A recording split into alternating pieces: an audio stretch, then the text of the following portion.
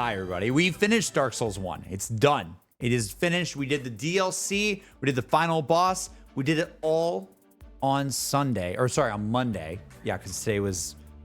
we had Labor Day weekend. So that my days are all mixed up. We did on Monday. And I told you guys that I wanted to do one more stream. You know? One more stream that's sort of looking into... Well, kind of unpacking things for one, right? Unpacking things for one. Oh, do I have this muted? I don't know. Am I have it muted? Hold on. Maybe it'll start working. Sorry. But yeah, I wanted to unpack Dark Souls 1 a little bit because I feel like we had such a long stream. It was like 9 hours long. And I almost didn't even have like enough brain power to really talk about everything that we did or just like specific things and go down the rabbit hole of like something that you guys really want me to know, but that I just didn't know. So it's kind of similar to when we, did Final Fantasy and finished that, or we finished Persona. I sort of want to have like this stream serve as a, post playthrough. Let's sit and unpack things a little bit. That's sort of the vibe. All right. So if you're down for that, it's gonna be a very, very chill stream. But I still want to feel like a little event for you guys. This is like the couch story time stream where we're all going to like sit around and talk about Dark Souls and do a little bit less playing and more about just yapping. Okay, it's gonna be a yapping stream tonight. But yeah, are we doing more lore streams or is this the one? I feel like this is the one, to be honest. I think this is the one. Satchel actually as well has graciously taken a lore video. Souvenirs for you. Apparently there's a very popular lore video that he said is really, really good. And he has taken it and edited out anything that spoils Dark Souls 2 and 3 for me. Isn't that crazy? So Satchel took a lore video from YouTube that's like 2 hours long. And we're going to watch it, chat. We're going to watch it. And cut it so that I don't get spoiled about Dark Souls 2 or Dark Souls 3. Now, let's hope that he cut it well. I think he did. I assume he did. But if there's one mistake or something in there, oh well. But I think he checked it to the best of his ability to make sure that I'm not getting like massively spoiled for the other games. So that's super, super helpful. And shout out to Satchel for doing that. I honestly can't wait. It's gonna be like exciting just to like sit back and relax and listen to some lore. Yeah. So that's the sort of vibe tonight, guys. Sweet Davy Brown, thank you for the gifted sub to Red. Thank you so much again. Funky, thank you for the 16 months. Saying, holy moly, it's been a while. I had to avoid your Rebirth streams to avoid spoilers, but hope things are going well. All good. I know Rebirth was a lot of streams. I get it. That's always the unfortunate thing about being someone who commits to these long games on stream is that there's like long periods of time where some people just can't watch because they don't want spoilers. Which sucks. It feels like I go away for a while out of your entertainment, like you probably go watch another streamer for a bit. That's okay. But yeah, that's just one of the dangers of committing really hard to these long RPGs. But yeah, welcome back. Nice to have you. We're gonna be talking about Dark Souls 1 spoilers, so be careful on that too. Just fair warning. But yeah, hope to see you for more streams. Merrick, thank you for the 81 months as well. Thank you so much. Hutch, thank you for the $5. Oh my God. We're hiring Nolan North to officiate the wedding with this one. With $5. Yo, hey, Nolan, we got $5 and a dream. Can you marry me and Emmy? Yeah, just $5. Yeah. Totally. Totally, man. Totally. Thank you for the $5 though. I appreciate it. Yeah, he'll do it. Yeah. Totally. Oh my God, dude. Thank you so much. I appreciate it. No, but thank you for the 68 months as well, saying har, Fred Bear. Is that a Five Nights at Freddy's reference? Does Freddy say har? Is that a thing? I don't know. I've never played Five Nights at Freddy's. Chat, oh my God. Before we yap about Dark Souls, we do have to talk a little bit. Dude. Chat, I went to Halloween Horror Nights. Was it last night or the night before? It's the night before last night. I went to Halloween Horror Nights.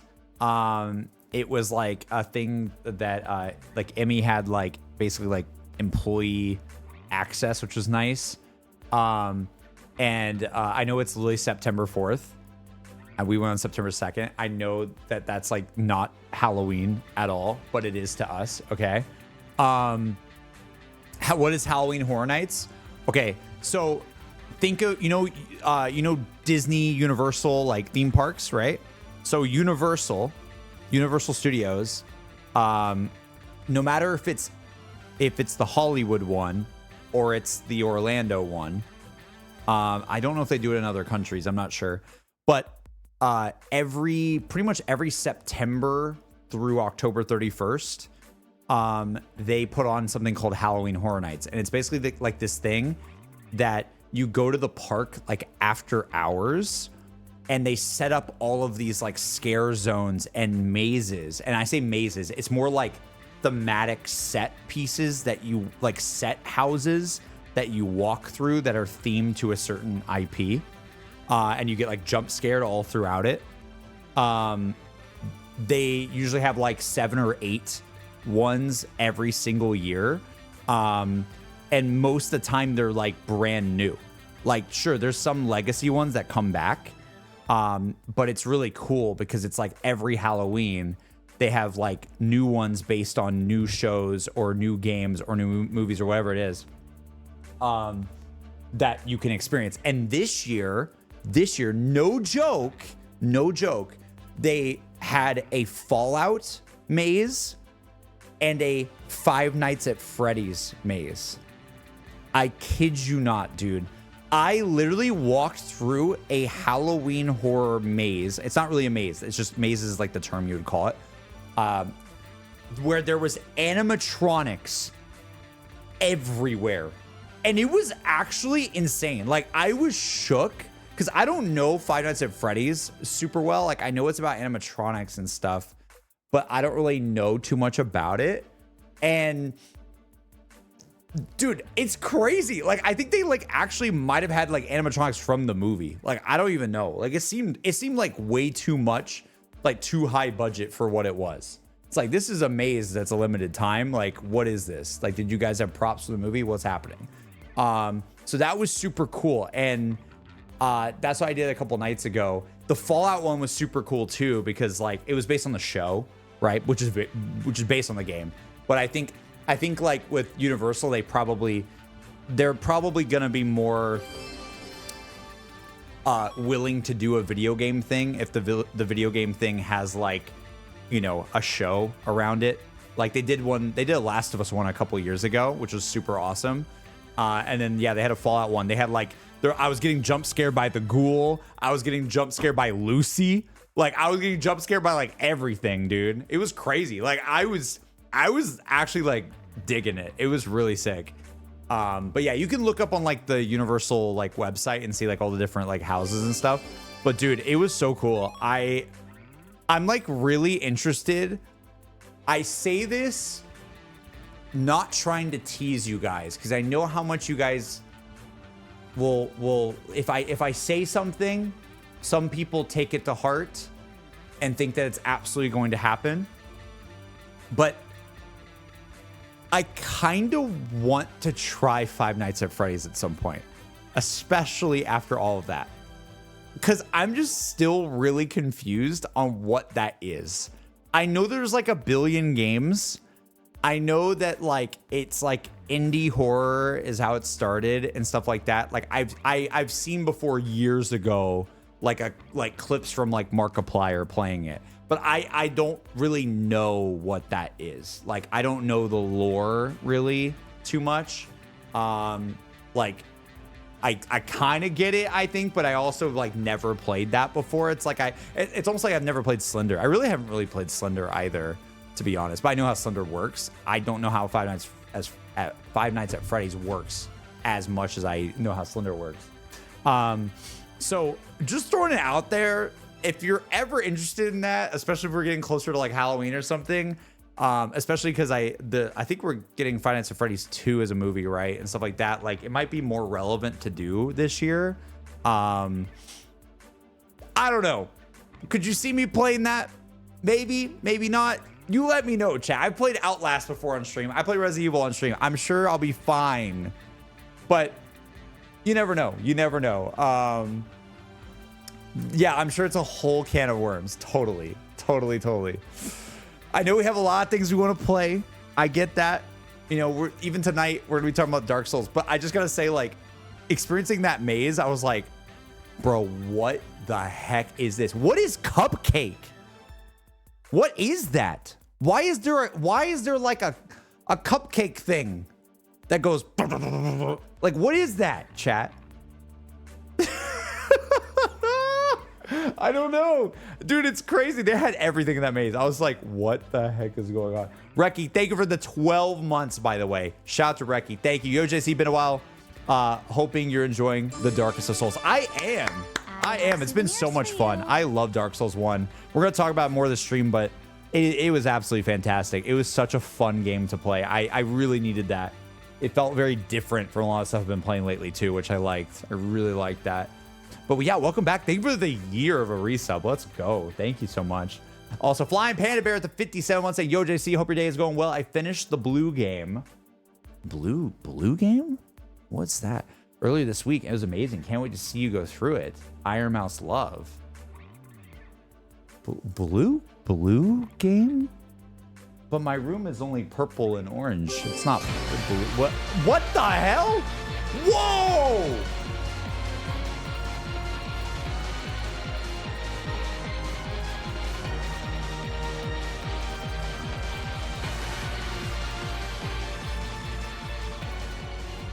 How much is 5,000 bits? How much is 5,000 bits on Twitch? How much is that? Is that 50 bucks? Is that at least 50 bucks? Oh my God. Thank you so much. Over $50. Thank you so much, Funky. Oh my goodness. You just said har, har, har, har. Is that what Freddy says? That's my only guess. Does Freddy say har, har, har? Oh no. I have activated the Five Nights fiends, I think. Oh no. Yes, kinda. $50. Thank you so much. You're so kind. Oh my God, that's insane. Thank you. Oh my gosh. Thank you. Y'all are amazing, man. Thank you so much. We also had Kazooie streams with the 300 bits saying, hey, Kazooie, saying, hi, JC. I discovered you by the P5 playthrough. Hell yeah, let's go. And then I watched many of your streams. You have been so much useful for me since that. Thank you for existing, JC. I am from Chile, so I don't know if my English is good, and I'm nervous. Don't worry, I can't pronounce things super well, like at all. So we're like, anytime there's any like other language other than English, I'm terrible. And it's I'm from Alabama, so I can't. I was very non-cultured for a long time. But that's so cool. I love like seeing people from different like just different places in the world. That's awesome. That's so sick. And don't worry, I totally can still understand what you're saying in the message. No worries. I appreciate you watching the streams and just enjoying the P5 playthrough. P5 was so fun. It was so much fun. It's something that I'm very, very nostalgic for now at this point, to be honest. So thank you. Native English speaker can barely speak English. That's me. It's me. I can't, like, especially reading things sometimes. I just can't pronounce things correct. That's all me. Sweet Davey, thank you for getting another sub. Thank you. Oh, to Kazooie, let's go. Let's go. Nice. Oh my gosh. Oh my God, the Outlast VODs on the VOD channel. I need it. I think so. They exist somewhere. You know what? I think they're unlisted. I genuinely think they're unlisted. Let me look. JC Outlast. Let's see if I can find this. Outlast 2 is not unlisted. Outlast 1 is. But I know I could get a link somehow. probably. Chat, do I dare look to see if I can find a link to Outlast 1? I think I played it all in one stream. Like, genuinely. Let me look. Outlast. I found it. It was a 5-hour stream. Does that sound right?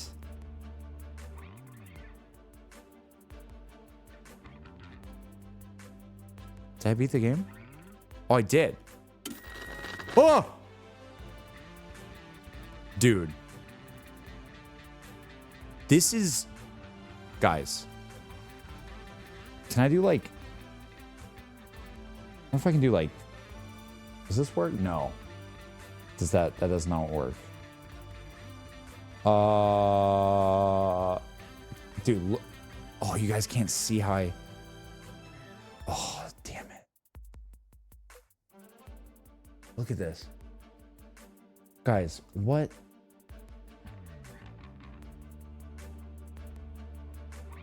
I'm just gonna be honest with you guys. It's kind of weird. Look, I have like acne on my face. And it's something that I wanted to add because I think it'd be pretty freaking fun. But basically, from now on, when you guys donate, you're fighting a boss. Okay? What is wrong with me? What am I talking about? It should work. If it doesn't work, then I'm gonna be upset. But it should. Oh my gosh, my accent as well. Work. And basically, you're fighting a boss. Okay, and the boss is essentially a. Let me get my controller. Anyway, I played Outlast. Look at me.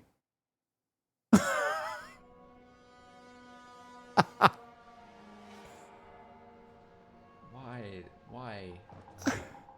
I can send you this link. I can send you a full link. It's unlisted because I think for some reason, you know why? Because I was afraid of putting other videos on my channel that weren't COD zombies. So I unlisted it. Can you imagine? Does this link work? Hold on.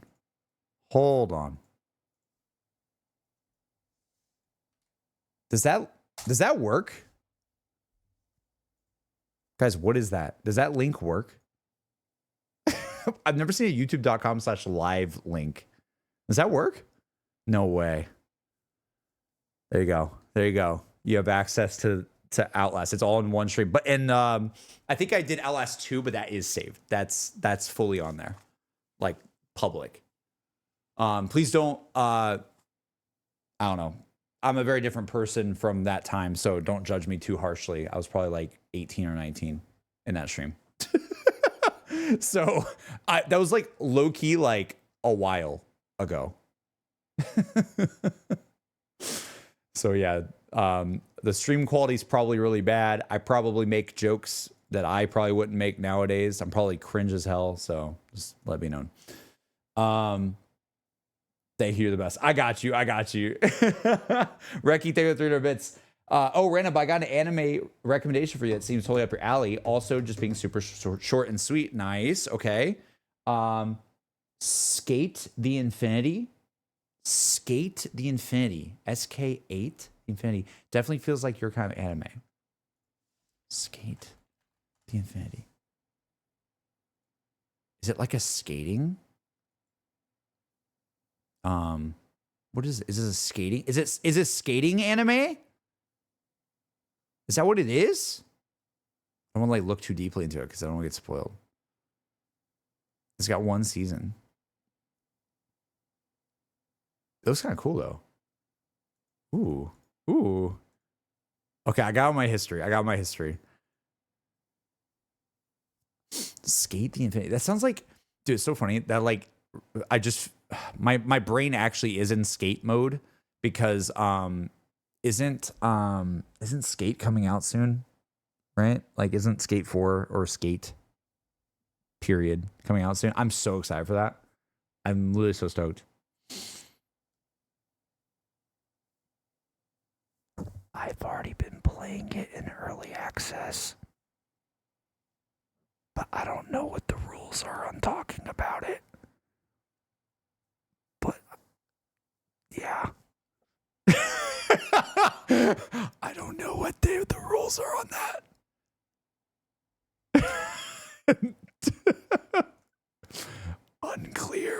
redacted. Let me really fast make sure I'm on the right account. And then we're gonna sorry. Oh no. Yo, that's crazy. All right. There you go. Bring the music back. Sora, thank you for the 17 months. 17 months of Dark Souls death counts. Even for lore. Wait. 70 months of Dark Souls death counts even for lore? Wait, what do you mean? What does that sentence mean, Sora? Sora, what do you mean? Why is my brain broken? I don't know what you mean. 17 months of Dark Souls death counts even for lore?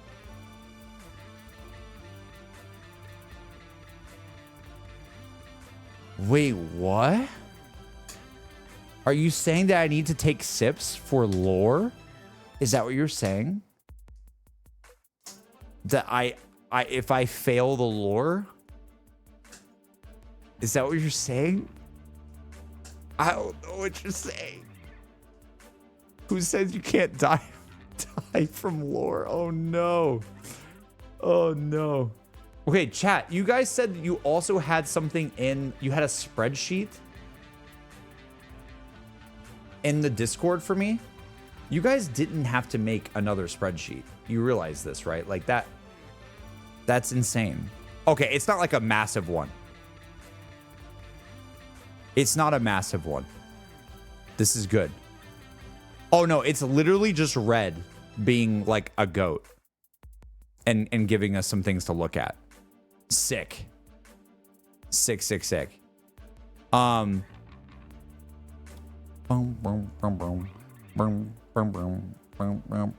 Okay.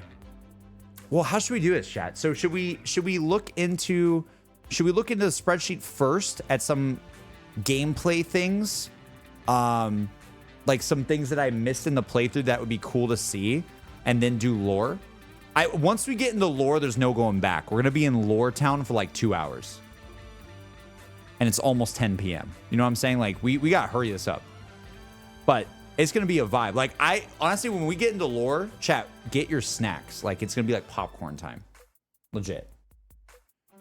JC, watch the Persona 5 anime opening. Not this stream. I will at some point, Kazooie. Not this stream. This is Dark Souls stream. I appreciate the enthusiasm though. Can you imagine like Dark Souls and it's like, all right. It's actually kind of crazy I didn't watch that with everything we did with P5 though. That is kind of true. Document in the server. Okay, I see it, Red. I see it. It's the one with it has like the 6 lines on it, right? Or like there's like 4 links. Is that right? That's my favorite color. My favorite color is purple. Not blue. By the way. One last time, chat. One last time. One last Dark Souls time, man. Opens up blue drink? No. It's customary for streamers to react to soul speed runs after beating it. Okay. All right, let's start off like this. Let's turn off the music for a second because this is gonna be easier for Satchel if he ever wants to do anything with this video. I don't know if we're gonna do anything with this video, Satchel. This might not be a video. I think we might keep the Dark Souls thing to just be like the playthrough. But unless there's something in here that's like kind of funny just to throw in that video. I don't know. We'll see. We'll see how this works. So we have a document here. I think it was created by Red. Okay. Because Red is a goat. By the way, Red, I need to talk to you and Boogie, I think. I'm sorry I haven't even mentioned this, but like we low-key, sorry, this stream is so like rough tonight, chat, but I hope you bear with me. I kind of want to like refurbish the stream. I don't know. There's no particular reason or playthrough why, but I kind of want to like make the stream a little bit better, you know? And I think that we should say goodbye to this. It's done. So at some point, Red, you and if Boogie exists, because y'all made such cool like art, I would love to commission y'all to help me out. If you want to. If you don't want to, that's fine. That's also fine. But I just think it'd be cooler if it was made by you guys rather than made by someone on Fiverr. You know what I'm saying? That's really it. Like, but yeah. Side note. But that's something I really want to do. Oh, hold on. Before we do that, let me. Okay, this is fine. Anyway, okay. Speaking. Oh, thank you for the follow. Thank you, Yadara. Thank you. Speaking of things we missed in Dark Souls, let's talk about Dark Souls. Okay. Pure spoilers are now okay for Dark Souls 1. Okay? We're Dark Souls 1 yap session time. This is the unpackaging for Dark Souls 1. I know some people might be in here that weren't even here for the playthrough, but just be warned, we're going to be talking about Dark Souls 1, all right? That was the point of this stream. I love yapping about a lot of things, but I got to give Dark Souls 1 my treatment, okay? But we have a document that has been sent to us by Red saying, JC, things you have missed in Dark Souls, okay? So I have this document. Look at it. Document. Let me put my face cam here. All right. Sorry to blast you guys with a flashbang, but we have a couple things to look at. We have Dark Souls 1 illustrated map walkthrough, a trip down memory lane going over how cleverly put together the map is. Pretty long. We could maybe do that one at the end, maybe. So I want to see this. This is actually what is catching my eye right now. Where is Blacksmith Vamos in the catacombs? Because I missed that. I didn't know where that blacksmith was. I heard it through, like I heard him or she or whoever like through a wall, but I don't know where that was. So a cutscene that was supposed to play after dropping down a pitfall and opening a wall to the Pinwheel boss. I don't know how you missed this. How did I miss this? I don't know. Let's click this button. Dude, it's loading it on my freaking other account. I want to load it on this account. I don't want my personal YouTube account going. Okay, anyway. All right, it just says the catacombs meeting Vamos. Where is this at? Where is this? Where is it? Wait, what? Where is this? Who is this?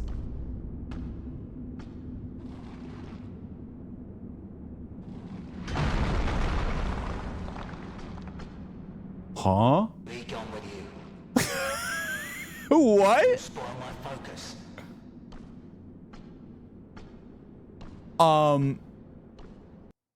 Never saw this.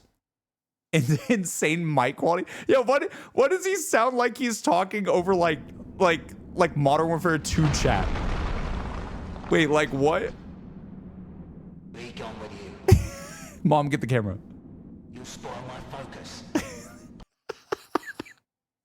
I love it. Wait, chat, seriously, where is this? I'm so confused. I never met him. So is he just a blacksmith that you can upgrade weapons with as well? Is that how it works? Catacombs? I know it's in catacombs, but I just don't know where. By the way, this is the guy you're supposed to give the divine ember to. Andre couldn't make divine weapons. What's a divine weapon again? What's a divine weapon? Because didn't I have one with the scythe at the end, or no? Or is that like a wonder weapon type beat? Like what's going on? What is that? What's a divine weapon? Weapon class? The catacombs if you jump in the middle of the hole. What? Huh? You fall through a hole in the catacombs before Tomb of the Giants. How did I miss that? I don't know if you remember, there was a room with 2 pits on the other side near a Black Knight. I do remember that, I think. But did I just not jump in the hole? Why would I jump into the dark pit? Why would I do that? It looks like death. That's crazy. So they put a blacksmith down a dark pit that I thought I would have died to? That's so weird. What? Anyways, we have a reset from HQ. HQ reset for 43 months. Let's go. Say, hey, JC, wasn't the 42 months like yesterday? I know. Dude, time makes no sense. Well, I guess a month goes by fast. Yep. Real. I have no, like, even seeing some of the people subbing HQ that are like 81 months. I'm like, 81 months sounds longer than I've been alive. Like, what do you mean? The illustrated map will show you where to go. Yeah, I'm curious about the illustrated map, to be honest. Thank you, HQ. Thank you again. Okay, here's another one that's interesting. On this list, we have something called the Darkstalker Cath. If one completes New Londo Ruins and defeats the 4 kings before meeting the serpent in Firelink Shrine, you encounter a strange entity that is against the Age of Fire. What? What do you, what? Okay, hold the phone. What do you mean?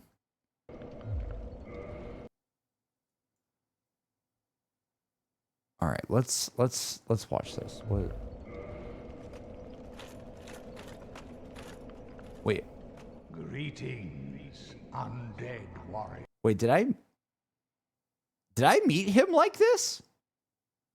Wait,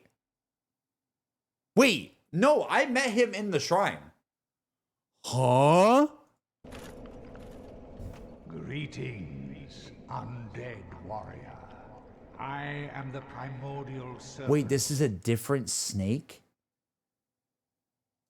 Darkstalker. You're right. Yeah, Frampt was the snake. I can guide thee and illuminate the truth. Huh? The truth I shall share without sentiment. After the advent of fire, the ancient lords found the 3 souls, but your progenitor found a 4th, unique soul, the Dark Soul. He said it. Your ancestor claimed the Dark Soul and waited for fire to subside, and soon the flames did fade, and only dark remained. Thus began the Age of Men, the Age of Dark. However, Lord Gwyn trembled at the dark, clinging to his Age of Fire and in dire fear of humans, and the Dark Lord who would one day be born amongst them. Lord Gwyn resisted the course of nature by sacrificing himself to link the fire and commanding his children to shepherd the humans. Gwyn has blurred your past to prevent the birth of the Dark Lord. I am the primordial serpent. I seek to right I feel like I'm getting more lore in this scene than I got in like the whole game. the wrongs of the past, to discover our true Lord. But the other serpent, Frampt, lost his sense and befriended Lord Gwyn. Undead warrior. What? We stand at a crossroads. He's saying Frampt is wrong? Only I know the truth about your fate.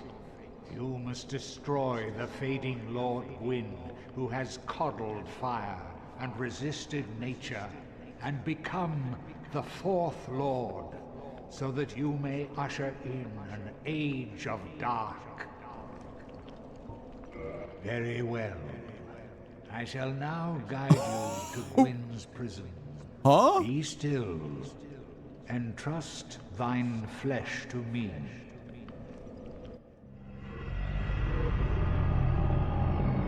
Same animation, I think. Or if they just changed the like material on like the texture of the snake, and it's like a darker snake. I think that's literally what they did. They used the same like transportation animation just from a different angle. Sorry, game dev stuff. Winter, why are you here? Also, where the hell is this spitting me out? This is Gwyn's prison. What? Now, place the Lord vessel upon the altar. Okay, Winter. Hi, baby. Hi. Okay. No. Oh. I didn't mean for you to get down. You're so cute. Cute cat. Chat doesn't see you too often. We love you. We love you, Winter. Good cat. It's a good cat. Yeah. No, don't scratch the floor. No. Why are you doing that? I was trying to pet you with my foot. What are you doing? I tried to pet her with my foot and she's freaked out. What's up? Yeah. Whoa.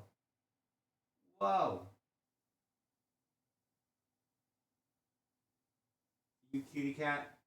Sorry, chat. 1 second. You wanna go out? You wanna leave? You wanna stay? Your choice. What do you wanna do? Are you coming? No. Winter. You're so cute. She's just like laying on the ground. Like fully spiraled. Or it's not spiraled, sprawled. Winter, you okay? You have to get your claw out of the carpet, honey. Let go. You have to retract your claws. Is your claw stuck? Hold on. Hey, is your claw stuck? Let go. Why? Let go. See your claw? Don't scratch me. Let go with your claw. Chat, do y'all have cats that just leave their claw in something and you're like scared that their claw is stuck and you can't tell if they're just unable to retract it or if they're just like chilling or what? Wait, now you're fine? What? Okay, she's fine. What the heck? Okay.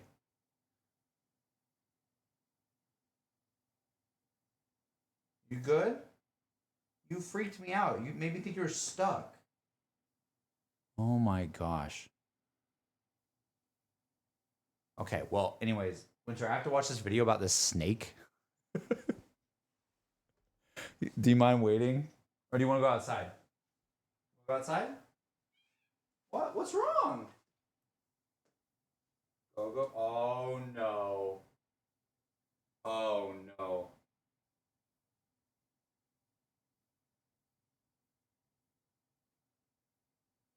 Hey, no fighting.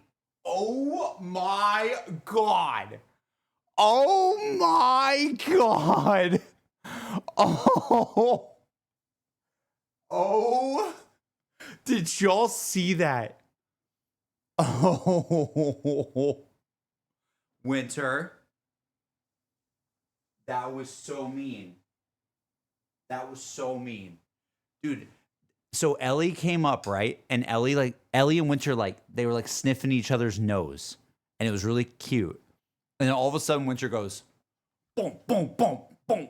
And just like jumps on Ellie. What the heck, dude? Ellie, you okay? You use bathroom? Okay.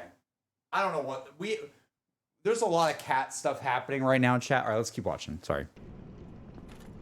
What is it? Place She's okay. the Lord vessel upon the altar. What is it? So wait, you place the Lord vessel in a different spot? Or is this underneath? This is still underneath. This is a different place? I'm so confused. It's the same place. So you just have a different snake that does stuff. A different snake leads you here.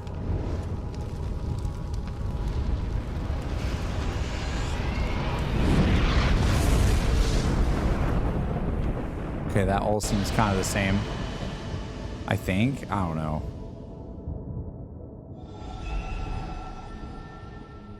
Yep, there's all those.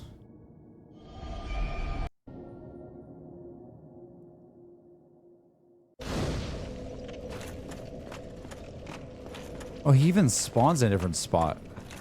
Very well. Once the vessel is filled with souls, the gate to Gwyn shall open. Seek Gravelord Nito, the Witch of Izalith, and the traitor, Seath the Scaleless. Okay. Fill this vessel with their souls. Then the gate will open, so that you may kill Gwyn.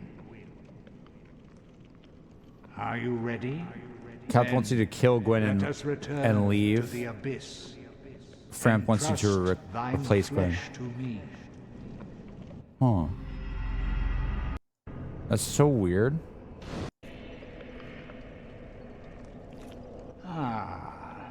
If you wish, I shall grant the art of life drain, the legendary power of the Dark Lord.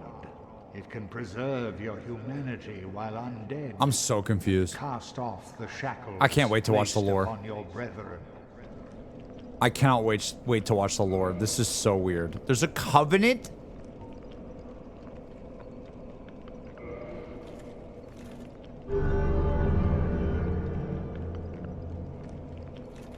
Covenant established. Invade another world. Hey, Climber of Mountains, thank you for the prime. Thank you. To speak now is premature. It begins with your retrieval of the Lord Vessel. Farewell. Okay. Well, that was weird. I don't understand that. So it says if one completes New Londo Ruins and defeats the four kings before meeting the serpent, you encounter a strange entity that is against the Age of Fire. So the only way you get that is like you don't engage with the snake in the shrine, and you wait, you know what's weird? No. So okay, that's even weirder because Frampt isn't Frampt the one that tells me to go fight the four kings? Right? Because that was like one of four, right? So you're saying before you even get the objective. So what is this? After you've rang the two bells? When does Framp show up? Framp shows up after you ring the two bells, right? So if you go there somehow before... Wait, you can fight the four kings before? What? That's so weird. Wait, can you fight the four kings from the very beginning? Because all the rest are behind the Golden Gate. Whoa, that's so weird. I didn't think that'd be possible. Hey, found you on YouTube watching your Final Fantasy playthroughs. I love them. Oh, I appreciate you, Climber. Thank you so much. Aw. Thanks for stopping by. We're talking about we're unpacking my Dark Souls playthrough right now because we finished Dark Souls in the last stream. So be wary of Dark Souls 1 spoilers. I haven't played 2 or 3. Theoretically, you can take a crazy route, fight Sif, and have four kings be the third boss. Like, that's so cool, though. What the hell? Okay. Okay, so the second, all right, let's click this. The second ending, right? So leading from this, so if we trust this snake, which I didn't even know existed, then this is the second ending. And also, why is there a, what? Excuse me? Why is there a Solaire ghost? What is happening? What's going on? I'm so confused.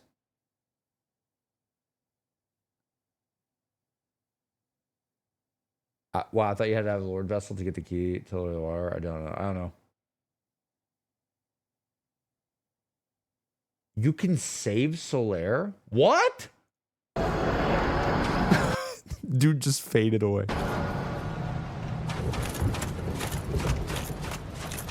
So, wait. Wait, is this... Oh, they're like walking... So you fight Gwen and then just leave. And you just go back out the...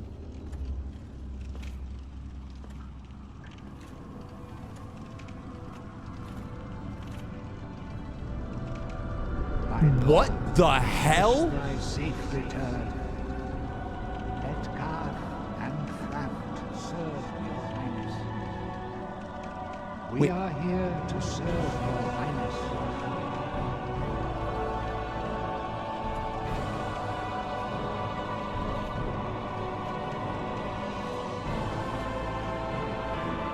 Why are there a bunch more? True dark be cast upon the world.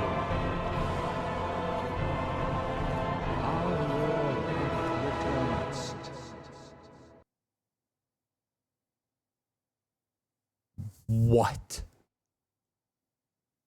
Dude became the Elden Lord. What is happening? That's insane.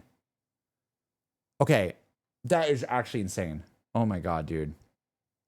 All right, hopefully the lore video clears some of this up because I didn't even know this existed like this. Again, I clicked the bonfire immediately because I was so used to doing it after a fight, just in case there was another fight. I was like, I gotta rest, and I just like consumed in fire. All right, we have another video. It's titled "Sif Remembers You." It says Sif remembers you. Forgot to include this. But if Atorius of the Abyss DLC is completed before meeting Sif, she'll remember you in her boss fight. Wow. Okay. That's crazy. The Great Grey Wolf confronts the Chosen Undead, not to defend the grave of her master, but to stop her best friend from making the same mistake. What is it? What? Here we go. I was curious about this.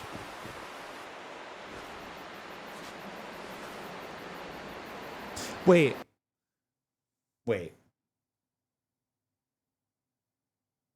So you would have to do the DLC before you go here normally.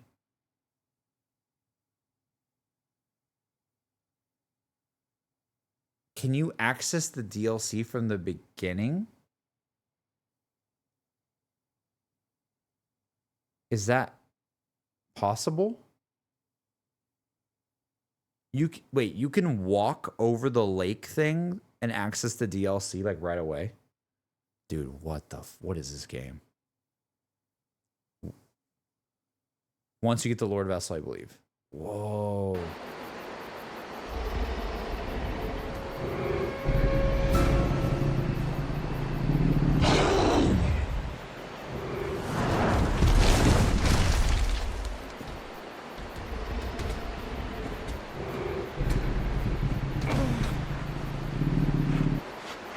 No way. No way.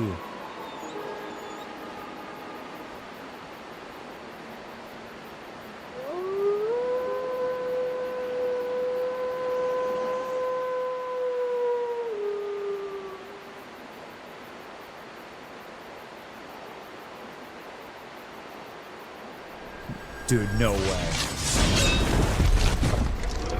So she still fights you, though. Oh, man. Oh, man. Oh, I'm sad, dude. I'm sad. Oh, man. Oh. Oh. Hold on. We have another video loaded up. That's sad. Okay, hopefully again. I'm curious what the lore video is going to do to clear some of this up because like the whole time travel shenanigans is a little weird. I still wonder if we're like replacing Artorias in the story or not. I'm not sure. That's sad though. That's really sad. It's really cool they do those things though. They give you like extra scenes and stuff like that. Panda, thank you. Thank you for the reset for 20. Let's go. Thank you guys. I appreciate having 155 people in here, by the way. Didn't know if you guys would even care for this stream. Sometimes as soon as you beat a game, no one really cares about your stream anymore. They're like, all right, see ya. Did you guys know the most popular videos you can upload or streams you can do of a playthrough? Typically, it's episode 1 and the finale. Everything in between gets way less attention. That is why when we were making like the Persona 5 videos, for instance, when we were deciding to make different ones for the different arcs, a big initiative for us was to not call it part 2, to not call it part 3, part 4, part 5, whatever. Because if you start doing that, people don't care. It's just a thing. It's just the framing of that, people just don't care. It's like every video needs to feel like a beginning and an end, or a beginning or an end, right? Because people don't care. People don't care about Act 2. They only care about Act 1 and the end. But yeah. So I appreciate you guys for being here for this like after stream. Really appreciate it. Okay, so I have one last thing in this doc that Reddit's put together here. Dark Souls 1 illustrated map walkthrough, a trip down memory lane, going over how cleverly put together the map is. So I am stoked to see this. I don't know if we might skip around. We'll see. Because I don't know if I want to stay here for like 20 minutes fully, because I want to watch the lore stuff that Satchel put together. But let's check this out. This is a video by VG Cartography, which is a really cool channel idea. Oh my God. Okay. Dark Souls illustrated map walkthrough. Let's check this out. Yes, indeed. We wake up in our jail cell. Down the hall, a ladder leads to Oh my God. Okay, here we go. a courtyard and a cathedral with the asylum demon. The big door's locked, so many will die in combat, but we notice a side door leading around to the second floor. Dude, it's so weird seeing it drawn. Can I just say that? Like, it's so weird seeing it from this view. That's so weird. Oh my God. A boulder trap breaks down a wall hiding an NPC, and we get an opportunity for a falling attack on the demon with our newly acquired weapon. Defeating it yields the key, and we begin our pilgrimage to Lordran. The crow drops us at Firelink Shrine, which is Dude. to Lordran. The crow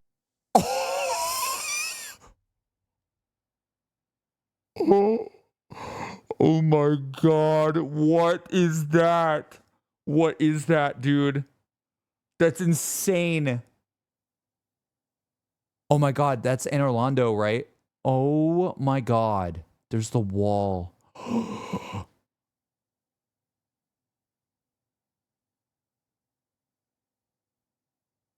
This is crazy. crow drops us at Firelink Shrine, which is the game's central hub. The sad sack here talks about ringing 2 bells with vague indications of where to find them. Oh. When pressed, he suggests climbing to the Undead Burg and finding Blighttown below. We could also go down around the stairs and take an elevator to the new Londo ruins, but the ghosts here will turn many players away. Okay, yeah, so technically this is underneath all of this, but they're putting it to the side Master Key starting gift. for illustration purposes. There's also a vent, Wait, but the wait. ghosts here will turn many players away.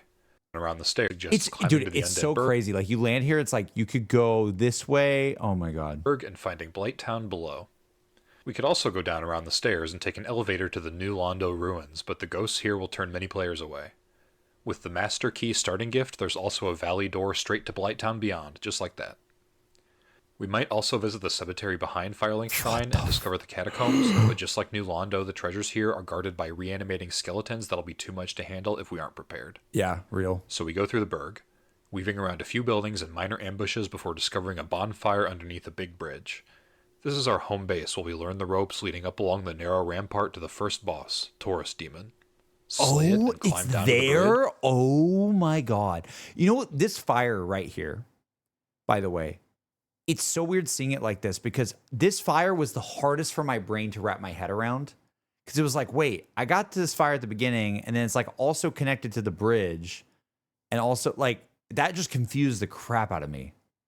Like, The narrow rampart to the first boss, Taurus Demon. Slay it and climb down to the bridge, meet Solaire, and note a locked door. Across the bridge is an extremely churchish tableau, so we run across it excitedly and get melted by the dragon that guards the bridge. yeah, worst boss in the game. Once again, for most players, our only option is to duck down the stairs mid-bridge to avoid the hellfire, where we can coincidentally kick a ladder down to our trusty bonfire and create a nice shortcut. Oh my god. I remember We'll you need guys, it. like, I literally remember you guys, like, getting so mad at me that I almost missed that. As we move along the rat-infested underpath to the undead parish and immediately get charged by a massive war pig. There's a side door leading up and over its head, but the main gate to the church is closed. Instead, we drop down into a tunnel behind the boar and take a route through a building on the left, up over a higher bridge, and through gabled halls on the right, guarded by Balder Knights. Finally, we emerge in a back courtyard, and nearby there's a path to the front door, where we get a key for the door near Solaire, and open the main gate. The church itself is pretty well defended, so hopefully we find the back forest path leading to Andre the Blacksmith and his accompanying bonfire first. Inside, past big knights and channelers and many hollows, we emerge on the roof to face the bell gargoyles. At first one, then both. Behind them is the first bell. Oh my god. Conveniently, Okay, I remember this now because chat, remember when I was like, I can't wait to when he's talking about like how he's about to say how it links together. I think Outlaw, thank you for the 61. Hope you and Em are well, dude. Thank you. I appreciate it. We're doing great. We're doing really, really good. We had our engagement party 2 weeks ago. And it was so much fun. It was a great time. Or two weekends ago, yeah. Thank you. Appreciate it.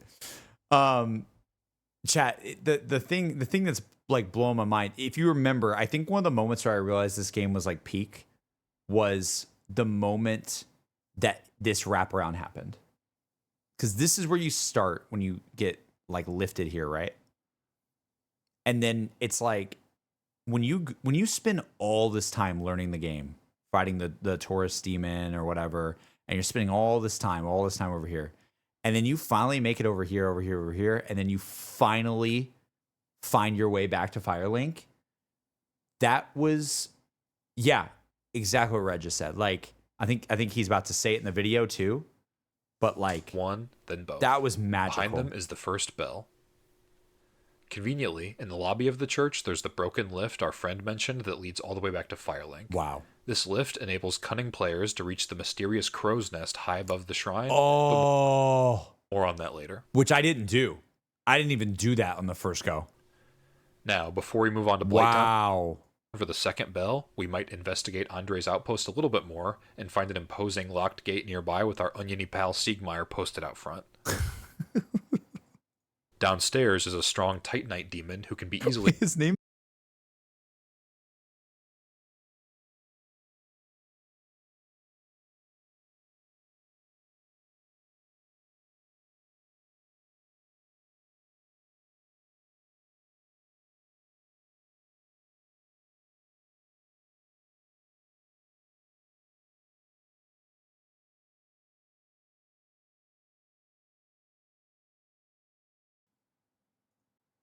Hold.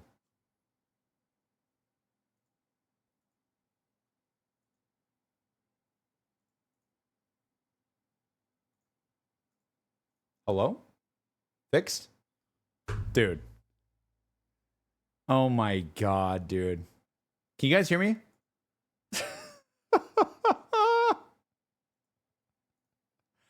Oh my god. Chat, she fully stepped on my like power strip that's connected to everything in this room. All computers went dark. All lights went dark. And I'm sick of this cat. The one time I let her in, she steps on the power. Like, are you kidding me? There was no actual problem with the stream. It was my cat. My freaking cat stepped on the freaking power. What the heck, dude? Now I have all this stuff popping up on my computer. I lost where I was. Give me a second. Oh my god. I was enjoying watching the map. What the heck is happening?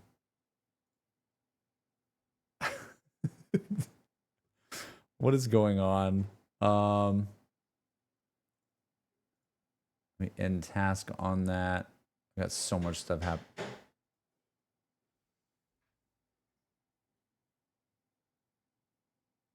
What the hell was that? Hello?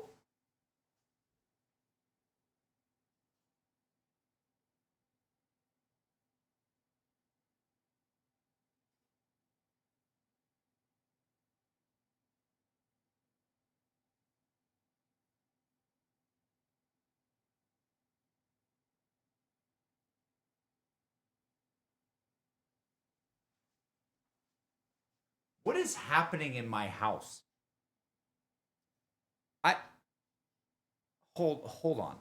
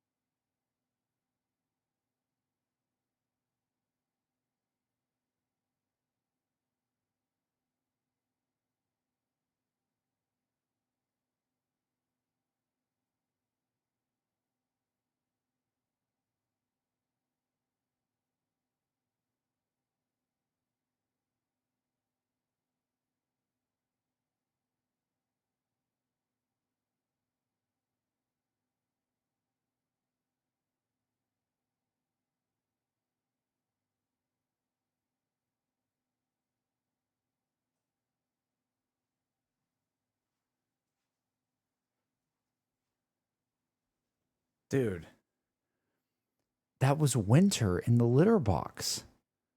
And she's just like sitting there looking scared out of her mind. And I'm like, what is going on in this household right now?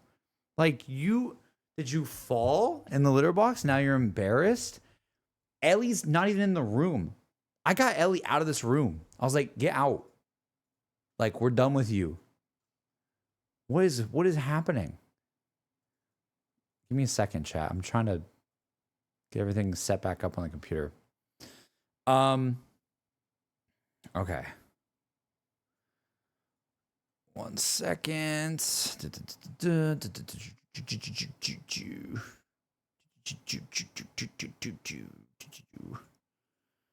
All right. Let's load it back up on YouTube. Sorry about that. Sorry, the stream has been scuffed.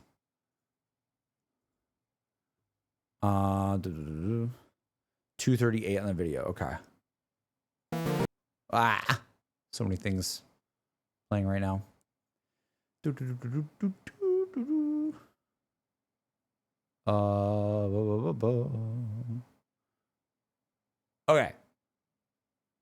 You guys said 2:38. We're only 2 minutes and 38 seconds into the video. Oh my god. Leads all the way back to Firelink. Can you guys hear that? Okay.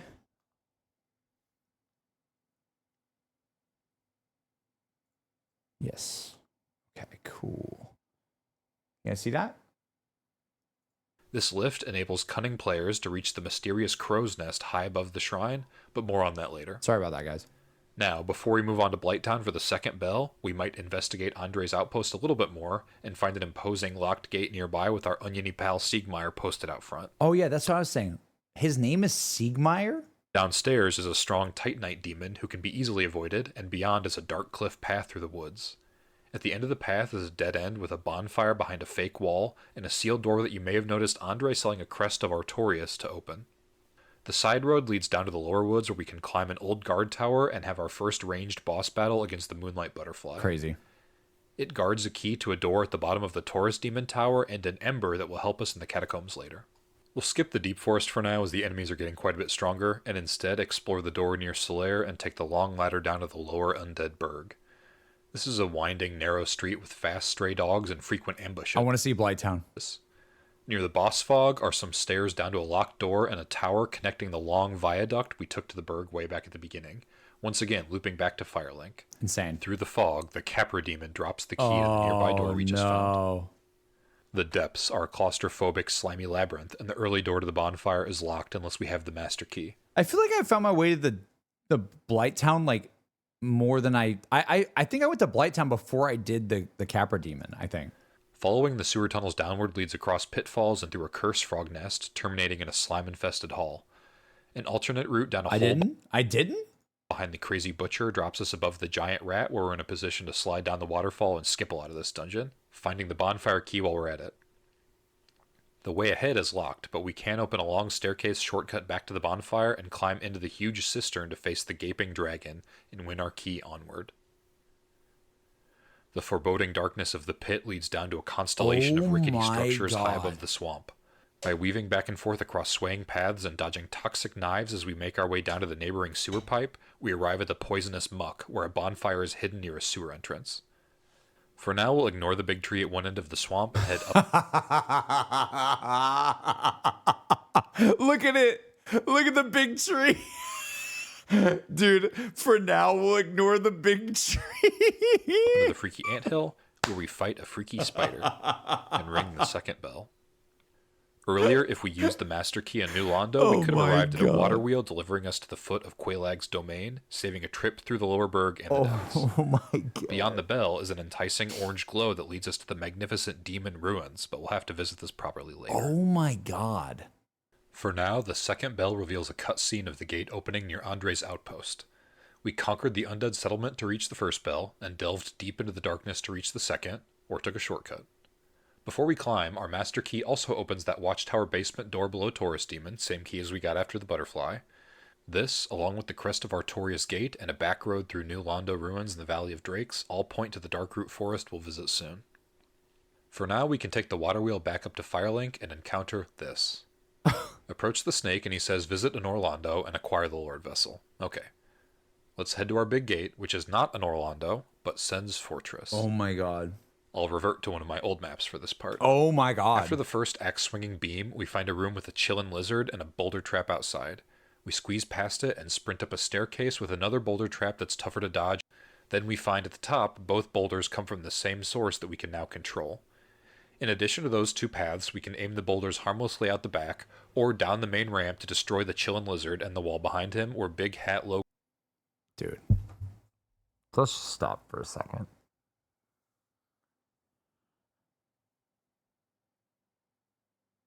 How did they do this? How did they do this? Like, let's just like we don't need to watch this whole thing. But let's just like skip around for a second. Like, look at this. To an Orlando, but since it's collapsed, some motivated Batwing demons give us a lift up over the wall instead. Stuff is spaced out here like it was built for a giant-sized person. There's a bonfire that's hard to miss, and continuing left here reveals a sealed golden door, so we go down to the elevator. The movable bridge here isn't in proper position. Oh my god, look, there's the gate to the... Oh my god. Initially, so we need to get out of bounds a bit and scale the flying buttress to... Like, that's such an insane statement. We can't go this way, so we have to get out of bounds a bit? Get into this, like, isn't in proper position initially, so we need to get out of bounds a bit and scale the flying buttress to get into this cathedral and cross the rafters to lower it down. But I did that. I did do that. The entrance to an optional level is conspicuous here with a large hanging painting, but we'll visit it later. Oh, for now, we must scale the majestic God. steps to a locked door, and we're forced to go right, where more small paths must be crossed at top speed while bat demons and these two iconic great bow archers try to shoot us in the flying buttress. Making it past the so-called ledge of death and dropping down into the ornate Orlando interior is a major achievement, I'd say. Inside, we explore one wing of rooms until we reach the roof and follow it into the main hall. We can open the front. Oh my god, dude. Look at this. Look at this. Look at this. Wait, oh, it's the dark thing. Attacking her causes the sun to vanish, an Orlando to go dark, and the enemies to change. By lowering the bridge tower again and exploring the lowest level, we can find the Dark Moon Tomb. If we have the Dark Moon Seance ring from the catacombs, we can join a covenant here, or we can enter and fight the optional boss Gwendolyn. What are you So now we can warp to select bonfires, and back at Firelink, the snake has new marching orders. What? He lists Gravelord Nito, the Witch of Izalith, the 4 Kings of New Londo, and Seath the Scaleless as our targets. Since New Londo is the only familiar name, let's start there. Even through the valley, the front gates are sealed, so we have to cross the long bridge and navigate the foggy ruins. The darker color here on the map is initially flooded until we make our way onto the roof over here and meet Ingward, the gatekeeper. With the Lord Vessel, he'll offer up the key to drain the water. We can actually get it at the start of the game, but we'd have to kill him for it. We take his key, open the seal, drain the ruins, and we can reach the formerly submerged tower leading to the 4 Kings. Don't examine the ground here too closely. But Ingward warns us we'll need to find Artorias before we can traverse the abyss Brother. below. Hopefully you recall the crest of Artorias that Andre held, which opens the gate deep in the Darkroot Forest. The forest is misty and expansive, with invisible hunters and giant fighting mushrooms. By following the cliff, we can find an old bridge across the river, and in the guardhouse, the cat Alvina will let us join her covenant of forest protectors. Alvina? At the far edge is a clearing with a large gravestone and an even larger watchdog. Unfortunately, we have no choice but to fight Sif and acquire his former master's abyss-walking ring. While we're I out think Sif is a girl, right? here, we can also encounter big rolling cats on our way to the path down from the forest to the flooded basin.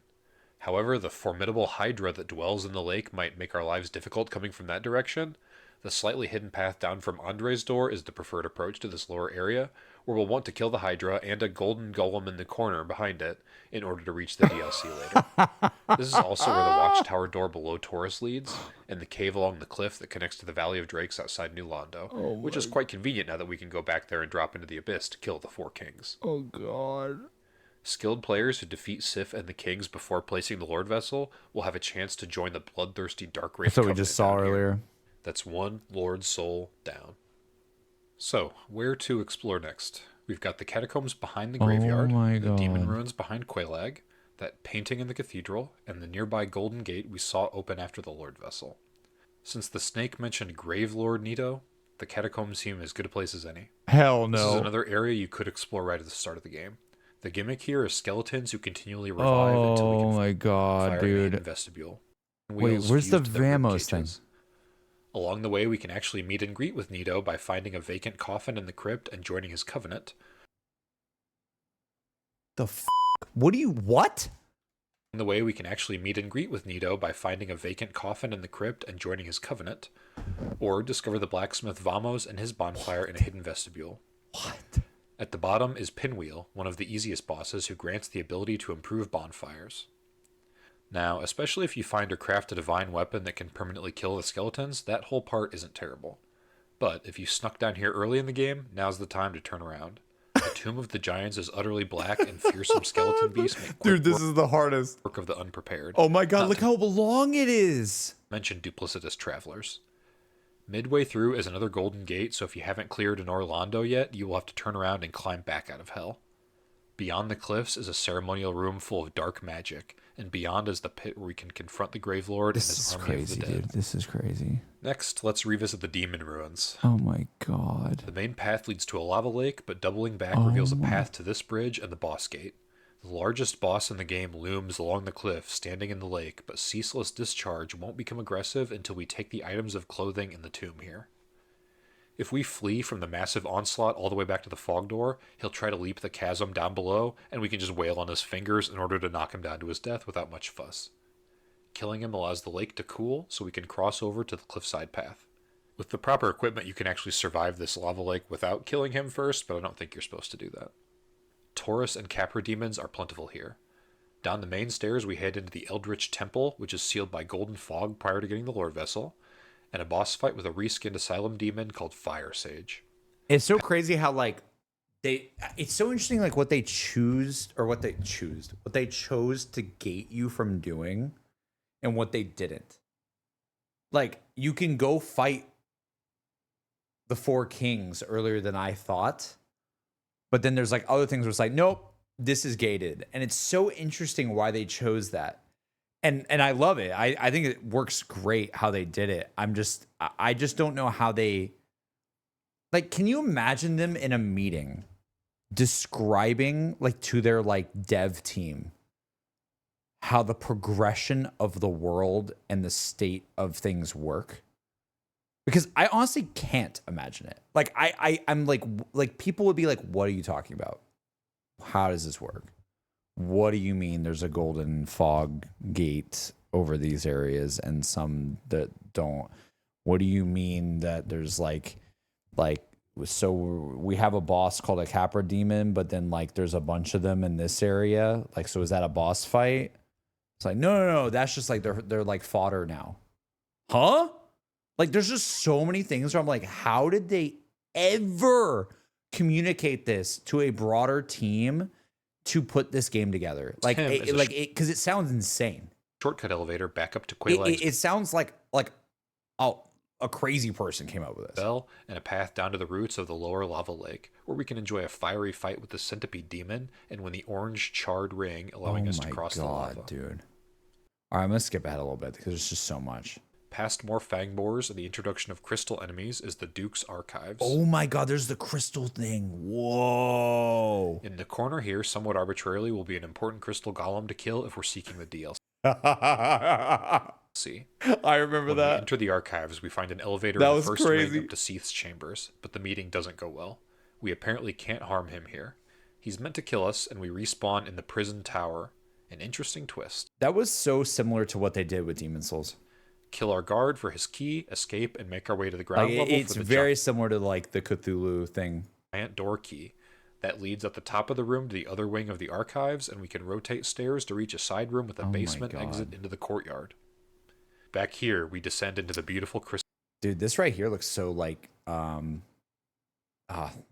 to describe it. It looks this looks like more of like level design that I like can get behind. Like this I understand this looking at it. Crystal cave. Like this area I understand. Like when I look at this, I'm like, oh, I get it. There's like one ring here. There's like this is the prison ring.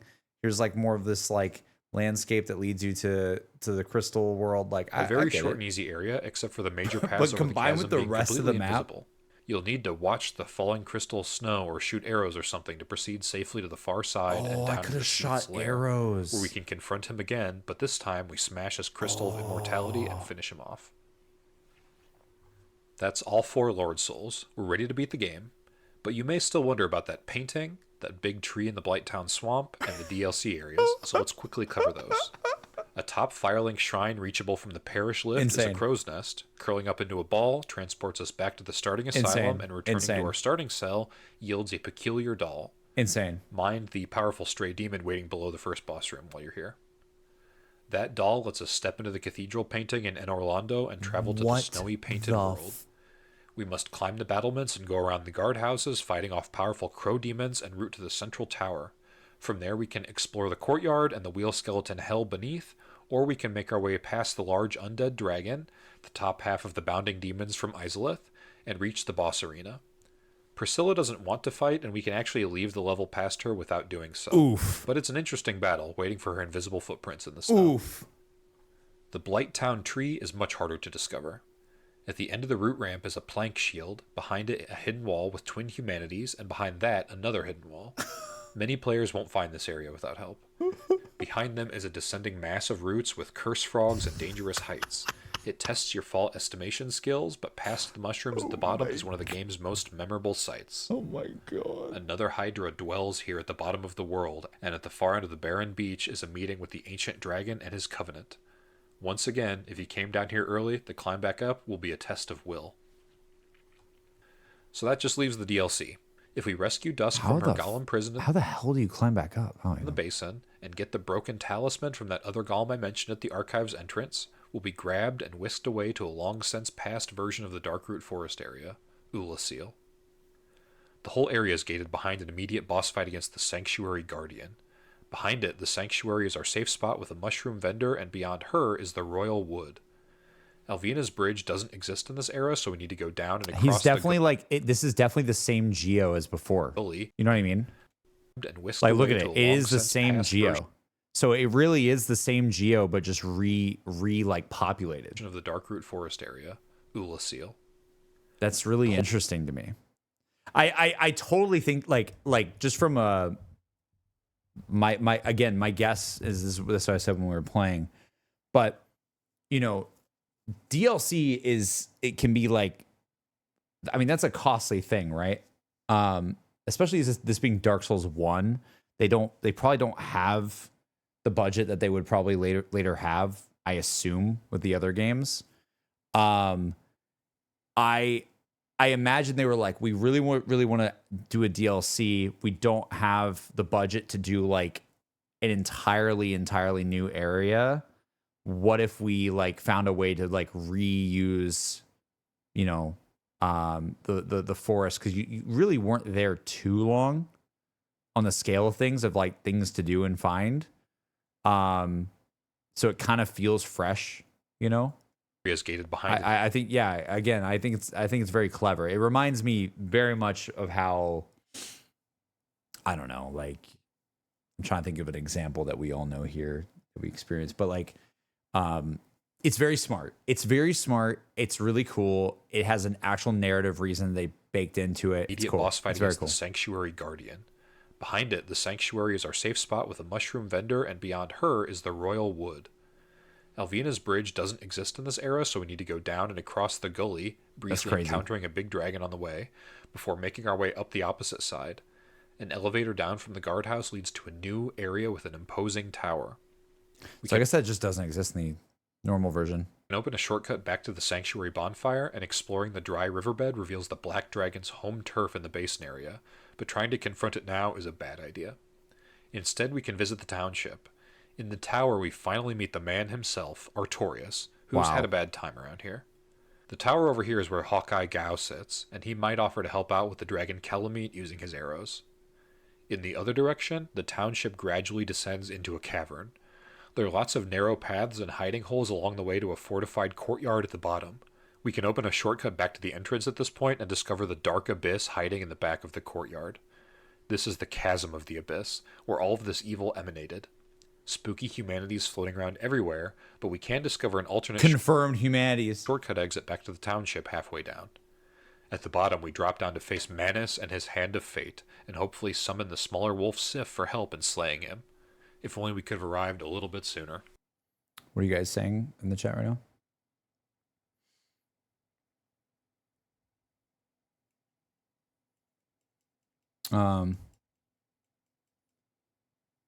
Variety of bosses must have driven this game. COD has one boss per narrative now.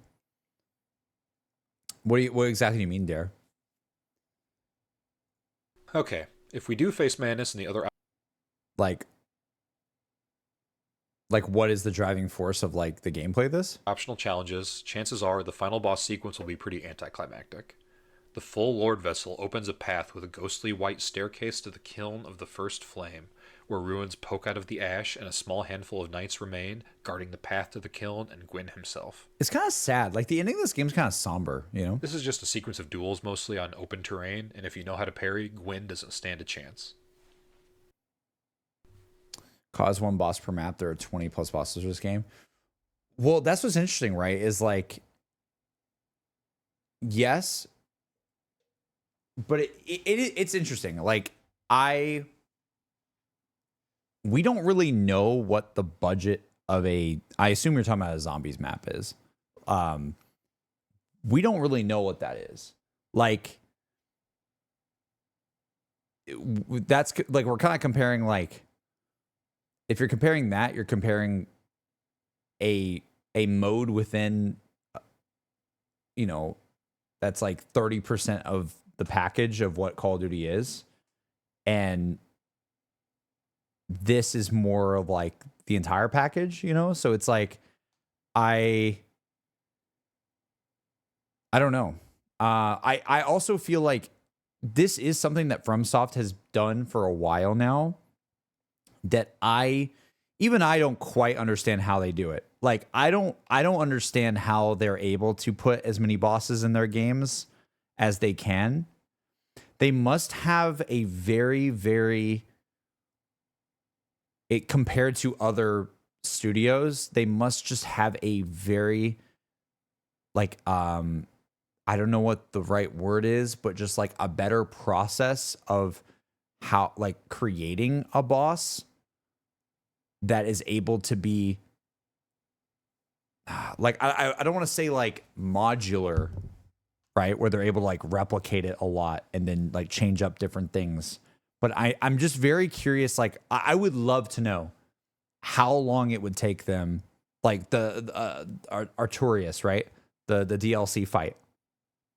I would love to know how long that took them to make, from the beginning to the end. I'd be very curious. But, and even like with something like Elden Ring, the Elden Ring has like 90 bosses or something like that. It is insane. It is very insane. I don't know too many other like gaming studios that are able to do that output of boss fights. But granted, some bosses in that amount are simpler than not, right? Like there are some that's just like it's this big thing and it does like 2 different attacks and that's it, you know? I don't know. I really don't know. And I don't know, man. It's crazy. They got some magic So to going recap, on. after the Asylum, we have initially 3 choices. With the Master Key that expands to Blighttown in the This is basin, crazy. which in turn expands to the Upper Garden in the parish, all reachable without fighting a boss. From what I gathered about how Miyazaki's games work, he writes everything, every item, description, every line, dialogue, depends on the map, slide. While it demonstrates weapon animations, everyone's focused on realizing singular vision. It's 100% a team effort, realizing, but it all comes from mind. I'm just curious how much he like. Does he actually write everything, or is it a team of writers that does it? I don't know. The parish is the intended starting point for a descent into Blighttown, which offers access down to Ash Lake and Quaelag's domain, and thus the first half of the Demon Ruins. The 2 bells open the road to Anor Londo, containing the painting and the Lord Vessel. Dude. With this, we can reach the remaining areas of the game, the DLC, and ultimately the ending. Oh my god. This means that after the Asylum, there are 8 possible bosses we can go after first. Sif opens Kings in New Londo, Capra opens Gaping Dragon in the Depths, and Quaelag opens Ceaseless Discharge. Iron Golem is a choke point, but 3 bosses can be found in Anor Londo, and the other 3 Lord Souls are available in any order. Centipede Demon is hidden behind Demon Fire Sage, and Gwyn, of course, is last. Including Gwyn, 13 bosses are required, and 13 are optional. What? Finally, a What? handful of bosses offer NPC assistance, although not that many. Solaire appears 5 times, Beatrice twice, and Lautrec, Tarkus, Leroy, and Mildred round out the rest, with Puppy Sif coming in the DLC. The full version. Okay, I don't want to. I'm scared this is gonna show me like a Dark Souls like 2 or 3 map, like on the recommended. So I'm gonna like pause it. This is crazy. I'm sorry. I ended up watching the whole thing because I'm just so interested. It's like it is so fascinating. I just can't believe that they pulled off like a fully integrated like obtuse it's like an obtuse map design of this entire world, and the way it all links together is like so it's like not for like formal would be, I don't know what the right word is. It's like not what you would it's not how you would expect it to link together, but then it also does feel good at the same time. I don't even know how you I just don't know, dude. I don't know how they did this. It blows my mind. It's like how do you like start making Blighttown and you're like, oh, Blighttown's gonna connect back to this and connect back. Like, did they sketch out everything beforehand? Did they work on certain areas and then plop them together? Like, I would love to know. I would love to know how they did it, because it blows my mind like how it just all it feels so seamless. There's literally no loading screens other than when you like teleport yourself. And it's such a journey. Like it feels like this is the most video game thing ever. And that's why I love this game so much. It feels like such a journey. Like watching the little like trek that this person made with this video. This video is amazing, by the way. Oh my gosh. This is VG cartography, chat. Check it out. But maybe they have more on other games too. But just seeing the line of like where you go and where you come from and the different optional routes, I'm just like, yo, I actually did a lot of that. Like I'm watching like a top-down view of how I navigated through this world. And it is crazy. Like that took me a good, 40 hours or whatever it was? Insane. Insane. So freaking cool. Oh my God, that was awesome. I loved that, chat. That was amazing. Oh man. JC, there's a website called NoClip that lets you fully explore Game House with a movable camera as Dark Souls and also Collision Dive if you want to check it out. Oh, that's really sick. I think I've seen that. I think I've heard of that before. That's really cool. That's really freaking cool. Oh my God. Oh my God. Are you going to play the trilogy? So yeah, I really want to play, we still got to watch the lore video, guys. I should probably load that up right now. But I really want to play the trilogy. I don't know if I'm playing it right away. I don't think so. Again, I'm someone who likes not typically, I like changing up what I'm playing on stream a little bit. And just doing a little bit of a taste of something different. So I'm probably not like gonna jump into Dark Souls 2 right away. I like it weirdly, it almost feels like you know how like your parents would say like eat your vegetables before you have your dessert. It feels like Dark Souls 1 was just one giant dessert of an amazing game, and I don't want to eat another dessert right now. You know what I mean? Like I do not want to eat another dessert, and like I almost want to save it now. Like part of me is like I can wait a little bit because I had such a great experience with 1. I could wait a little bit, wait till I'm feeling like, antsy to play 2, and we check it out. I've heard 2 is really strange, but I'm excited to see what it's about. I don't want to spoil it too much for myself, but yeah, God, so good, so good. Yeah, I don't want to burn out. Yeah, for sure. I don't mind playing another Soulsy game, but Dark Souls specifically, I think I don't want to jump right into 2 right after doing that. Chat, that being said, I know the level design, again, like I said, is my favorite thing about this game, but we need to talk about the story, okay? Because that is the one thing that I still don't really quite get, to be honest. I think it was easier for me to follow Bloodborne, I mean, to a degree, than it was for me to follow this game. And I'm very curious what this video is going to be. So what I'm going to do, this is a video that Satchel put together. Again, this is really, really cool. This is the ultimate. Everybody get your snacks, get your drinks, get everything you got. This is what we're going to be doing for the remainder of the stream. Also, shout out to Red for putting together that document with all this stuff, by the way. Very, very, very appreciative. I love that it wasn't even too many things, to be honest, because we don't have time to do like a billion things, but just a couple of things of like, what? That existed? What? There's another snake? That's just cool. I like that. I'm sure the lore video is going to go into even more stuff that I missed, but Red, thank you. Really appreciate you. And again, I need to message you at some point about if you're down to help with the starting soon screen. If you're not, that's totally fine. Don't feel pressured to. Oh shoot. But I remember us talking about it before in Discord. So yeah, anyway, thank you. Now we're on to the thing that Satchel linked. This is not the right thing. Satchel, thank you for making this. So Satchel made this video. It's called Dark Souls Lore with no Dark Souls 2 or Dark Souls 3 spoilers. That's what Satchel titled it. But apparently this video was created by the Brothers Code, which is a YouTube channel. So shout out to the Brothers Code. I typically don't, like reacting to somebody else's video without like shouting out who they are and stuff like that. So I just shout out to Brothers Code. This is what we're doing for a little bit. Apparently this is an amazing video. This is what Satchel recommended, chat. But I'm following Satchel's lead on this one. Satchel also, like I said, I'm just said this 2 seconds ago, but Satchel also made sure to edit out any Dark Souls 2 or 3 spoilers in this. So like Satchel actually helped edit this slightly to help the stream for us, which is really cool. So that's another reason why I want to do this video, because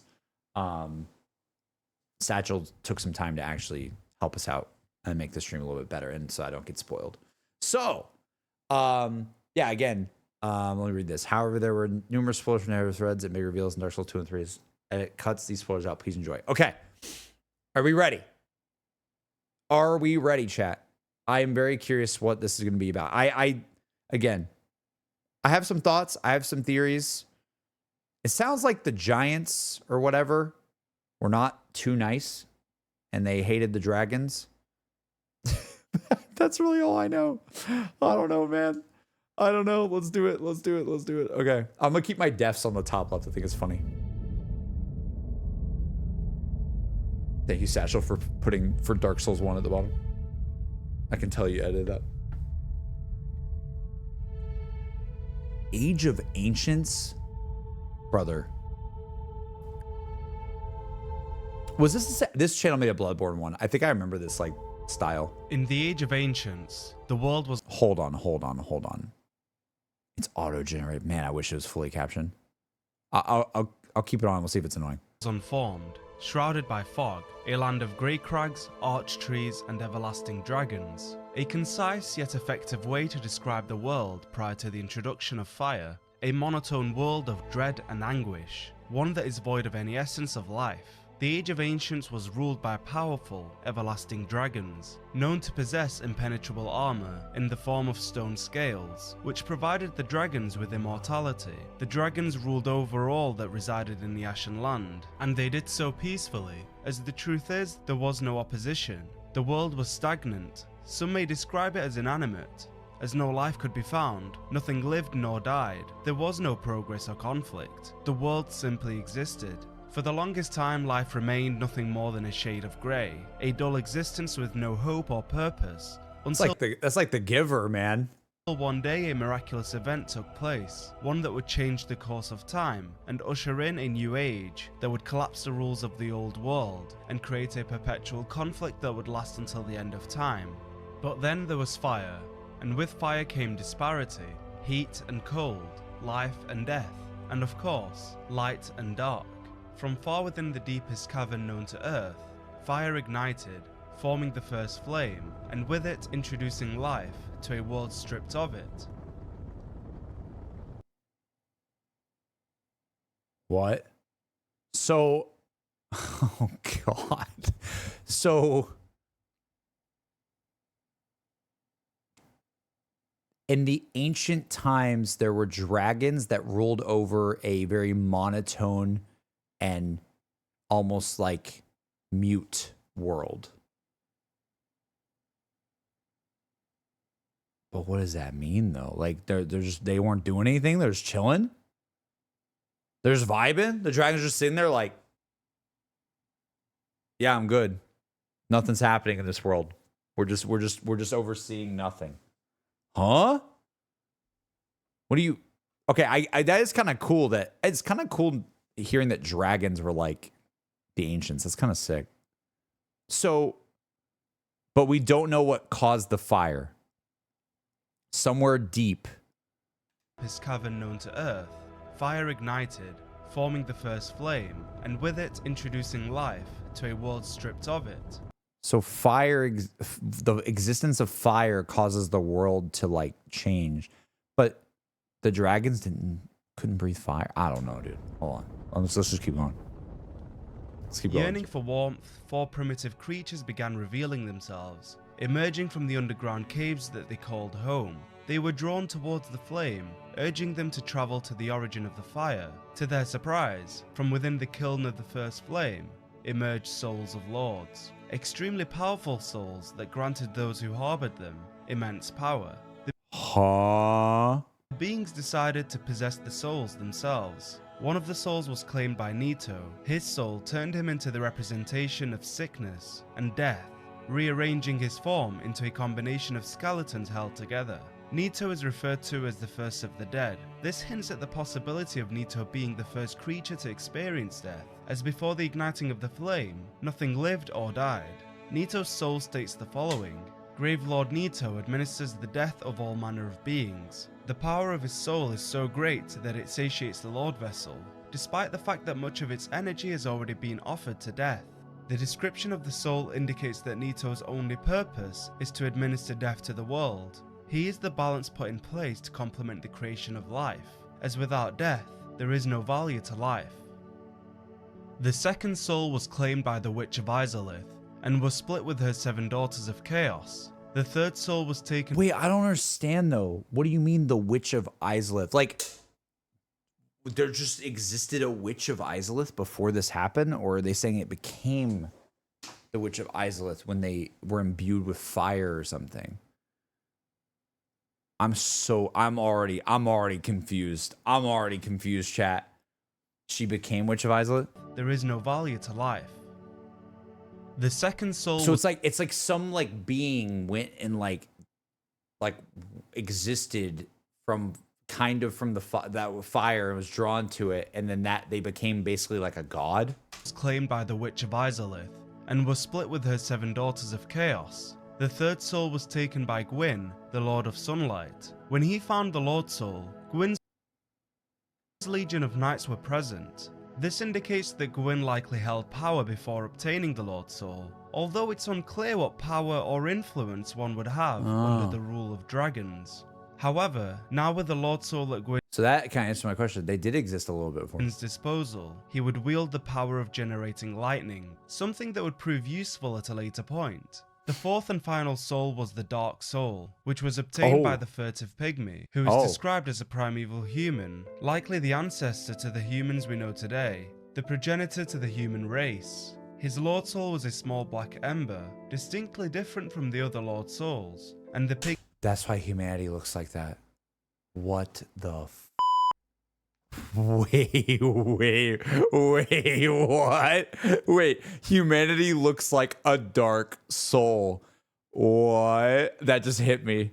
That just hit me. The humanity mechanic looks like a dark soul. What?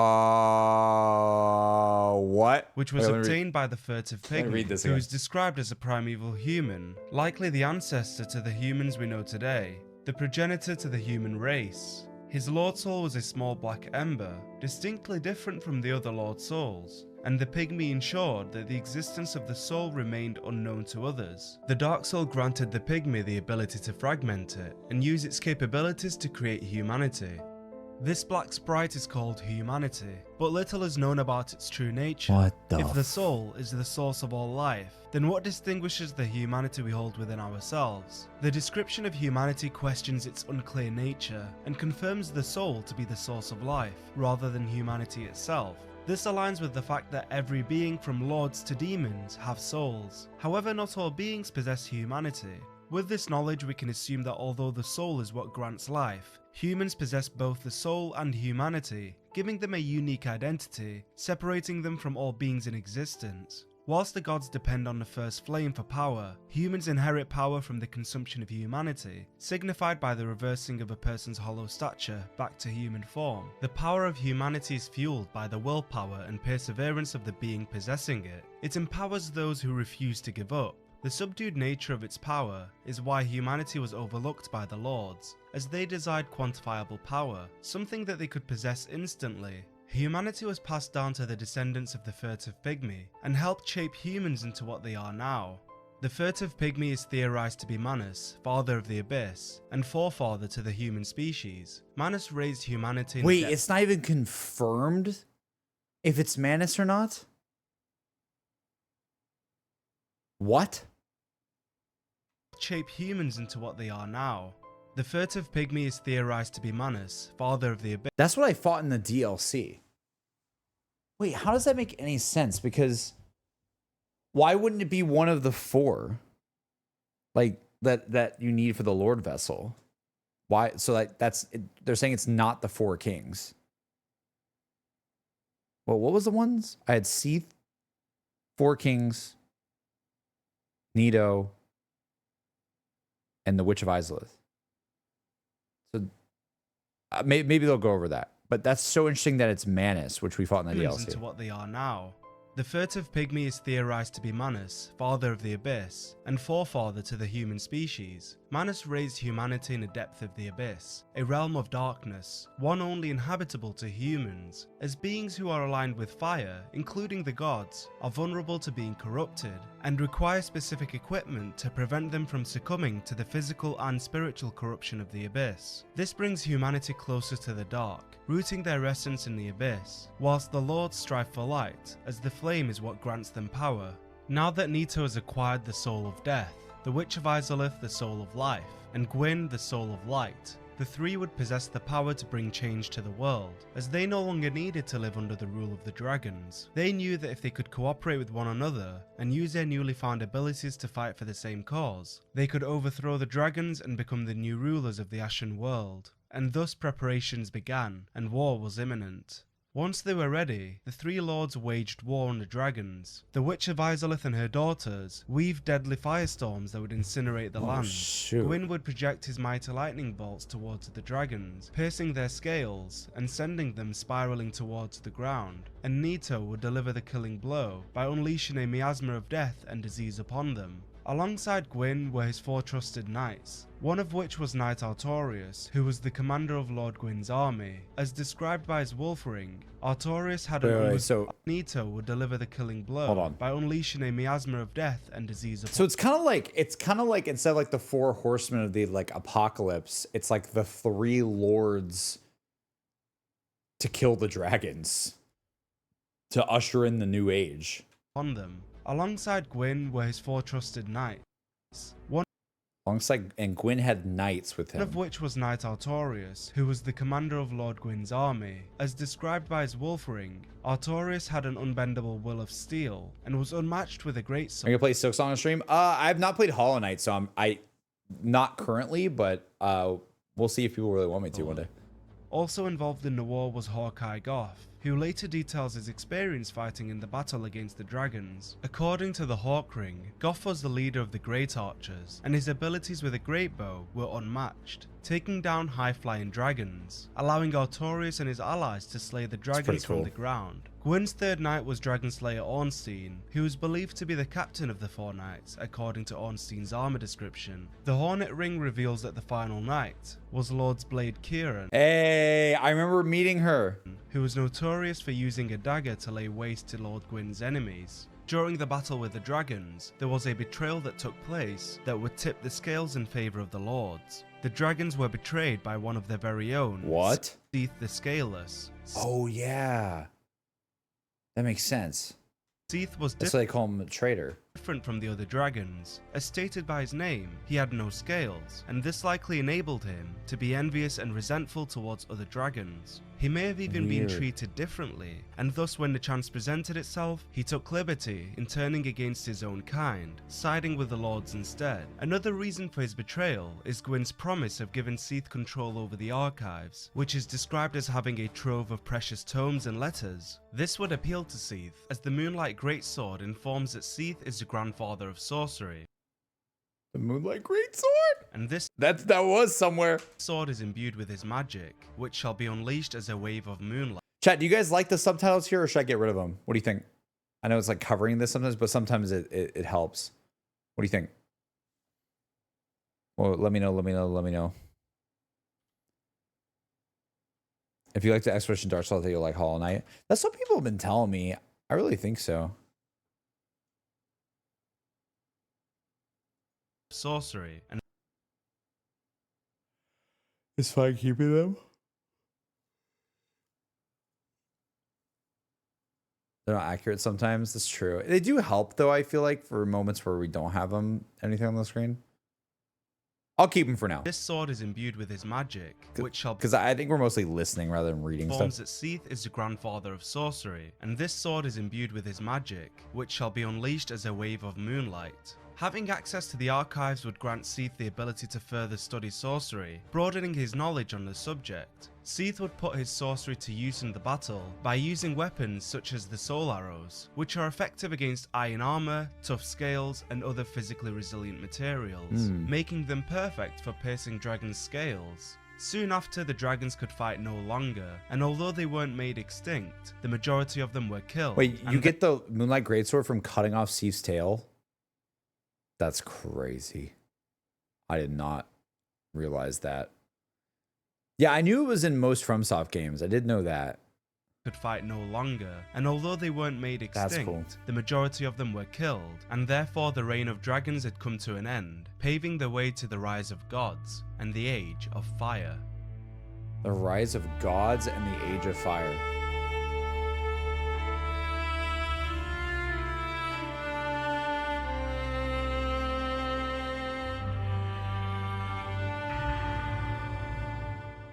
Following their victory, Gwyn, Nito and the Witch of Izalith inherited the world left behind by the dragons. Nito descended into the catacombs and slumbered within the Tomb of the Giants, Nice. where he continued to administer death by using the energy of the I hate you, Nito. I hate that you went there. Lord Soul. Those who worship the Gravelord would travel to his tomb and become Gravelord's servants, aiding Nito in administering death in all parts of the world by using an Eye of Death. Wait, did I do that? Aiding Nito to worship the Gravelord Did I do that? What the hell is this? Is that what they're saying? Like you can make a covenant with him?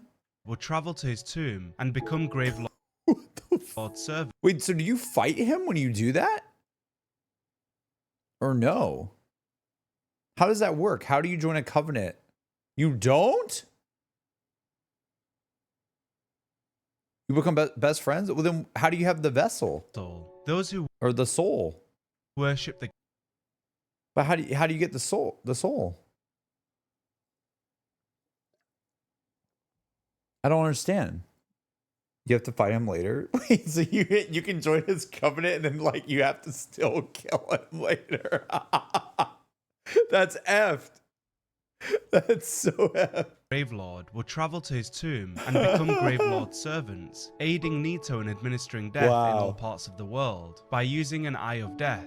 The dreadful Eyes of Death spread disaster across neighboring worlds. Phantoms lured to the host world may end up as victims, allowing the Eyes of Death to multiply and leading to further proliferation of Bane. The Eye summons evil What? spirits into various locations to inflict death to its residents, in addition to luring the residents back to the Gravelord's servants, who are tasked with killing the victims and bringing their Eyes of Death to Nito. This is further explained by the Gravelord's sword dance miracle, which states, Nito sleeps deep within the giant catacombs, quietly overseeing all death, and awaiting for his servants to usher in the Eye of Death. Triumphant against the dragons, Gwyn became That's so weird. So he just like tells his servants to go like basically mark places for death. That's kind of effed. It's very Grim Reaper type beat. servants to usher in the Eye of Death. Triumphant against the dragons, Gwyn became the king of Lordran and lived alongside his clan of gods in the city of Anor Londo. Wow, Gwyn was just living large. They continued hunting descendants of the dragons to ensure that they Insane. remained feeble in a world of gods, allowing the lords to develop their powers through practice. Gwyn was generous with his gifts to the majority of those who fought alongside him, but not so much for humanity. The dark sign signifies an accursed undead. Those branded with it are reborn after death, but will one day lose their mind and go hollow. Oh no. This decision is later revealed to have far-reaching consequences, ones that Gwyn could have never anticipated. But for now, the world belonged to the gods. Preceding Gwyn's betrayal of humanity, Wait, I don't understand this. What do you wait, what? alongside him, but not so much for humanity. The dark sign signifies an accursed undead. Wait, where does the dark sign come from? Those branded with it are reborn after death, Wait, what do you mean? Huh? but will one day lose their mind and go hollow. This decision is later revealed to have far-reaching consequences.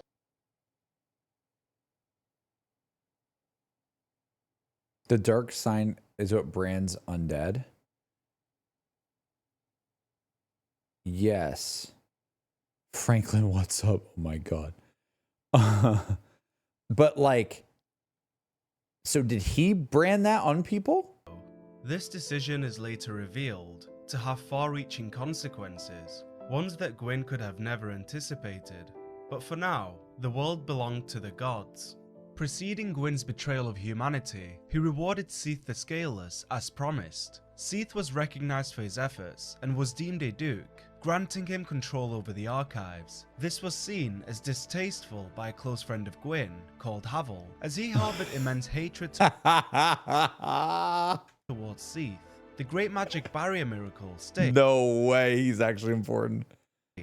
Havel the Rock, an old battlefield compatriot of Lord Gwyn, What? was the sworn enemy of Seath the Scaleless. He despised magic and made certain to devise means of counteraction. This statement suggests that Havel was loyal to Gwyn and fought alongside him during many battles, which further emphasizes the dislike Havel fostered towards Seath, leading him to fall out with his close friend Gwyn as a result of Seath being granted dukedom, as evidenced by the magic barrier. Hold on, chat, 1 second. I want to make sure Winter's not still in here.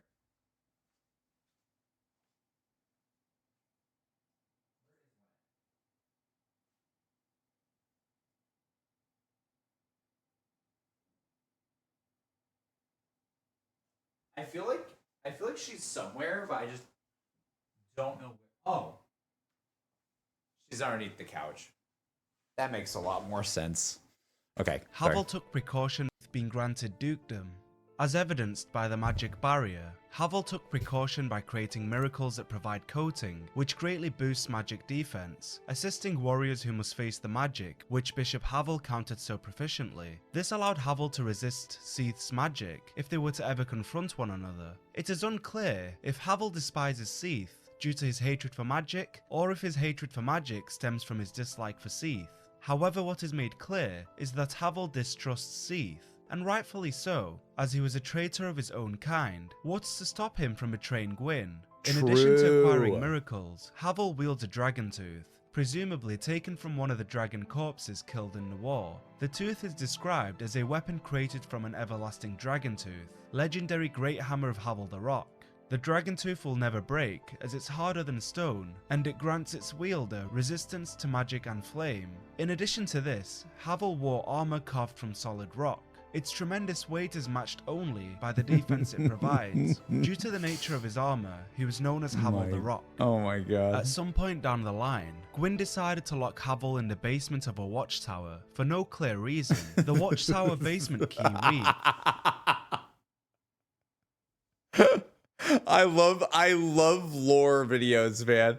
First, at some point down the line, Gwyn decided to lock Havel in a tower for no clear reason. No, the reason was to stab me in the back from a design standpoint when I walk into the door. We don't know the reason. I don't think. I think it's just because it was funny to die by him in the tower, and that's it. At some point down the line, Gwyn decided to lock Havel in the basement of a watchtower for no clear reason. No, there's no way. Watchtower basement key reads, there are rumors of a hero turned hollow who was Wait, what? There's no way. Wait. locked away by a dear friend for his own good, of course. They actually have a description about it. Oh my god. This references Havel being imprisoned by What? Gwyn and states that it was for his own good, as he had turned hollow. It is suggested that the description tells the story of what happened from the perspective of Gwyn, or at least tells the story in the way that Gwyn would have presented it, his once close friend who conveniently turned hollow when he began to object to Gwyn's choices. It seems more likely that Havel possibly planned to confront his nemesis Seath once and for all. I cannot believe there's an item description. By Gwyn, who in return locked him away to rot in a basement of a watch. That's crazy, dude. Enrique, thank you for the 60 months. Hey, to see how's Dark Souls? I missed the playthrough, sadly. Do you have any opinions on BO7, BF6, RE9, or any other recent gaming news? Enrique, I love you so much, but that's such a loaded question. I'm like deep in lore on Dark Souls. It's like, wait, any thoughts on? I could talk about all of those for like 10 minutes. I appreciate you though, by the way, for the 60 months. That's crazy, dude.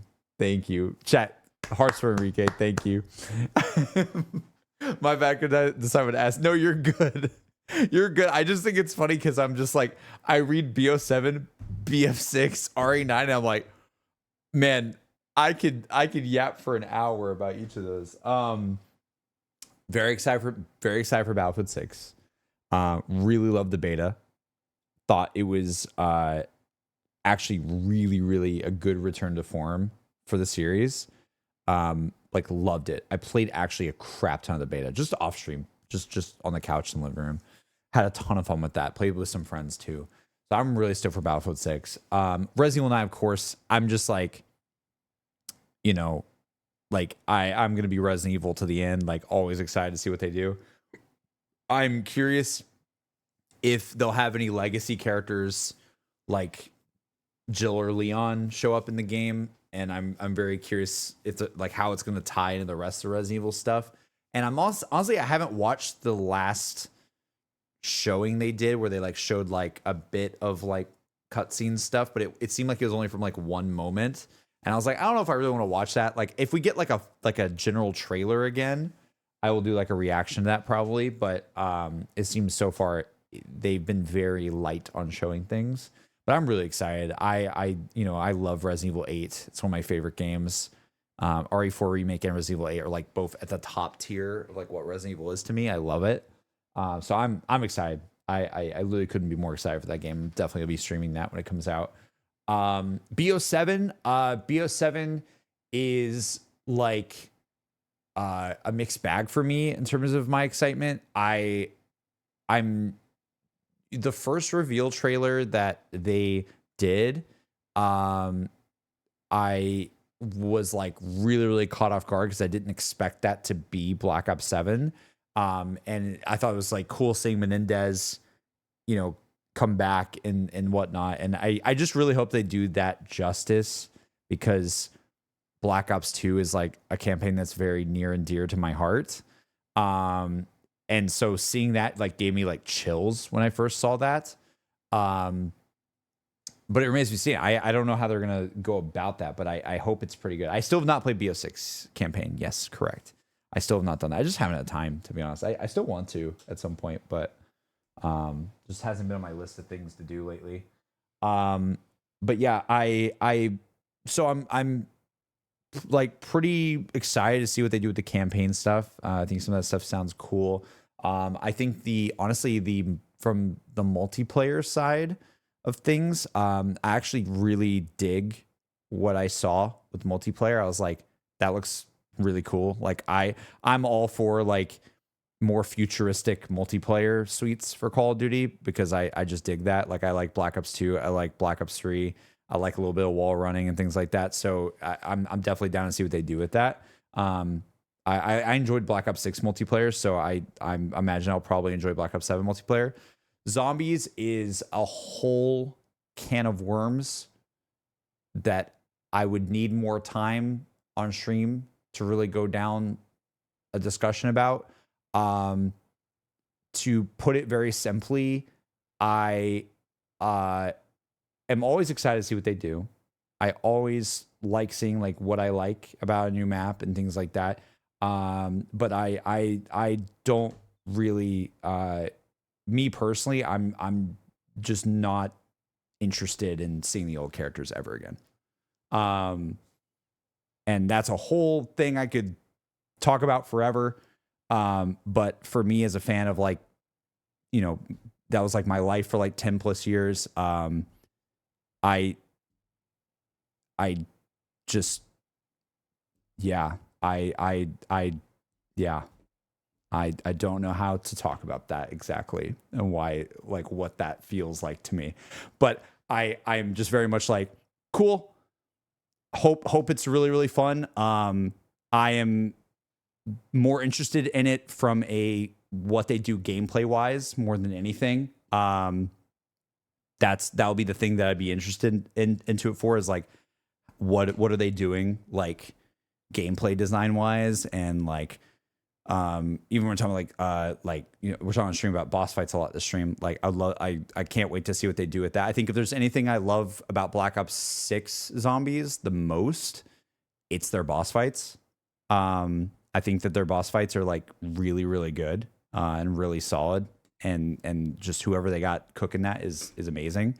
But yeah, man, I don't know. I feel, yeah, it's very strange seeing those characters back for me. And I have not really talked about this on stream hardly at all, but it is just a very weird thing that I still am not even quite sure how I feel about that.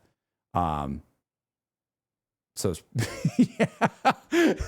I think the gist of it is when I beat Tagged or Toten, I said goodbye to those characters. Emotionally as a person and as a fan, that map was a goodbye moment. I was legitimately in one of the most depressive, like, I'll just be real with you guys. I was depressed. Like, that's one of the few times in my life where I've gone through a depression of some sorts. And that map was very, very emotionally hard for me to take at the time and say goodbye to those characters. And I kind of put like brackets around that in my head, experiencing that and going, okay, this chapter of my life, those characters are like that's it, right? It's like the Avengers Endgame moment. It's like, that's that. And, you know, I think at the time my girlfriend break up with me at the time, and like all this other stuff too. So there was like a lot of high emotions around that time in my life. So it's rooted in a lot of things more than just the game itself. I was like graduating college, like all that kind of stuff. And I just saying goodbye to those characters was something that I did. That like I had, it's weird. Like it was like a thing that I had to like face, as it sounds so like nerdy and lame and just cringe almost. But like, there's like a part of my life that was like, I have to say goodbye to this. Like I have to say goodbye to them. I know they're fictional characters, but like, that's how I felt. It's like, I think I have to say goodbye. I need to graduate college. I need to move on from this sadness that I'm having in my life right now. I need to move on from this relationship that didn't end well. Like there's so many things that were going on. And then like, even Cold War and Black Ops 6, I you guys know me. I like a lot of things about Cold War. I like a lot of things about Black Ops 6 Zombies. But I've told you guys from like, I don't know, years ago on stream that I don't really want to see Richtofen ever again. Like, and the fact that that's been the past 2 games is still, I don't pog when I see Richtofen. Like that doesn't do anything for me anymore. I'm like, wow, that's crazy. That's Eddie, who should be fine and alive and living his best life because we said goodbye, and he should go on to a nice life with a nice future. It still feels a little weird that his life is all effed up. Like that feels a little weird to me, considering what a lot of the story was saying back then. So it's like, even that has been weird for me, but I'm like, okay, fine. It's like, it's Eddie and he's grown up and things happen. Cool. Samantha, same thing. It's Samantha. She's grown up. Things have happened. All right, cool. I get it. But I don't know, man. I've said, I have seen like 10,000 billion Richtofens. I've seen so many versions of the characters that we loved in the past. Like there has to come a moment where you just, it's like how everyone has like their Batman, their Iron Man, it's going to happen one day, chat. We're going to have Iron Man come back in the MCU full force. It's going to happen. It's going to happen. It kind of already is with Robert Downey Jr.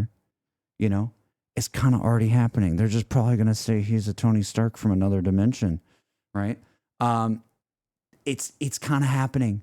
And you know, that's just how major like franchises are, to a certain degree. So there's a bit of like acceptance with that too. I assume this would happen at some point, so it's not like a massive shock or anything. But I would just say like that's where I'm at with it. Is like I'm really interested to see what they do from a gameplay perspective, because I think they knock it out of the park a lot on that front. I think shooting zombies in BO6 feels really good. The boss fights are really fun, things like that. I haven't played the last 2 maps yet, but yeah, I don't know. I said goodbye to those characters a long time ago. Chat. You know? So yeah. That's you can imagine my feelings on that.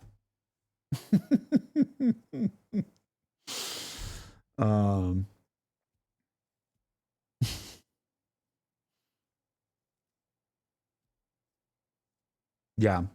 Multiverse stories are tough, I will say. I mean, and that is partly why I feel like a lot of the stuff they did from BO4 to Cold War was like, okay, we're making like one normal universe, right?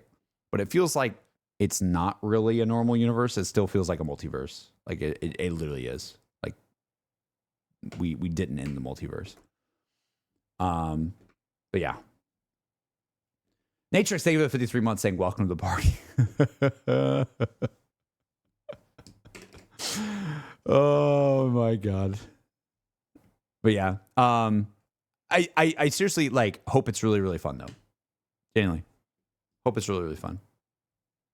But that clues you into my thoughts and everything. I probably will definitely pick up BO7, and I'll probably honestly, I'll probably be playing MP the most. I'm actually like I played a lot of MP on BO6. Actually, not like a lot, but I played a good amount of it. You'd be surprised. There was a lot of times I just played multiplayer on the couch by myself, and Emmy's watching. So I don't know. We'll see. Will you be playing co-op campaign? Nah, I don't have friends. No, legit. I literally just don't like my hours to play a co-op campaign with friends is like, it's like next to none, man. Like what am I playing it with Liam? As he's asleep at like 4 a.m. when it's my time to play? Nah, that can't happen. Chop's gonna be playing. Do you know Chop and Noah are gonna be playing it like during the day because they're full-time content creators. Like, I don't know. It's tough. I don't know if I'll be able to do it co-op. Probably not. But co-op campaign's cool. I'm glad they're doing that. I think it's kind of sick. After Crash, thank you for the 55 months, like 5 months to 5 years. Oh my god, I love you, JCQ, with amazing stuff. Thank you so much. You're so sweet. Thank you. Thank you.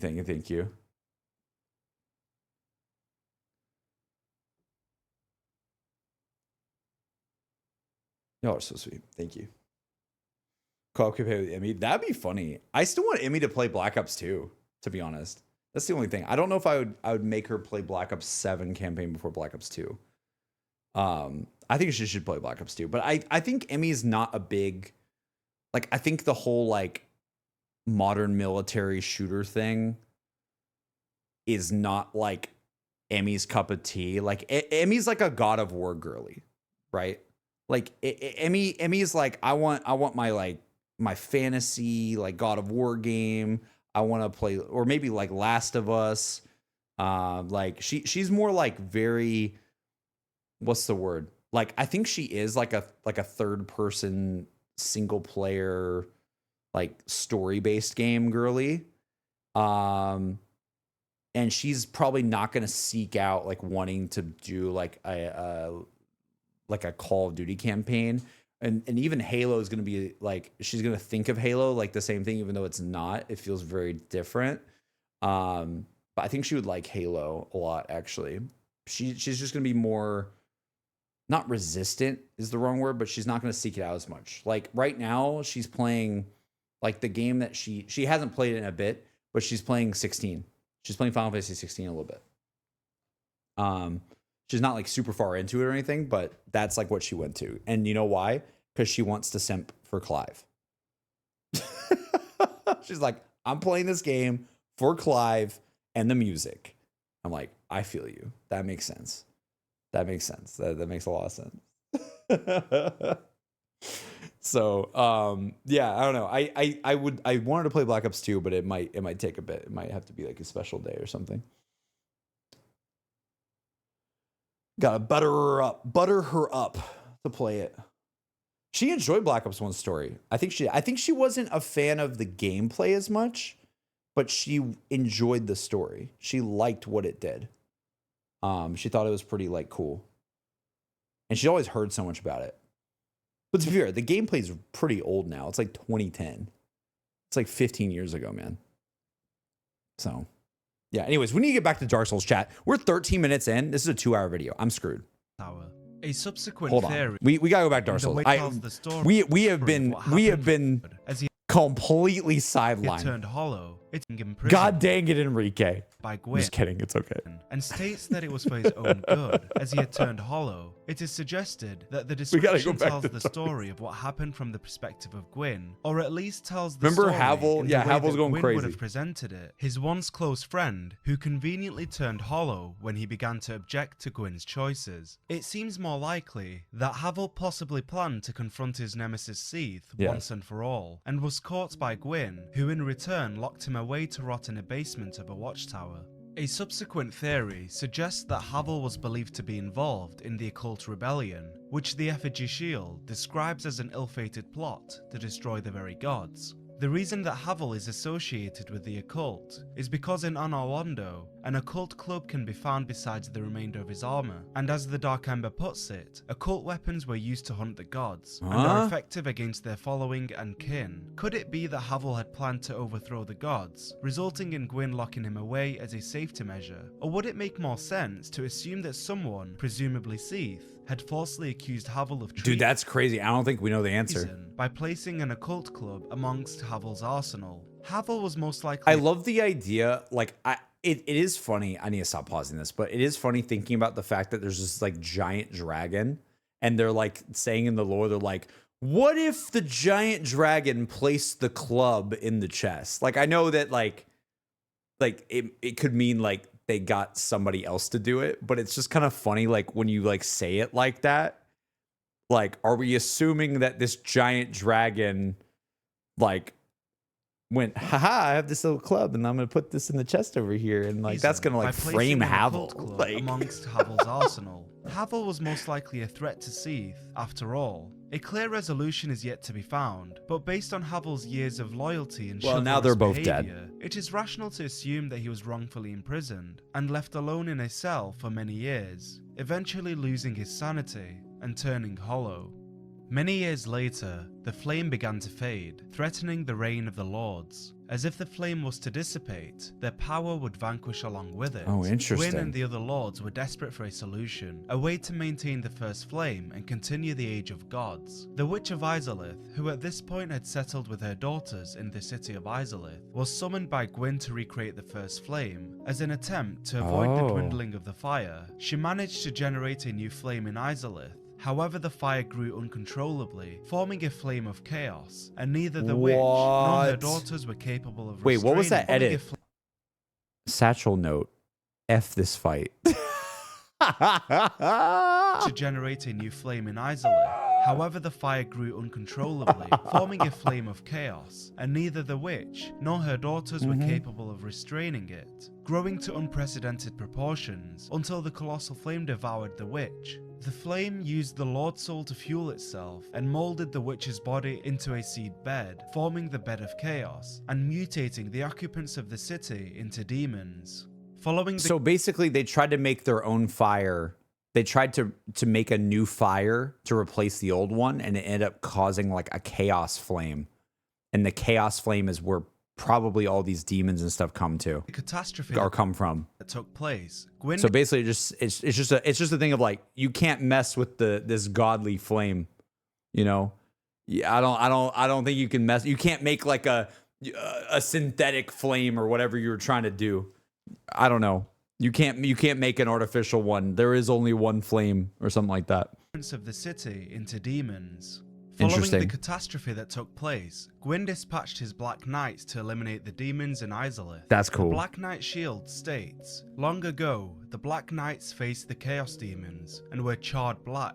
Due to his knights failing to defeat the demons, and the flame coming ever so close to extinguishing, Gwyn saw no other choice in sight but to depart from Anor Londo and reignite the flame himself, leaving his Silver Knights behind to protect the city in his absence. The Silver Knight set declares that when Gwyn departed to link the fire, his knights split into 2 groups. The Silver Knights remained in the Forsaken capital in service of their goddess, the goddess being Gwyn's second-born child. It's weird.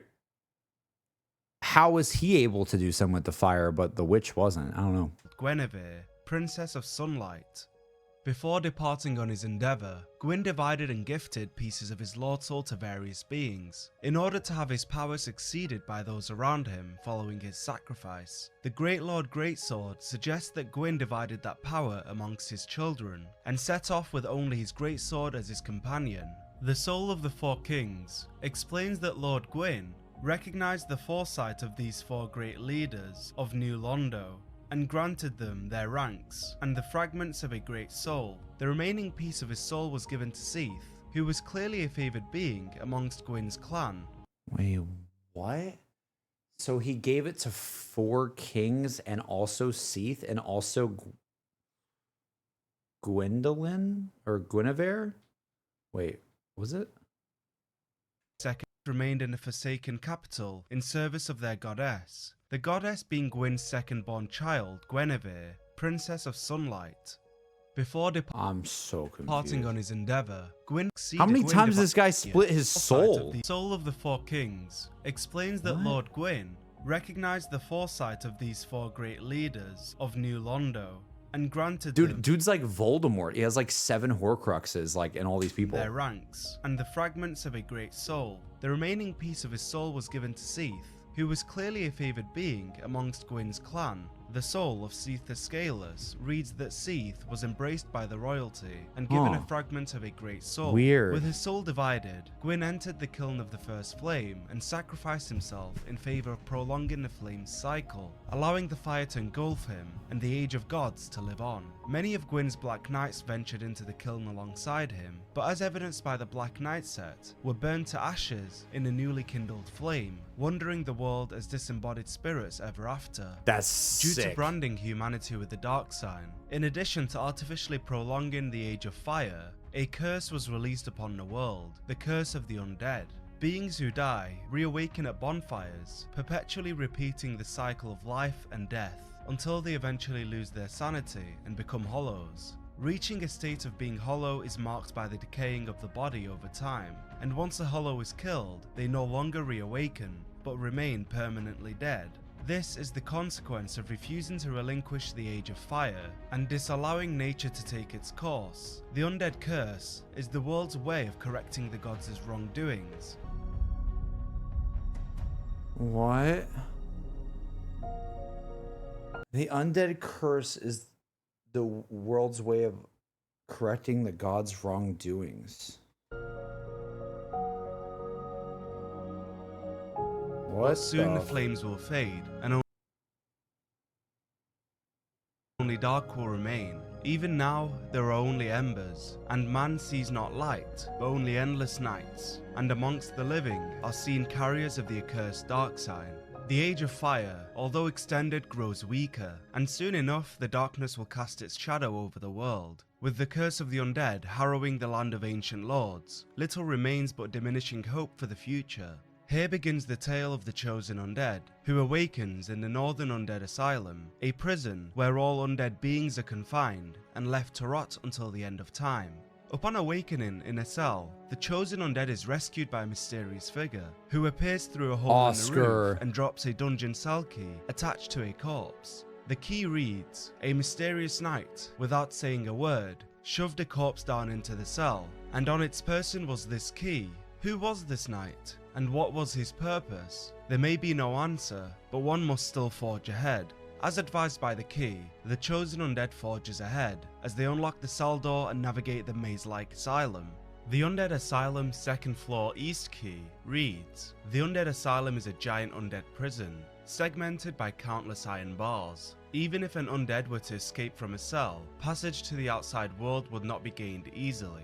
a vague hint at a greater threat within the asylum. Soon after, the mysterious knight is found dying, appearing to have been hurled through the roof. The figure reveals himself to be Oscar, Knight of Astora. Oscar informs of a prophecy that references an undead being who will undertake a pilgrimage to ring the bells of awakening residing in Lordran, a crusade that will take place nearing the collapse of the Age of Fire and impact the state of the world. Thou who art undead art chosen, and thine exodus from the undead asylum maketh pilgrimage to the land of ancient lords. When thou ringeth the bell of awakening, the fate of the undead thou shalt know. Oscar travels from the faraway land of Astora, a region known for its brave knights, aesthetic landscapes, as well as its masterful craftsmen, as evidenced by blacksmith Andre, who also originated in Astora. Oscar had journeyed to Lordran with the goal of ringing the bells of awakening. However, due to his current predicament, he chooses to delegate his mission to the chosen undead, and provides them with an Estus flask to aid in the journey. Estus flasks are described as undead treasure that can be filled with Estus at a bonfire, which in return heals any wounds that the chosen undead may have suffered. Tasked with ringing the bells, the chosen undead leaves Oscar behind and continues to traverse the undead asylum until halted by the presence of an asylum demon. The creation of this demon is likely a side effect of the Witch of Izalith attempting to duplicate the first flame, and was placed in the asylum to ensure that no undead is able to escape. A blockade of sorts for those brave enough to leave their cell. The demon's presence makes sense of why Oscar was found dying, revealing that he had fought the demon and lost. No. The demon's great hammer states that the weapon is used by lesser demons at Northern Undead Asylum, implying that the asylum demon is among the inferior ranks of demons, an indication of the challenges yet to come. Defeating the asylum demon grants the chosen undead the Big Pilgrim's Key, which allows them to escape the prison and begin their quest. Exploring beyond the asylum leads to the discovery of a giant crow, one of many ravens who are said to have once been Firelink messengers, guiding the undead to the land of ancient gods. Fulfilling its duty, the crow carries the chosen undead to Lordran, delivering them to Firelink Shrine, a safe haven to all travelers passing through.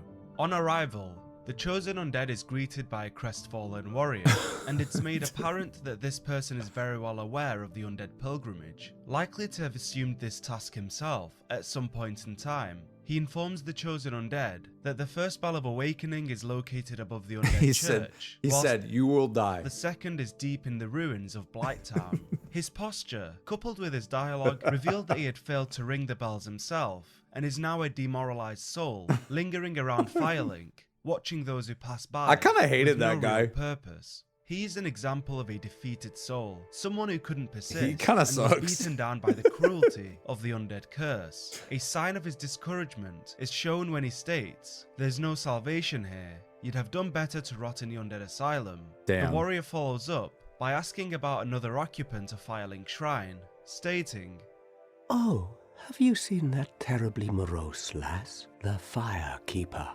She's stuck keeping that bonfire lit. Sad, really. She's mute and bound to this forsaken place. They probably cut her tongue out back in her village, so that she'd never say any god's name in vain. How do these martyrs keep chugging along?"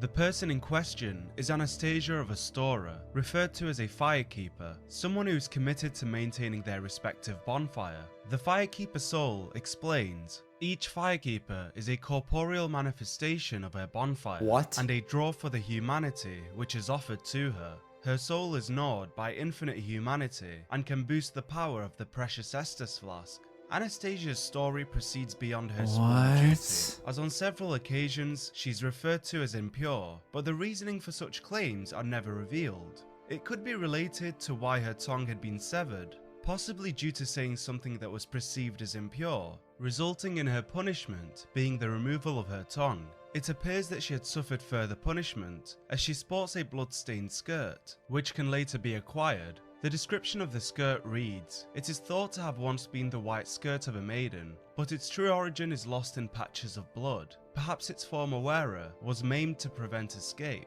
This statement reinforces that Anastasia was at some point tortured, having her legs impaired as to prevent her from walking, or rather escaping. What could she have possibly done to justify such cruel punishment? Until this day, it remains a mystery.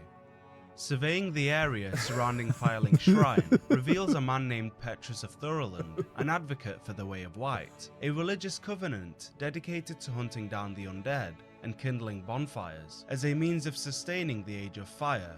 The head bishop of the Way of White is described by the White Seance Ring as an apostle to Allfather Lloyd, uncle to Lord Gwyn. This suggests that Allfather Lloyd was likely associated with the Way of White, although it's unclear if Bro, I'm starting to think that Gwyn was not right at all. Or not right, but like I'm starting to think that like perpetuating the fire is not the way. Like replacing Gwyn was not the way. I think I got the bad ending, dude. The Age of Fire. The head bishop of the Way of White is described by the White Seance Ring as an apostle to Allfather Lloyd, uncle to Lord Gwyn. This suggests that Allfather because everyone's like here like following them, but was likely associated with the Way of White, although it's unclear if he was the founder of the organization. Following Gwyn's sacrifice, the Way of White was formed in service of the gods, to ensure that the flame remains ignited and the gods preserve their power. The Covenant, along with Petrus, both come from the land of Thoroland, which they come from the Green Lantern Corp. their power. The Covenant, along with Petrus, both come from the land of Thoroland, which is known for its devotion towards Allfather Lloyd and the former Lord of Sunlight, Gwyn.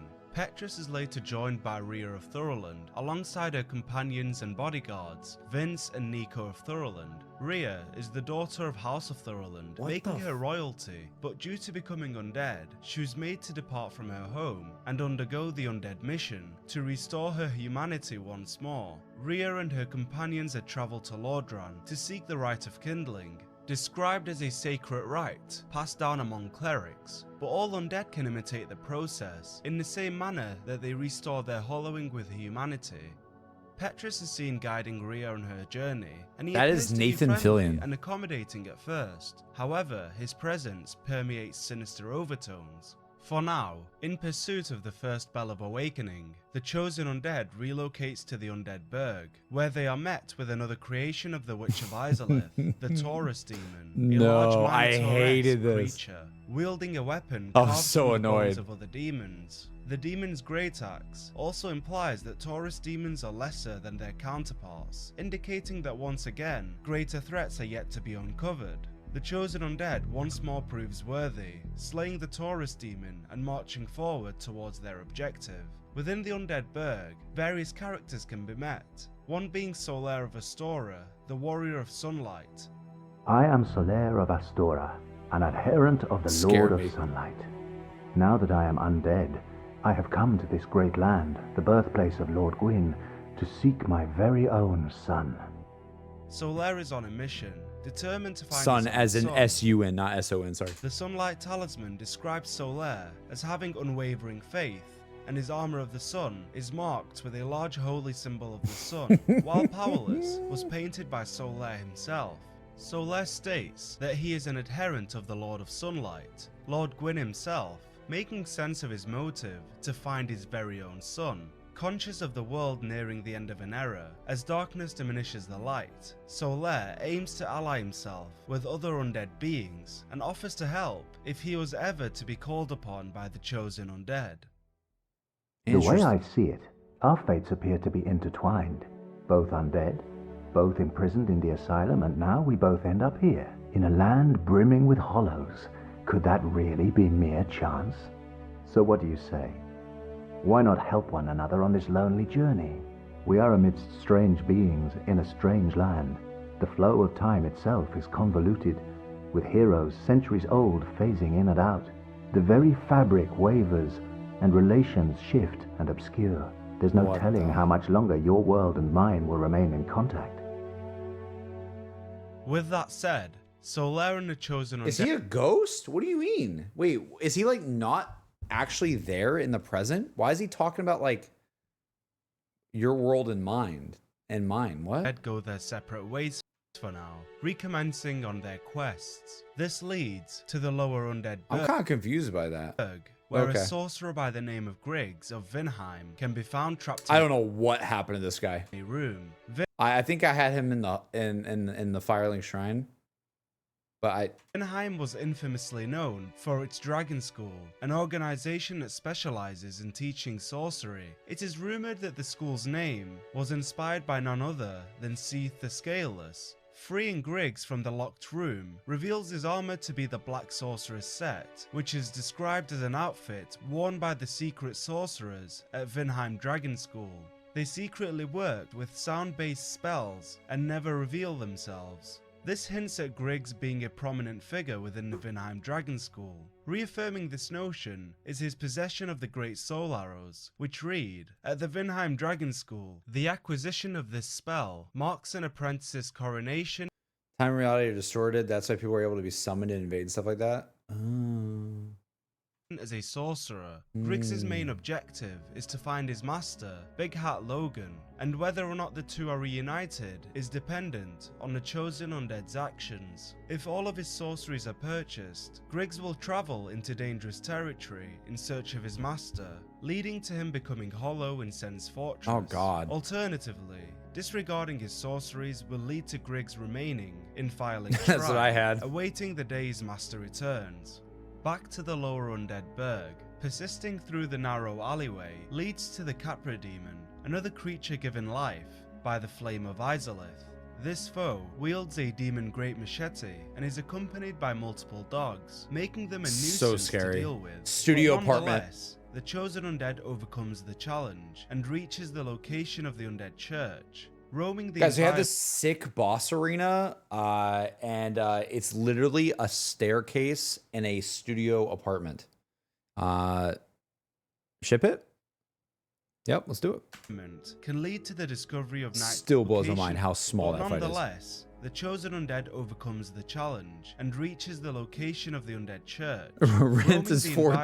environment can lead to the discovery of Knights Lautrec of Karim, who can be seen locked in a cell on the top floor of Do the not church. remember this. The people of Karim, similar to those of Thoroland, are worshippers of gods. Lautrec himself being devoted to Fina, a goddess missed him? described by the Ring of Favor and Protection as having fateful beauty. The Favor set states that Lautrec believed in the goddess's love for him, but was this love truly reciprocated, or was Lautrec disillusioned by his love for Fina? At this point, the chosen undead can choose to free Lautrec, resulting in them being rewarded for their efforts. However, regardless of the chosen undead's intervention, Knight Lautrec is able to break free from the cell and can later be found in Firelink Shrine. What? Returning to Firelink at a later point in time, it is revealed that the bonfire had faded and the firekeeper Anastasia Dude, had that been was murdered so- by the Knight of Karim. That was so Lautrec. scary. It is said that Lautrec had forsaken his duties as a Wait, this is the guy who murdered her? It was revealed that the bonfire had faded, and the firekeeper Anastasia had been murdered by the Knight of Karim, Lautrec. It is said that Lautrec had forsaken his duties as a knight, leading to his appearance in Lordran. However, the mission he states that he's on remains speculatory. It can be surmised that his mission was to track down Anastasia and acquire her I remember when she died and we were like, wait, what? Keeper Soul, which would explain his actions. Using the Black Eye Orb, Lautrec can be invaded in Anor Londo and found in possession of the Firekeeper Soul, curiously yet to have consumed it. Could it be that he had neglected to use it, or did he have other intentions with I did do this, right? I think I did Soul? fight him. Nonetheless, the chosen undead defeats Lautrec and uses the Firekeeper Soul to revive Anastasia, now with her tongue restored, while simultaneously reigniting the Firelink bonfire. Reaching the rooftop, the chosen undead slays the bell gargoyles, safeguarding the passage to the top of the church, and rings the bell of awakening, successfully completing the first task of the undead pilgrimage. So is it implied that he just comes to Firelink and kills her if he wasn't there already?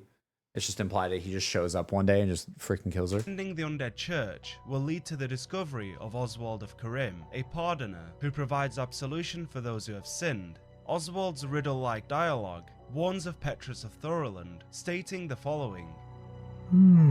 Jeez. Hast thou acquaintance with Petrus of Thorold? I wager you two has likely found much in common. You For are a is Green he not Lantern. too drenched in sin.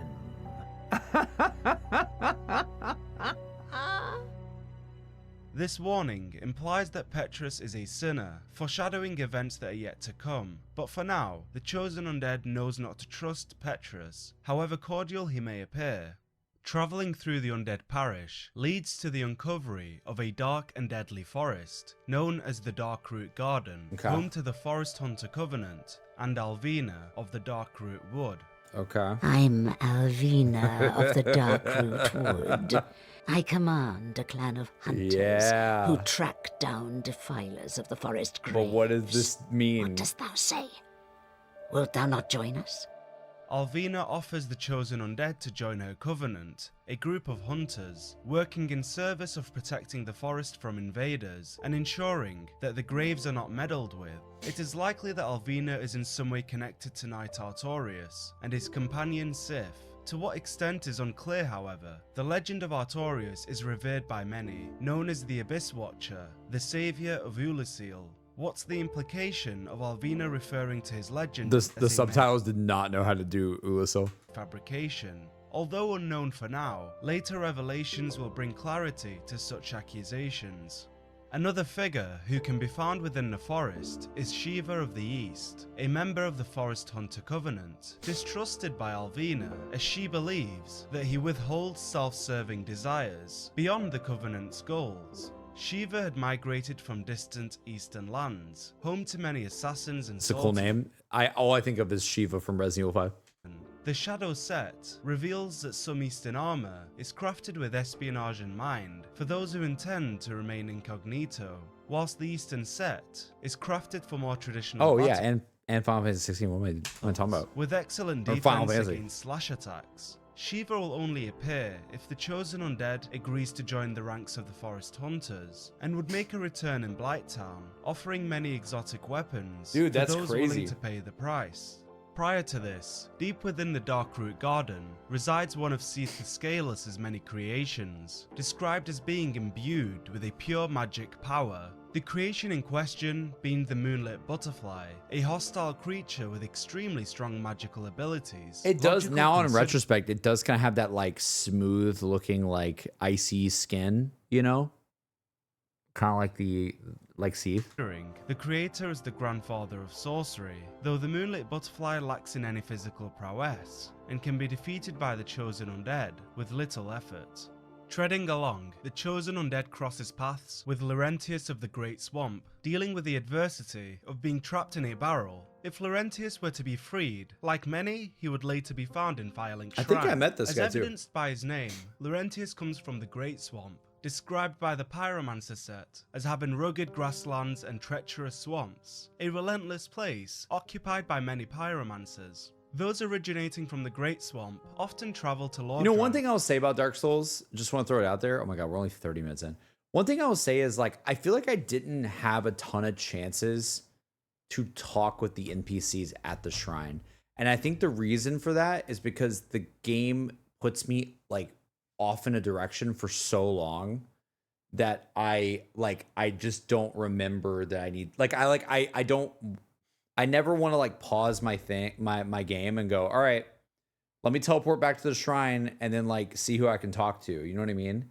I basically like only talk to them like when we came back naturally in a loop or something. It's not like, I don't know, like even Bloodborne, right? Like the way that you level up in Bloodborne by going to the doll, like you constantly have to go to the doll to level up. I think, if I'm misremembering it, but I think you always have to go to the Hunter's Dream to level up, right? Am I losing it? So it's like, I guess what I'm saying is, I felt more like, ooh, I want to talk to like the doll. I want to see if I can, like, is there anything I can do around here a little bit more? Because I feel like I was always coming back to her. But in this game, because you just level up at the bonfire, you can kind of just stay out and about for a while. Swamps, a relentless place occupied by many pyromancers. Those originating from the Great Swamp often travel to Lordran, as in most regions, pyromancers are frowned upon. Lordran, however, respects those who indulge in pyromancy. That's crazy. As after all, Lordran is home to the godmother of pyromancy, the Witch of Izalith. Before reaching Blighttown, the chosen undead can confront the gaping dragon, located in a large open that was chamber in the crazy. depths. This adversary is described as a distant, deformed descendant of the everlasting dragons. Oh god. This is likely the result of the first flame being ignited, turning the dragon into an inferior being to those who came before. Once the fight is over, the chosen undead can head into Blighttown, said to be the location of the second Bell of Awakening. Whilst traversing the dark and complex pathways of the underground city, Quaylana of Izalith can be found, unexpectedly retaining her human form, unlike her mother and siblings, who to some extent were transformed into demons. Prior to the catastrophe, I never saw that NPC. That's crazy. To some extent, were transformed into demons. Prior to the catastrophe that took place in Izalith, Quaylana was an avid user of fire sorcery. She, along with her sisters, are recounted as flame witches. Following the consumption of Izalith, Quaylana fled the city, assuming that her mother and siblings had been killed, knowing little of the fact that they all survived. Following her escape from Izalith, Quaylana became the creator of pyromancy, possibly due to the trauma caused by the creation of the Chaos Flame, opting to use a safer method instead. Quaylana shared her mastery of pyromancy with her student Solomon, who then passed the knowledge onto the people of the Great Swamp, explaining why many pyromancers originate from there. In a final plea to the chosen undead, Quaylana demands that they free the consumed souls of her mother and siblings by slaying what remains of their corrupted bodies, blissfully unaware that although formed into demons, their consciousness remains intact and not in need of salvation. If the chosen undead chooses to acquire pyromancies from Quaylana and make a return to Firelink Shrine, Laurentius will question the chosen undead, asking them where they had obtained such power. If the answer is kept a secret, Laurentius will remain in Firelink. However, if informed, he will relocate to the Blighttown Swamp, where the daughter resides, in search of the power obtained by the chosen undead. Alas, Laurentius would later be seen wandering Blighttown as a hollow, revealing that he had failed on his quest of obtaining further power, and had lost his sanity in the process. This sets in motion the chosen undead's meeting with the Chaos Witch Quaylag. The soul of Quaylag confirms that she was once daughter of the Witch of Izalith, but now a Chaos Demon, a victim to the manufactured flame that devoured Izalith. Failing to escape the city in time, she became corrupted by the fire, mutating into a part spider, part human creature. Although fused with demons, Quaylag and her young sister, the Fair Lady, managed to keep their sanity intact. When relocating, we're so getting like YouTube's gonna kill me. From their home, Quaylag and the Fair Lady took a group of their servants with them. The servants were unfortunate to suffer from a parasitic disease, becoming afflicted with an unknown blight, resulting in their Dude, that's just a flood. That's just a flood form from Halo. Like, you know what I mean? Little, like, sack ones. Bodies becoming infested by worms. If killed, the egg-burdened will not drop souls. The worms within them will do so instead, indicating that the parasites had devoured the souls of the host. In an act of purity, the Fair Lady, despite Quaylag's disapproval, chose to suck out the blight pus from her servants, sacrificing her health and sight in exchange of saving them. One of the servants, named Inji, can be found in Quaylag's domain, stating the following: "There is nothing to say to you, except if you lay a hand on the Fair Lady, you should be prepared to face my wrath." This statement conveys the adoration. That's like you guys, chat. That's you guys with the spider. Servants felt towards the Fair Lady in response to the sacrifice she made for their sake. Quaylag now remains in Blighttown in protection of her younger sister, who became weakened and blind, making her unable to travel. With her sister's condition worsening, Quaylag has no choice but to accompany her at all times to ensure that the Fair Lady is not to be harmed by anyone. In light of this knowledge, the battle with the Chaos Witch is rather bittersweet. However, it must be fought if the chosen undead is to reach the second Bell of Awakening. Transitioning to the Fair Lady, she can be found hidden behind an illusionary wall following the fight, likely Quelaag's attempt at shielding her from harm. The Fair Lady acts as a firekeeper to the bonfire in the area, but is unable to communicate with the chosen undead, unless they equip the old witch's ring. Wait, can they explain that again? Wait. Is rather bittersweet. However, it must be fought if the chosen undead is to reach the second bell of awakening. Transitioning to the Fair Lady, she can be found hidden behind an illusionary wall following the fight. Oh yeah, that's just finding her the first time. Likely Quelaag's attempt at shielding her from harm. The Fair Lady acts as a firekeeper to the bonfire in the area, but is unable to communicate with the chosen undead, unless they equip the old witch's ring. Equipping the ring will lead the Fair Lady to believe that the chosen undead is in fact her sister Quelaag, urging her to say the following. Quelaag, please, sister, do not cry. I am happy, really. I have you, don't I? Believing that her sister Quelaag stands before her, the Fair Lady reassures her not to cry, expressing that she's happy, although in reality, she suffers day by day, endlessly living in anguish since her sacrifice. Oh my Interestingly, God. she attempts to comfort herself when stating, I have you, don't I? Trusting that her sister remains by her side. I can't believe during her times of she need. speaks. Yet the quiver in her voice questions the very words she speaks, as she slowly begins to lose her faith in her own self, knowing deep down that her sister is gone. A tale as tragic as the Fair Lady's is only matched by none other than her own brother, Ceaseless Discharge, the youngest child and only son of the Witch of Izalith. Born with sores inflamed by lava, the child was raised in hardship, Lot of acne, lot of invoking acne. his sisters to enchant a ring that would ease his pain.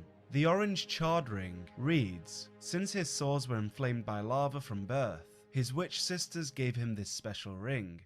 Worsening his already dire existence, the duplication of the first flame resulted in him morphing into a large demonic creature, making him the first ever demon to come to life.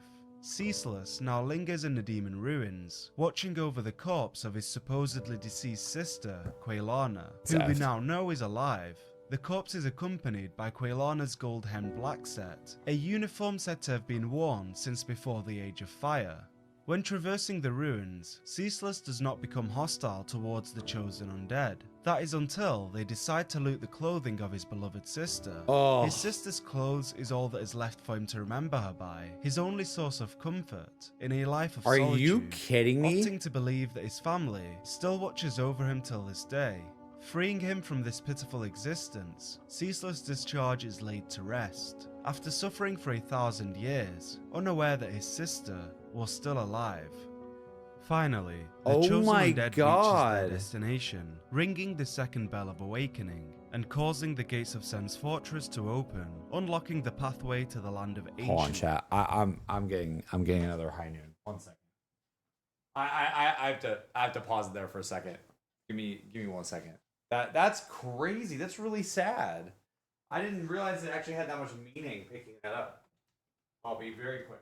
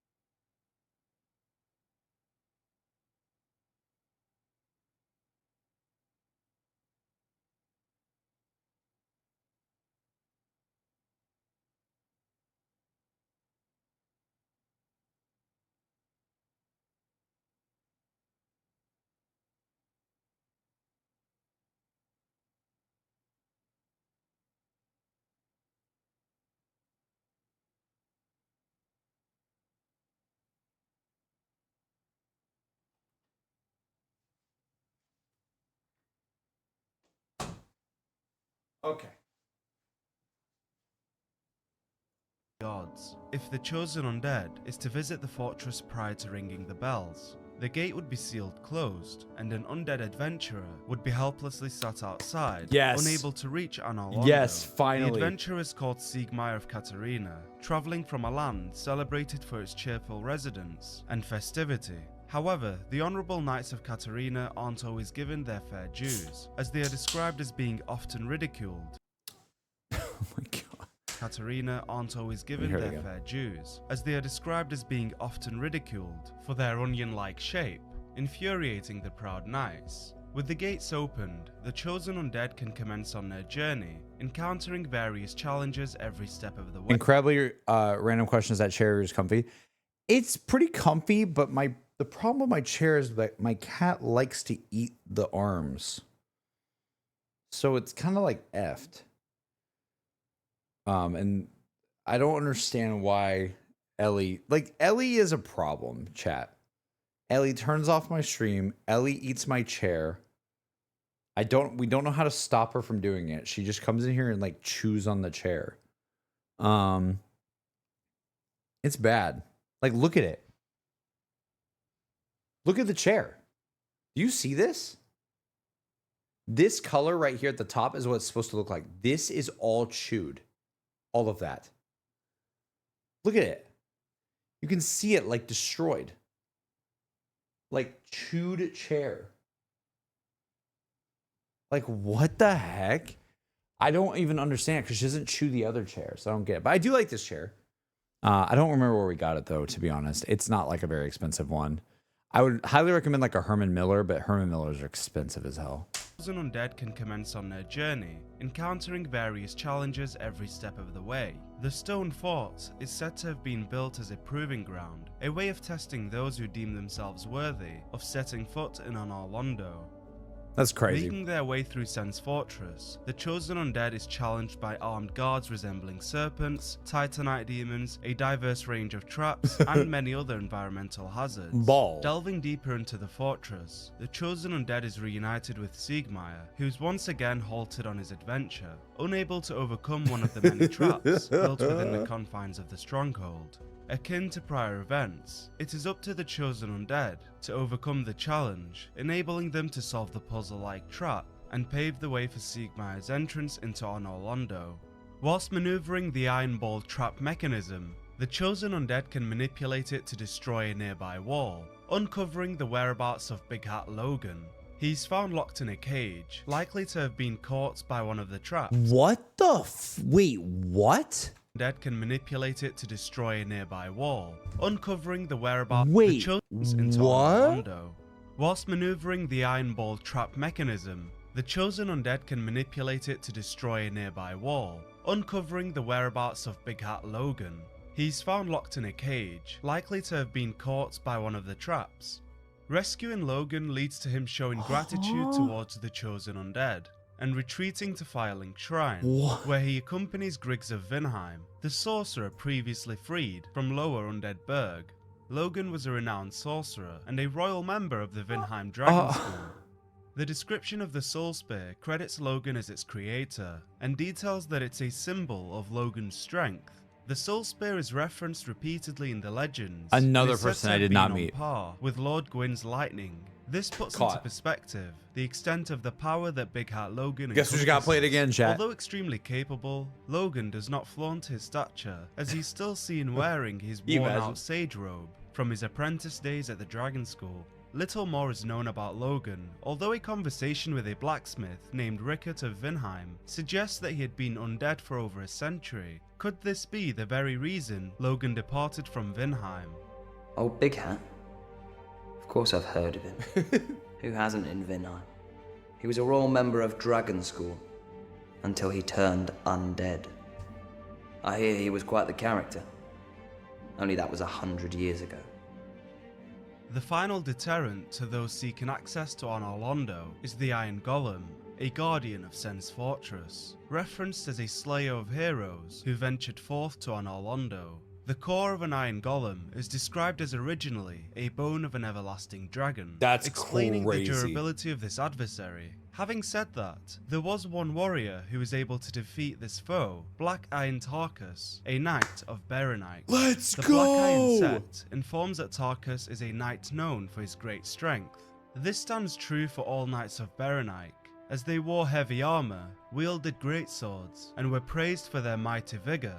Sad to say, the majority of the knights became undead, and ventured to Lordran to find a solution to their predicament. The wall you could break is behind the snake chilling against the wall. That's crazy. One at a time, the knights began to turn hollow, making them a threat to all undead beings in Incense Fortress? Yeah, I know exactly what you're talking about now. Lordran. Black Iron Tarkus was an exception to this fact, resulting in him being one of the only knights to survive past Sen's Fortress in his quest to cure the undead curse. In a display of virtue, Tarkus offers himself up to those who need assistance in defeating the Iron Golem, granting the chosen undead the ability to summon him for the fight if need be. Slaying the Iron Golem marks the end of the final challenge, giving the chosen undead access to the land of the gods, home to the Lord Vessel that would decide the fate of the world. Oh god.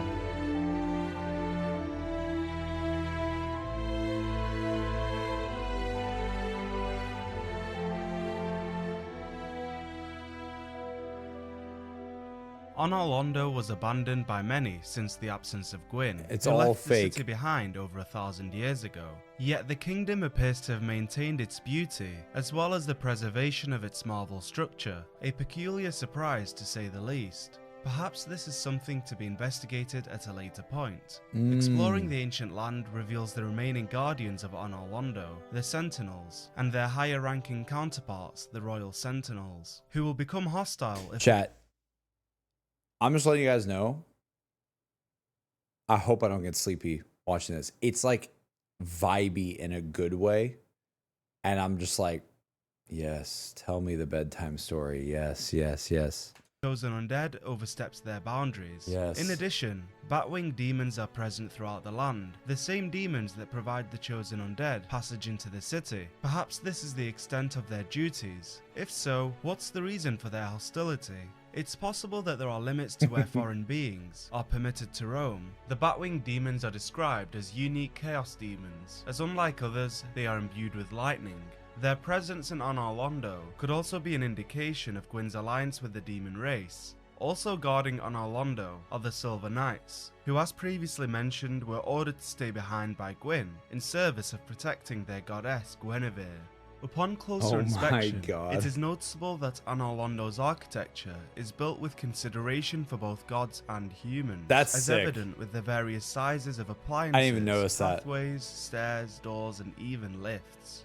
This indicates that the capital was more accommodating than what was previously thought, and was likely home to both gods and humans. Approaching a nearby bonfire leads to the introduction to the Dark Moon Knightess, a gatekeeper and guide to outside travellers. At this moment, little is known about the Knightess, besides the fact that she's a firekeeper, and possibly originated from Karim. This can be speculated based on her weapon of choice being a parry and dagger, a favourite of the Knights of Karim, who are famous for fighting without a shield. Surveying the area, the corpse of Black Iron Tarkus, the Honourable Knight of Berenike, can be found within a giant hall of painting guardians, The worst reveal. likely to have fallen off the narrow rafters, if not through one of the windows leading to the hall, a pitiful end to an otherwise decorated night. If not for the involvement of the chosen undead, another knight would have met their fate in Anor Londo, as Siegmeyer, the Onion Knight previously encountered, is now in need of rescuing from imminent death. Siegmeyer can be found trapped in a room with a collective of Silver Knights awaiting his exit. The chosen undead deals with the Silver Knights, clearing the way for Siegmeyer to continue on his journey. Interestingly, before departing, Siegmeyer says, "Next time give me a chance to come up with a plan." The slight aggression hints at his frustration with being saved. The prideful knight that he is would rather use his resolve to overcome an obstacle, or at least die trying, than to be constantly indebted to the chosen undead. Within a giant Unfortunately, I cathedral keep in helping Anor him. Londo, reside the greatest threat yet to be faced: Dragon Slayer Ornstein and Executioner God, what a Smoke. great fight. As we already know, Ornstein was once a member of the Four Knights of Gwyn. After the gods abandoned Anor Londo, Ornstein alongside Smo remained stationed to guard its cathedral, and with it, the Princess of Sunlight, Guinevere. Executioner Smo desired to be a member of Gwyn's Knights. However, he was rejected due to his unhinged behaviour and maniacal joy in being an executioner. Smo's hammer describes him as such. Smo loved his work and ground the bones of his victims into his own feed, ruining his hopes of being ranked with the Four Knights. The implication that Smo possessed cannibalistic tendencies likely led to him being regarded as nothing more than a savage, unworthy of being amongst Gwyn's ranked knights. With his wild nature, it is no surprise that if Ornstein is to be defeated first in the fight, Smo crushes his body to absorb his power, That's with crazy. little respect shown to his compadre. If the roles were to be reversed, Ornstein would place his hand on Smo's body as a gesture of respect before absorbing his power, a clear difference in their moral disposition. Upon defeating the pair, Princess Guinevere reveals herself, claiming that the chosen undead's duty is to succeed her father Gwyn and inherit the fire of their world. She pleads that they must end the eternal twilight, as the world without fire shall be a frigid and frightful dark. In addition to this, Guinevere provides the chosen undead with a Lord Vessel, a means to link the flame and prolong the Age of Fire. The Lord Vessel is bestowed upon the chosen undead, who is destined to succeed Lord Gwyn. To open the final door, place this vessel on the filing altar and fill it with powerful souls. These instructions suggest... She gives a big cereal bowl. She goes, It's time for you to have your breakfast. Put the Lord vessel in the bowl. And you go put the bowl and you go grab the Lord souls and you go, okay, I do it. Thank you. that the chosen undead must acquire the soul of Grave Lord Nito and the Bed of Chaos, as well as the souls of Scalus and the Four Kings, which previously belonged to Gwyn before he fragmented his soul and gifted it to them. Placing the four souls on the altar will grant access to the Kiln of the First Flame, where the fate Wait, of... so Guinevere does not have a soul? Like the soul, the great souls. That's only given to the Four Kings, I guess. Fragmented. The world will be decided. If the chosen undead was to be oblivious to the synthetic behaviour of Guinevere, or as previously mentioned, the unnatural preservation of Anor Londo for the past millennia, they would leave the capital in pursuit of the required Lord Souls. However, with further investigation, it is revealed that the entire construction of Anor Londo, along with Princess Guinevere herself, is naught but a grand illusion, a facade orchestrated by none other than Dark Sun Gwyndolin, the last born of Lord Gwyn. Gwyndolin is the last remaining god and protector of the forsaken city of Anor Londo. The Moonlight Robe explains that Gwyndolin was raised as a daughter due to the power of the moon being strong within him. With his father being the Lord of Sunlight, he likely viewed Gwyndolin, or rather all who were affiliated with the moon's power, as inferior, resulting in Gwyndolin being treated less than adequately by his father. It is probable that the moon is also a reminder of the inevitable Age of Darkness, the bane of Gwyn's existence. Gwyndolin now leads the Blade of the Dark Moon Covenant, which was created to punish the guilt-soaked offenders of the gods. Upon punishing the offenders, members of the Covenant would take the victim's ear as proof of their conquest and provide it to Gwyndolin in exchange for having their rank increased, leaving the earless corpses as a warning to others, inspiring both fear and respect for the gods. Wait, is Gwyndolin a guy or a gal? The Dark Moon Blade Covenant Ring states, Gwyndolin, all too aware of his repulsive, frail appearance, Raised as a gal, okay. created the illusion of a sister Guinevere, who helps him guard over Anor Londo. An unmasking of these deities would be tantamount to blasphemy. To pull back the veil placed upon Anor Londo, one must destroy the illusion of Guinevere, resulting in the city darkening, and Darkmoon soldiers being deployed by Gwyndolin to hunt down a chosen undead. Alternatively, the So illusion Gwendolyn's the only one that's still left? That's kind of crazy. can be maintained, using this as an opportunity to deceive Gwendolyn, posing as an adherent who wishes to join the Blade of the Dark Moon Covenant. To achieve this, one must acquire the Dark Moon Seance Ring, which is outlined as a ring that is granted to adherents of Gwendolyn. Once the ring is equipped, the chosen undead is able to approach Gwendolyn's sanctum within the Dark Moon Tomb under the guise of an ally, only to betray Gwendolyn by traversing through the fog and slaying the last remaining deity in Anor Londo. Defeating Gwendolyn Oh, that's what it is. Last remaining one in Anor Londo. will result in the Dark Moon Knightess becoming hostile, forcing the chosen undead's hand in engaging the Firekeeper. The brass set explains the sudden change of alliance from the Knightess, expressing that, after becoming undead, she visited the Dark Sun Gwendolyn at the Mausoleum of the Spiral Depths, became a Blade of the Dark Moon, and assumed the flame-keeping duty. She received this armor, which hides her hideous form and helps her hunt the guilty. In her eyes, the chosen undead is the guilty, committing the worst sin imaginable by way of slaughtering her god, which she had placed all her faith in. Becoming aware of the illusion placed on Anor Londo, it is logical to begin questioning all that had taken place this far. To what extent had reality been altered in favour of displaying a model city? Amidst the wealth of history discovered in Anor Londo also lies a world concealed from all life.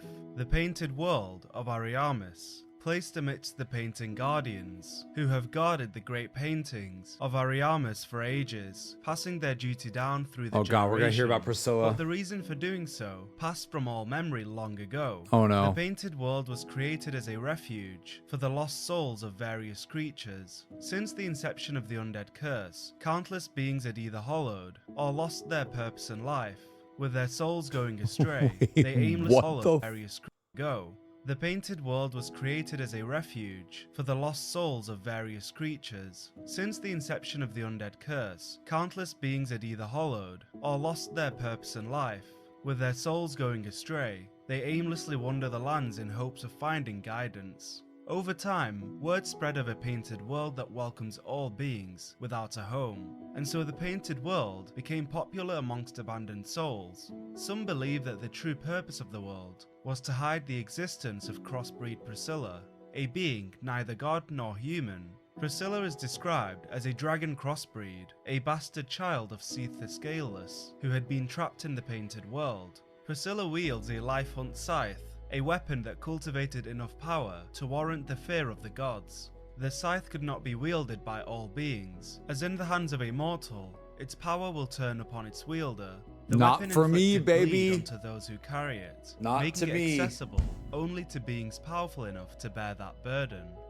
For the chosen undead to access the painted world, they would have to acquire a peculiar doll, likely the only remaining item to connect Priscilla to the real world. The doll reads, "There once was an abomination who had I no remember place what in this said. world." She clutched this doll tightly and eventually was drawn into a cold and lonely painted world. To obtain the doll, the chosen undead must return to where their pilgrimage began, the Northern Undead Asylum, only now hosting a stray demon since the previous guardian had been slaughtered. Moving forward, the chosen undead encounters an old ally, Oscar, Knight of Astora, the honorable warrior who rescued the chosen undead and set them off on their journey. Sadly, Oscar is no longer that person, as the despair of being unable to escape the asylum led to Oscar losing his sanity. Unable to overcome the very first obstacle he encountered, Oscar had lost all sense of self, and consequently turned hollow. The chosen undead Dude died in the spawn room. is once again placed in a position where he must free a soul trapped in a hollow body. Following this demoralizing encounter, the chosen undead acquires the peculiar doll, now able to access the painted world of Ariamis. The painted world is undoubtedly associated with Valka, goddess of sin. She is described as a rogue god, whose duty was to define sin and administer punishment accordingly. She does, however, offer absolution through her pardoners, one being Oswald of Karim, who the chosen undead had already crossed paths with. Within the painted world, many Dude, we're only halfway, items guys. attributed to the goddess of sin can be found, one being the black cleric robe, described as a robe worn by pardoners serving Valka, the goddess of sin. The clerics also used Valka's rapier, further linking them to the goddess. The Ring of Sacrifice references a sacrificial rite of Valka, showing the extent of the influence she had on her followers. The influence extended beyond those who worshipped her, as the Vow of Silence explains that Valka is versed in arts both new and old, and is considered to have a great range of influence, even as gods are concerned. Whilst exploring the painted world, crow demons can be seen surrounding a dark ember, located on a petrified corpse of a blacksmith.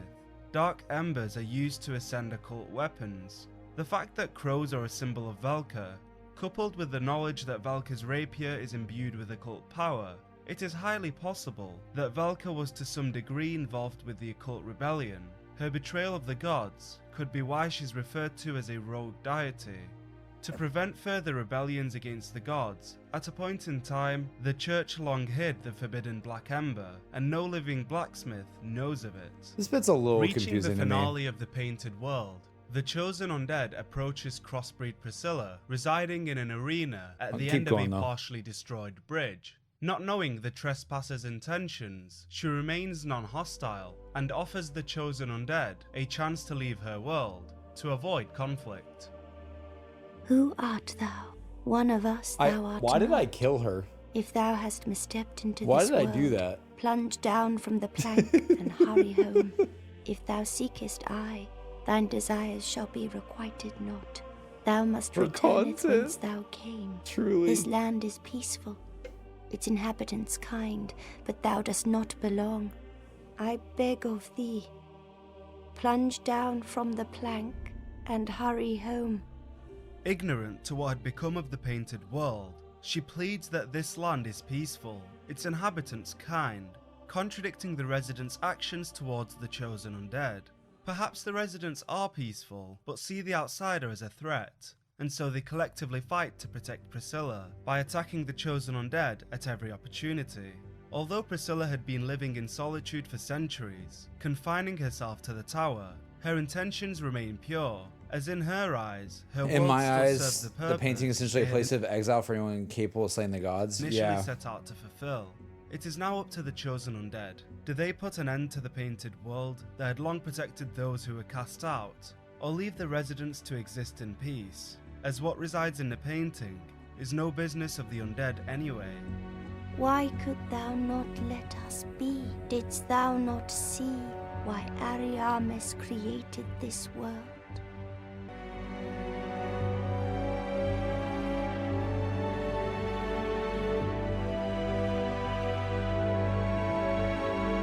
Here we go.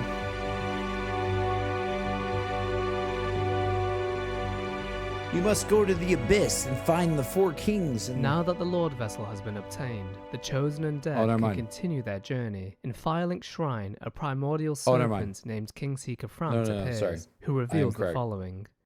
As Kingseeker, I shall now instruct you, the Lord's successor, in your next task, to achieve your fate, commensurate to the great soul of Gwyn. Scarce few possess such brilliant souls. Grave Lord Nito, the Witch of Izalith, the four kings of New Londo, who inherited the shards of Gwyn's soul, and Lord Gwyn's former confidant, Seath the Scaleless. All of their souls are required to satiate the Lord Vessel. Here we learn that the Lord Vessel must be utilised in order to link the fire.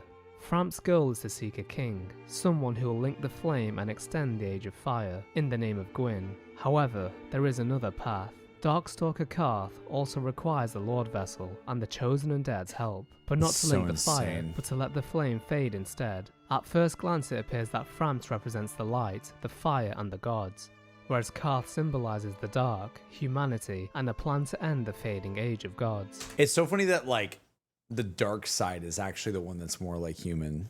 It makes sense. It makes sense though. Sin, you know, like corruption, like that is what makes us human and things like that. The serpents are inexplicably linked to the conclusion of the chosen undead's fate. To obtain a soul of lords is no easy task, as the chosen undead will have to slay the very beings that overthrew the everlasting dragons, as well as venture into the abyss itself. Seath, the Scaleless, resides in the Duke's Archives, a landmark situated high above. Its elevated position can be seen from the undead parish. The Duke's Archives, as the name suggests, is a large library, housing many books and artifacts, a paradise for a scholar like Seath in his never-ending hunt for immortality. When the chosen undead encounters the pale dragon for the first time, he appears to be invincible, immune to all forms of offense, suggesting he had discovered the secret to immortality. As a result, the chosen undead falls and wakes up in a cell. Here lies the abducted victims of Seath's experiments. The six-eyed channelers would aid Seath in abducting residents of Lordran, forcing them to become test subjects. Okay, I need to like stretch or something. Because I like, this is so much, my brain is like overloading. Okay. So, to recap where we're at. I mean, they're kind of just like recapping a lot of stuff right now too. It's... Seath is chilling up here in an observatory, like Duke Archives thing. A lot of the people here have like magical abilities because of Seath. The Four Kings, they need to explain a little bit more. The Four Kings is still a little confusing to me. We also have I understand, like, the Witch of Izalith now makes way more sense. Like that is very clear. Like the reason why it's all effed up down there is because they tried to do the like to keep the fire ongoing, and it completely failed, and it caused like chaos and all these like demons and everything, and corrupted her and all that kind of stuff. Yeah, fire 2. And then who am I missing? Oh, Nito. We already know about Nito from before too. Nito's just chilling, I guess. It's like, I get that, all that stuff. What I don't get is like there's just a dragon in the Ash Lake chilling. We are not talking about that aspect too much. But what the heck? There was like a dragon down there just totally fine. Considering Seath is blind, the Channeler's helms were adorned with 6 eyes arranged in 2 vertical columns, as this compensated for Seath's lack of sight. In order to keep the abductees from leaving, the manserpents were stationed as guards. In addition, the archives were converted into a prison, as confirmed by the Archive Tower cell key. The Archive Tower, once a trove of precious tomes and letters, became a prison after the onset of Seath's madness. Interesting that Seath had lost his sanity after discovering immortality. Furthermore, the Archive Giant Cell key states, the giant cell once imprisoned countless maidens, but is now empty, save for a few key persons. The maidens referred to here are most likely the Pisakas. Although several of the Pisakas are hostile, 2 can be found, weeping in a corner, who will only retaliate when harmed. When slain, these 2 will drop the miracle soothing sunlight and bountiful sunlight. According to the description of the items, these were the miracles of Guinevere, suggesting that the Pisakas were once maidens to the daughter of Gwyn. This also explains why a 6-eyed channeler is stationed in the undead parish, as many maidens would pass through the church. Big Hat Logan appears to be amongst the prisoners of the Archive. First, he was caught in Sen's Fortress, Did not see that either. He has been captured once again. Once free, That's Logan crazy. moves deeper into the library. Logan comments on the cool experiments conducted by Seath, stating that all progress demands sacrifice, appearing to be in support of his actions, if the ends justify the means. He will now sell crystal sorceries to the chosen undead, boosted sorceries created with his newfound knowledge. He then unveils a secret to Seath's immortality. Ah, the secret of Seath's immortality. If you have fought him and were in prison, you must know that Seath is a true undead, different from ourselves. His wounds close promptly, and no mortal blow affects him, granting true insulation from death. It is an effect of the primordial crystal, a sacred treasure pillaged by Seath when he turned upon the ancient dragons. So only by destroying the primordial crystal can you so much as scratch his hide. And it so happens, the primordial crystal is in the inner garden of these very archives, the Crystal Forest. Should the chosen undead acquire all of the sorceries on offer, Big Hat Logan will say the following. Who are you? Stay clear of my work. Curses upon you. How dare you disturb me? Whatever Logan learned in the Duke's archives drove him mad, as the knowledge he gained was too much to bear. He then navigates back to the first area where Seath was encountered. Here it appears that Logan has lost his sanity, stripped of his clothing and fighting like a madman. It should be noted that Logan is not hollow here, but instead has actually lost his sanity. Just as Seath went mad after obtaining immortality, so did Big Hat Logan, only his pursuit was for sorcery and spells, a woeful end to the famous sorcerer. Leaving the archives behind, the chosen undead navigates through a small crystal forest. Here, we see crystal golems scattered around the area. One of the golems in particular is golden in colour, identical to another in Darkroot Basin. No. Once killed, a knight in a set of Katarina armour appears and states, "It was you who rescued me. Why, thank you. Oh, have you seen my father? You wouldn't miss him. A suit of armor just like mine." If the chosen undead says What yes, happened? she'll say the following. "Thank goodness. I knew he was here somewhere. Well then, now I must find him. Thanks again, truly." Sieglind is in pursuit of her father, Siegmeyer. Why she is doing this, we cannot know at this time. Now in the crystal caves, the chosen undead encounters moonlight butterflies and more crystal golems. What was her It is name with again? Siegmeyer. Why she is Truly. Sieglind is in pursuit of her Sieglind? father, Siegmeyer. Why she is doing Seagull? this, we cannot know at this time. Now in the crystal caves, the chosen undead encounters moonlight butterflies and more crystal golems. It is worth noting that these creations of Seath can also be found in Darkroot Basin. This is due to his interest towards Ulasil sorcery, as Ulasil became Darkroot Basin over time. Eventually, the chosen undead confront Seath the Scaleless. Only this What are you guys saying?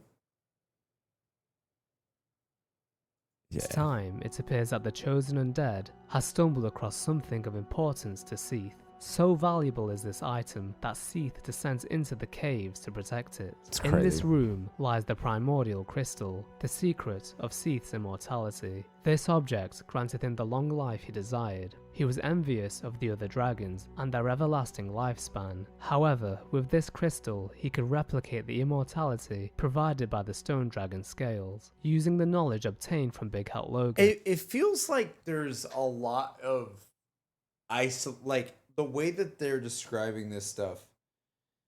This feels more like an isolated story that's a little bit different from the The main chosen story. undead shatters the primordial crystal, turning Seath into a mortal. Should the chosen undead sever the tail of the beast, the Moonlight Greatsword will fall into their possession. The That's description crazy. of the sword notes that Seath is the grandfather of sorcery, making it clear as to why Big Hat Logan had a particular interest in Seath.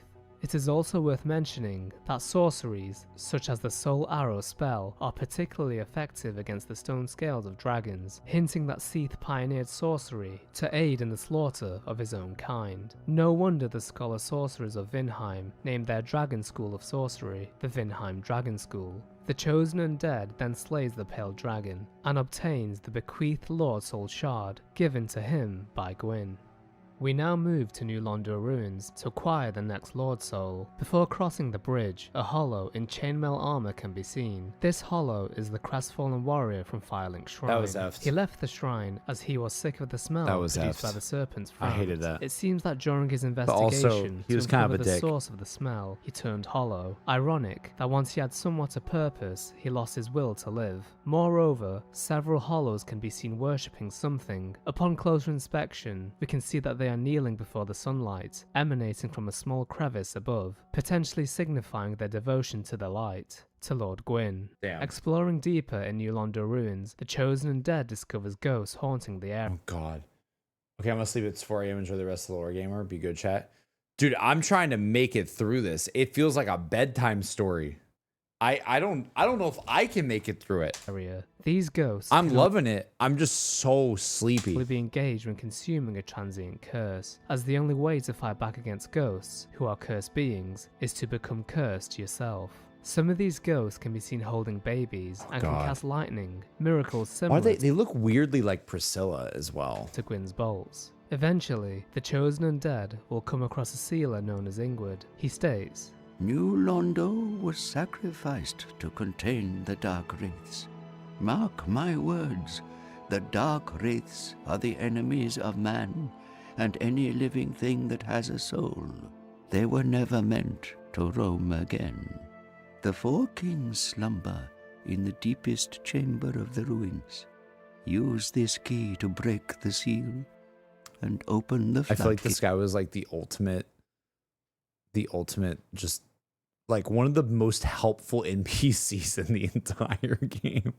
When we met him, I was like, wow, thank you. I can buy like, you know, the curses from him and everything to see the ghosts. Like, actually so helpful. And do not forget, the Dark Wraiths reside in a dark void called the Abyss. But the Abyss is no place for ordinary mortals. Although, long ago, the Knight Artorius traversed the Abyss. If you can find him, here we go. And learn here from we him, go. All right, everybody, lock in. Lock in. Abyss may prove surmountable. Lock in. Give me the lore. Give me the lore. Ingrid seems to think that Artorius is alive, a testament to how his true fate was erased from history. His dialogue also brings much needed clarity to the state of New Londo. But what exactly caused the city and its residents to descend into the dark? Ingrid answers this also. When an evil serpent dangled the art of life drain before them, they were unable to resist and became pawns of evil. Inspired by Anor Londo, the city was a home for the undead. Interestingly, the inhabitants of the city appear to respect the goddess of sin, Velka, as seen with the statues and items found throughout the ruins. Strange that the four kings may have potentially worshipped Velka, a goddess who was shunned by the other gods, whose mention was mostly confined to the painted world. Nevertheless, the city was ruled by the four kings who fell to the dark. It seems that the four kings were accepting of the power bestowed upon them by Gwyn. Gwyn most likely did not provide the four kings a piece of the Lord Soul out of generosity, but as a means to turn them to his side. Perhaps he knew of the rebellion brewing, how the four kings may have wanted to rid the world of gods by utilizing the dark. Luckily, it was possible to flood New Londo entirely, should an uprising... So the four kings were kind of like... That's so interesting. They were kind of like the I don't know what you call it, like maybe not well-intentioned for Gwyn in the end? He quelled. Or perhaps it wasn't luck at all, and Gwyn had this purposely installed. It is doubtful that I don't know. New Londo was created without Gwyn's consent. It was inspired by his city after all. Despite having received the bequeathed Lord Soul Shard, the kings were still tempted by the power of the dark. The spread of the dark gave rise to the Dark Wraiths, warriors who were once the knights of the four kings. Their armor appears to have crow feathers interwoven, another symbol of Velka. As always, when the Abyss and the Dark are mentioned, Karth is never far behind. The four kings and their knights were enticed by the words of the Darkstalker. How could they not be? After all, New Londo was a city of humans, living under the gods in an age which was rightfully theirs. Harnessing the power of the Dark Soul, the Dark Wraiths used their life drain ability to consume humanity from their enemies. They really get the like, yeah. Every Dark Wraith is part of a covenant of the same name, led by none other than the Darkstalker Karth. The power of life drain was feared by the gods, as evidenced by crossbreed Priscilla, who's locked away in the painted world. This ability was taught to the Dark Wraiths and the Four Kings by Karth. It is possible that he learnt this power from Priscilla. Posing a significant threat, Ingrid and the other sealers flooded New Londo ruins, killing everyone within, including civilians. The aim was to submerge the Dark Wraiths and the Four Kings underwater, as they were too dangerous to confront. Thousands of corpses can be seen throughout the haunted ruins, indicating the devastation that took place. The Mask of the Sealer states, Mask of the sorcerers who flooded New Londo to seal away the Dark Wraiths and the Four Kings who descended into Dark. It symbolizes their resolve to keep the seal shut forever and their atonements for all who were sacrificed. But 2 of the 3 forsook New Londo upon tiring of their It's giving like Templar zombies from Origins, how they're just like stuck underground. duty. Interestingly, it appears that there were 2 additional sealers who abandoned their duties. One's attire can be found in Blighttown, the other can be seen accompanying Lordtrek in Anor Londo, the abandonment of their mask signifying their desertion. Ingrid will then provide the chosen undead with the key to the seal to open the floodgates and drain the city, gaining access to the Four Kings. The Most helpful states, guy the seal was a mass murder of civilians. Yeah. Sealers flooded New Londo to banish the Dark Wraiths and the Four Kings. The agonizing decision was made with the realization that countless lives and the robust culture of the city would be lost. The victims now roam the ruins as ghosts. With the Covenant of Artorias in hand, the Chosen Undead descends into the Dude, abyss, one of the a craziest familiar moments. place. Here the Chosen Undead comes face to face with the Four Kings and defeats them. The once noble kings of New Londo are nothing but a memory. With the Four Kings bested, Karth makes an appearance for the first time. He departs some wisdom unto the Chosen Undead. I can guide thee and illuminate the truth. Undead warrior, conqueror of the Four Kings, is this not your wish? To know the truth of men and the undead? The truth I shall share without sentiment. After the advent of fire, the ancient lords found the 3 souls, but your progenitor found a 4th, unique soul, the Dark Soul. Insane. Your ancestor claimed the Dark Soul and waited for fire to subside. And soon the flames did fade, and only dark remained. Thus began the Age of Men, the Age of Dark. However, Lord Gwyn trembled at the dark, clinging to his Age of Fire and in dire fear of humans, and the Dark Lord who would one day be born amongst them. Lord Gwyn resisted the course of nature. So you were the Dark Lord. Like, the prophecy is like you were... Gwyn's actually worried about the Dark Lord happening. Lord Gwyn resisted the course of nature by sacrificing himself to link the fire and commanding his children to shepherd the humans. Gwyn has blurred your past to prevent the birth of the Dark Lord. I am the primordial serpent. I seek to right the wrongs of the past, to discover our true Lord. But the other serpent, Frampt, lost his sense and befriended Lord Gwyn. Undead warrior, we stand at a crossroads. Only I know the truth about your fate. You must destroy the fading Lord Gwyn, who has coddled fire and resisted nature, and become the 4th Lord, so that you may usher in an age of dark. Karth provides an alternate objective to Kingseeker Frampt. To recap, Frampt states that the fate of an undead is to succeed Gwyn and extend the Age of Fire, but Karth reveals that this is a lie, a ploy from the gods to extend their age, to prevent the Age of Dark, also known as the Age of Humanity. A predicament indeed for the chosen undead. The Age of Dark, otherwise known as the Age of Humanity. That's crazy.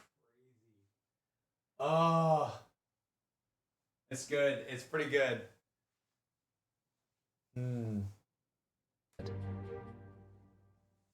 The chosen undead descends into the catacombs, located past the graveyard in Firelink Shrine. Skeletons inhabit the majority of the catacombs and can only be slain. Alright, chat, 1 second. We'll go to the restroom. Real fast. Quick little break. We'll see if we can make it through. I'll put on some music really fast. Dude, it's so vibey. Like I could listen to this every night of my life and I'd just be like vibe. Give me one sec.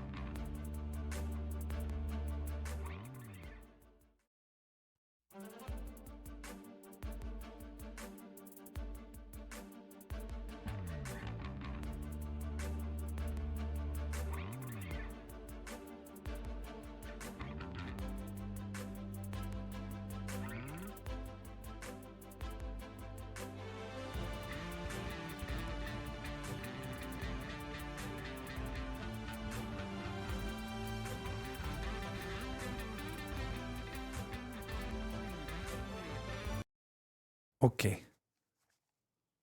Sorry, chat. I'm also wondering where Emmy is, because she's supposed to be back by now. I'm kind of like, where is Emmy? Hopefully she's all good. With either a divine weapon or by killing the necromancer that raises them. During the descent into the tombs, the Chosen Undead comes across trusty Patches. Lord Trek warned the Chosen Undead previously that Patches is not to be trusted. He's a mischievous swindler who'll stop at nothing to get the treasures he desires. Speaking to Patches reveals that he has a particular disdain towards clerics. Regardless, Patches will attempt to kill the Chosen Undead by flipping a bridge whilst they are still on it. Having survived this, the Chosen Undead can approach Patches, who will feign ignorance and give the Chosen Undead a soul of a lost undead, compensation for a crime he apparently did not commit. However, this is not the last we see of trusty Patches. Further down, the Chosen Undead encounters a blacksmith called Vamos. He appears to How is it even remotely possible that I missed this? be a very reclusive smith, so reclusive in fact that no one else acknowledges his existence. Obsessed with his work, Vamos has little time for conversation. He's Although so not cool. Much is known about this mysterious figure, the royal helm states. The helm is believed to It's belong so to an cool ancient looking. royal line, but only Vamos would know for sure, and he shall never speak again. Unfortunately, Vamos has chosen to never speak of this, and so not much is known about the skeletal blacksmith. Deeper still lies a large coffin housing an entity known as Pinwheel. It appears that this being has 3 heads and 6 arms. When the Chosen Undead The confront hardest boss in the game.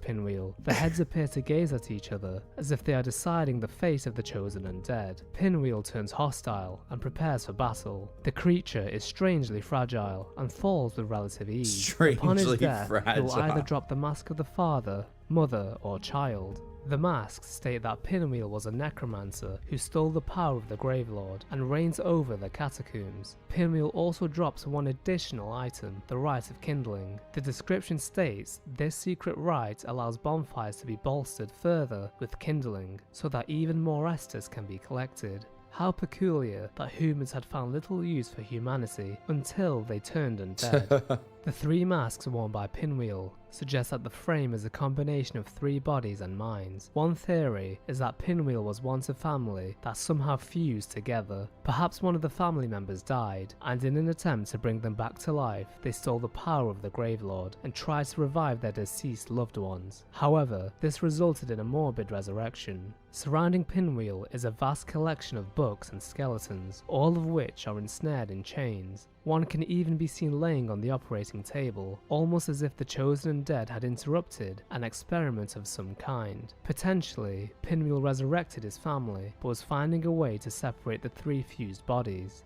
to complete the process of resurrection.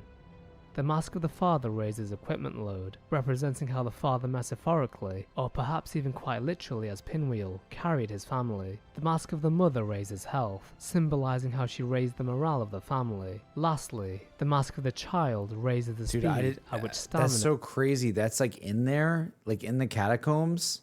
Is recovered, a symbol of a child's energetic nature. I didn't even like notice these things. Like at all. Pinwheel also appears to be someone of importance to Nito, as statues of him can be seen throughout the area. An empty coffin is also located next to What Nito, the heck? suggesting that Pinwheel may have been the highest rank amongst those in the tombs. Another, more compelling theory also exists. The effigy's shield states, the followers of the occult once attempted to steal the power of the Gravelord, was crashing the first of the dead. Of course, we now know that Pinwheel was indeed successful in stealing the power of the Gravelord. Could it be that he was one of the leaders of the occult? Nito may have developed the rites of kindling in order to bolster the bonfires, as extending the Age of Fire would lead to the undead sacrificing themselves, leading to more deaths, which was his domain. The Way of White may have utilized this as well in worship of Gwyn. Through this meticulous plan, Gwyn could continue to rule over the light while Nito ruled over death. The Way of White was assisting Nito in retrieving the stolen rites, as evidenced by Rhea's journey. It is worth noting that Paladin Leroy, the first undead produced by the Way of White, assists the chosen undead in slaying Pinwheel, but will defend Nito. suggesting that he was only aiding in the retrieval of the rites of kindling. The rites also suggest that Gwyn and Nito worked together to ensure the Age of Fire would never end, further enforced by the existence of bonfires, which are created with the bones of the undead, a masterful plan to fool humanity. I didn't even realize that the bonfires were bones. Oh shoot.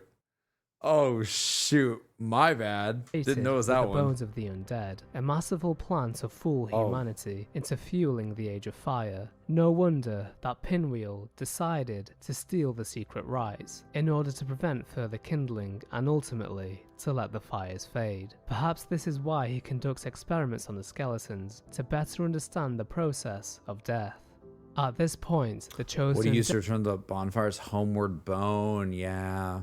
Dead discovers the Tomb of the Giants, a pitch-black cavern filled with large skeletons. From this cavern, we can see Lost Izalith in the distance. It is here that the Chosen Undead bumps into Patches once more. Yet again, he tricks the Chosen and sends them spiraling into a ditch. In this hole, we discover Rhea of Thoroland, as well as her 2 cleric knights, Vince and Nico, both of which have become hollow and attack the Chosen Undead, who swiftly puts an end to them. Strangely, Petrus appears to be absent. Rhea, now saved, returns to Undead Parish. It seems her mission to obtain the rites of kindling has failed. If Patches is left alive, he will return to Firelink Shrine, where he will sell all types of trinkets, including the armor worn by Vince and Nico. What? Patches will also warn the Chosen Undead about Petrus. Wait, have you met Petrus? That self-proclaimed cleric? That's insane. Believe me on I this didn't realize that you could have Patches come to your home. one, bruv. The man is scum. Don't you be fooled by his claims to do good. They're all the same, those rotten clerics. Rhea, at this point, can be discovered in the Undead. Wait, I just texted Emmy. Hold on. One sec.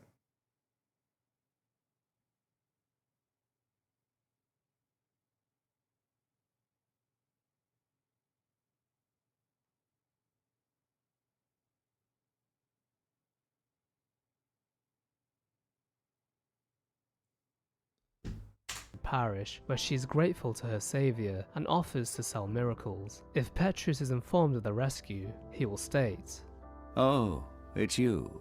You rescued milady. Well, a pity that is, for it will amount to nothing, for the little madam is not worth her salt without her family name." My God. This piece of dialogue foreshadows the events to come, as if left to his own devices, Petrus will venture into the Undead Parish and murder Rhea. On the other hand, if Petrus is killed after Rhea is saved, she will survive.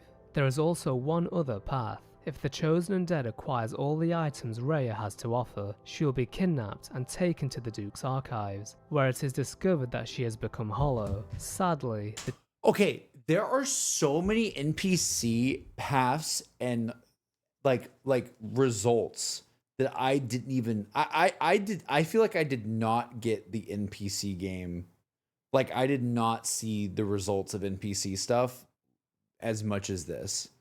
Like I don't know if I was just skipping that stuff. I'm sorry guys, it makes me feel like my playthrough was bad. I just didn't engage with talking to them too much. Or maybe I did, but I just didn't do the right things. And I mean, granted, this is all like sad stuff anyway. I just like, it's insane that they can just be in different places that I never would have expected. Like and also I think, I don't even remember this character specifically too much at all. Chosen Undead could not save her, but at least they could grant Rhea her final wish. That's crazy. If I do go hollow, then finish me off, I beg of you. It seems the pilgrimage she was ordained to complete. It's fine to miss some of it. A lot of people miss it. Okay. From the beginning. Finally, the Chosen Undead can confront Gravelord Nito, the first of the dead. He appears to be coated in humanity, a hint to his goals of absorbing the power of the undead and working with Gwyn to suppress the human race. Just like any other lord, Gravelord Nito falls, and so his soul falls into the possession of the Chosen Undead. The very being that administers death to the world had fallen. Much of Nito's lord soul was offered to death, yet it remains powerful enough to satiate the Lord Vessel. With 3 Lord Souls in possession, the chosen undead ventures into Lost Izalith to obtain the final Lord Soul. This once great city was ruled by the Witch of Izalith, so along creepy with when her you think about daughters it. of Chaos. As mentioned previously, Lost Izalith has now become the birthplace of demons, a result of the witch who, in her blasphemy, tried to create another First Flame. Ironic that the Witch of Izalith was able to create new life, only this life was demonic and volatile. Yeah. Or was it? The demons of Izalith seem intelligent, as if they had carved out their own civilization in Lordran. Each demon has their role, working together to ensure the survival of their race and defend their mother, the Witch of Izalith. Yet again, Gwyn's involvement may have played a role. Perhaps Izalith was a stable society of demons before Gwyn dispatched his legion of Black Knights, initiating the Demon War. One way or another, the war concluded, and Gwyn placed demons in his ranks, acting as transporters and jailers. This also raises an important question. If Gwyn never went to war with the demons, would they have ever posed a threat to his reign? Nevertheless, the Chosen Undead continues. Strangely, a centipede-like demon can be seen stalking the Chosen, a hint for the fight ahead. As the Chosen Undead navigates deeper into Lost Izalith, they come across the Demon Fire Sage, a creature very similar to the Asylum and Stray Demon. The Demon Fire Sage was the first demon and the One thing I dislike from Dark Souls is how easy it is to miss lore and important stuff from NPCs. They say things only once. I think it's just like it comes to a territory where it's like really hard to track them. Like, and not that I want like a golden star like tracking NPCs or anything like that. It's just more like if there was some way to like if there was some way to like have like a note or something that like reminds you what they were up to. Oh wait, hold on a second. Emmy's calling me, guys. Hold on, play music.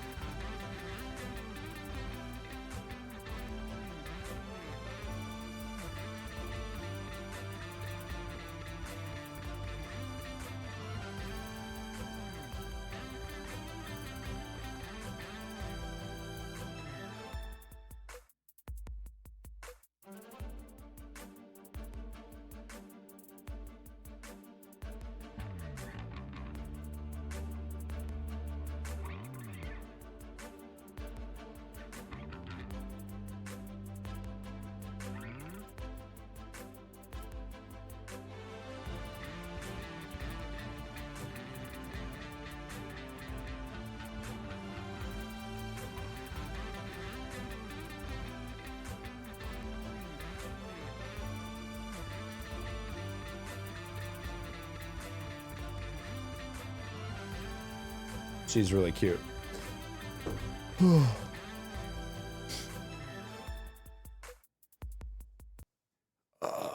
Okay. Let's keep going. Sorry, chat. Last master. When the fiance calls, especially late at night, I need to answer the phone. Asylum and Stray Demon. The Demon Fire Sage was the first demon and the last master of the original fire arts before the Witch of Izalith was engulfed by the chaos, creating pyromancy. After Is she right in the chat? Oh my gosh. defeating the Fire Sage, the Chosen Undead encounters Hi, the Emmy. Centipede Demon. Upon slaying the demon, the Chosen receives an orange charred ring, which states that the Ceaseless Discharge was a fool, who readily Come get me? Emmy, not right now. Not right now. I just talked to you. I just talked to you.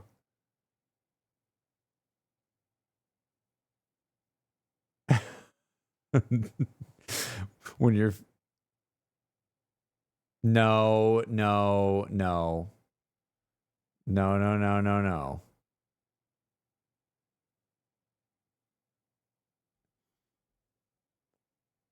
Dude, oh my god.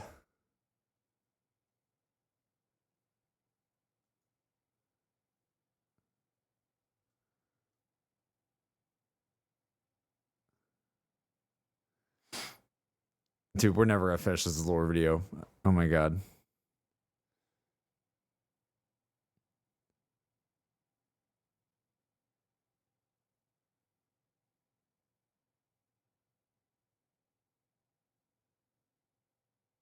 What did she say? dropped the ring, and from that spot, a terrible centipede demon was born. This is also very Lord of the explaining Rings coded. why it is dropped by the demon upon its death. Further ahead, the Chosen Undead reunites with Solaire, only this time his mind seems very far away. He states, Why? Why? After all this searching, I still cannot find it.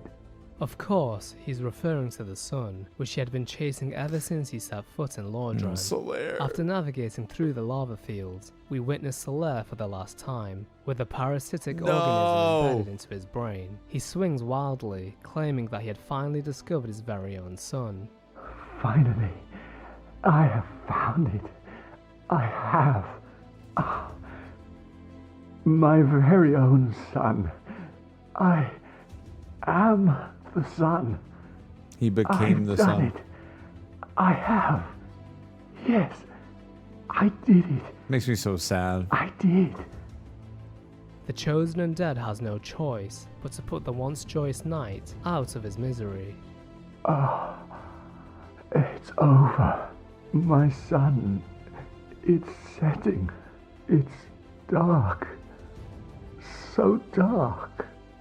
Things could have turned out differently, however. Should the Chosen Undead choose to become a servant of chaos, What? they can unlock a shortcut into Lost Izalith. What? Behind the doors lie several parasites, including the Sunlight Maggot. By using this shortcut, the Chosen Undead is able to claim the Sunlight Maggot before Solaire What? and inadvertently save his life. The description reads, when worn on the head, it emanates blinding light, which is why it's known as a Sunlight Maggot. Oh my Solaire God. can then be discovered for the last time, where he states, Was it all a lie? Have I done this all for nothing? Oh, my dear son. What now? What should I do? he will forever be unaware that the Chosen Undead had saved him from madness. Advancing further into Lost Izalith, Is he the just Chosen good? Undead encounters Siegmeyer. No, don't tell me. Wait, what? Did I see him? I don't think I found Onion here Had saved either. him from madness. Advancing further into Lost Izalith, the Chosen The shortcuts also describe the map walks wrestling is only the videos could do. That's crazy. Undead encounters Siegmeyer. No, don't tell For me. Solaire. Those monsters making life difficult for you? You need not be ashamed. We're all in the same boat. I really have run up quite a debt to you. Perhaps the time has come. Two choices lay before the chosen undead. They can What? slay all the Chaos Eaters and then speak with Siegmeyer, who will state, Wait, did you defeat those dire creatures? Outstanding. You never fail to impress. This Knight of Katarina thanks you. I feel like I'm always thanking you. I curse my own inability. On the other hand, the chosen undead can allow Siegmeyer to fight the Chaos Eaters alone, Oh, God. so that he can repay his debt to the chosen undead for assisting him on several occasions. However, if left to fight alone, Siegmeyer may fall. The chosen undead then jumps into the pit What? and aids Siegmeyer once again. The Onion Knight then states that he is grateful, however there is something somber about his response. One day, the chosen undead comes across the body of Siegmeyer laying on the shores of Ash Lake. He is What? Is grateful, however there is something somber about his response. One day, the chosen undead comes across the body of Siegmeyer laying on the shores of Ash Lake. He is accompanied by his daughter who states, My father, all hollow now, has been subdued. He will cause no more trouble. What happened? Oh, Father. Dear Father.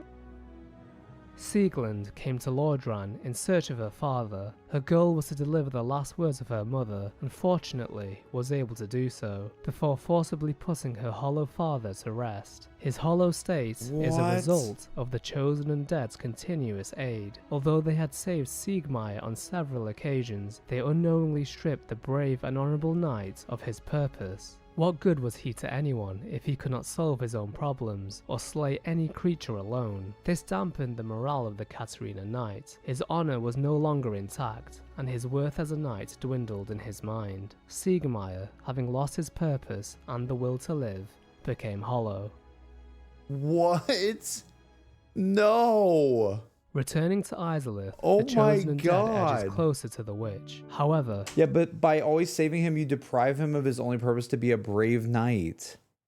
returning to Izalith, the chosen undead edges closer to the witch. However, several obstacles remain. Firstly, a daughter of I don't chaos know why I didn't find him in Izalith. utilizing devastating pyromancies, defends the entrance to her mother's lair. This individual is unveiled to be the eldest daughter of chaos, revealed by her Chaos Fire Whip pyromancy, which states that it was wielded by the eldest of the Daughters of Chaos. During this fight, the Knight of Thorns, Kirk, can also invade this realm. After quickly dispatching the daughter, the chosen undead then deals with the knight. Hey, you he hit first some gold. invaded in Chat, the let's go. depths, and then again in the demon ruins. This invader, who had plagued the undead's journey, is slain for the last time. His final resting place lies in Wait. Queen Let me Felt read. to be the eldest daughter of Chaos, revealed by her Chaos Fire Whip pyromancy, which states that it was wielded by the eldest of the Daughters of Chaos. During this fight, the Knight of Thorns, Kirk, can also invade this realm. After quickly dispatching the daughter, the chosen undead then deals with the knight. He first invaded in the depths, and then again in the demon ruins. This invader,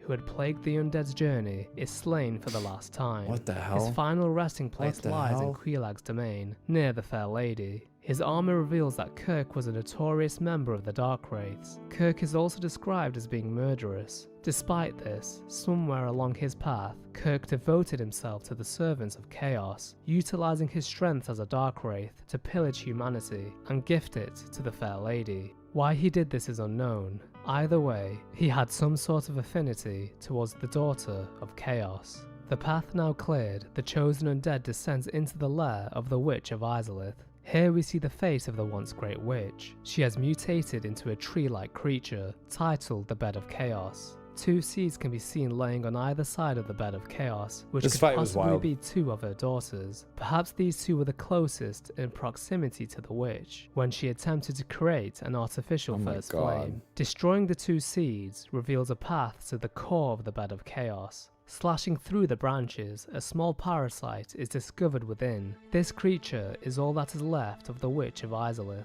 The chosen undead slays the creature with a single stroke, and chaos is unleashed. And with that, all the lords had fallen, and only Gwyn himself remains.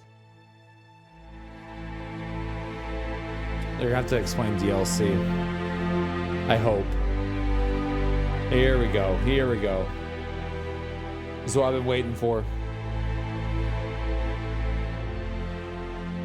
To tell the tale of the Abyss, we must first travel back in time, centuries ago, to a land called Ulasil, an ancient land of sorceries swallowed by the Abyss. The Enchanted Ember, a vestige of the lost land of Ulasil, suggests that the once great city had fallen.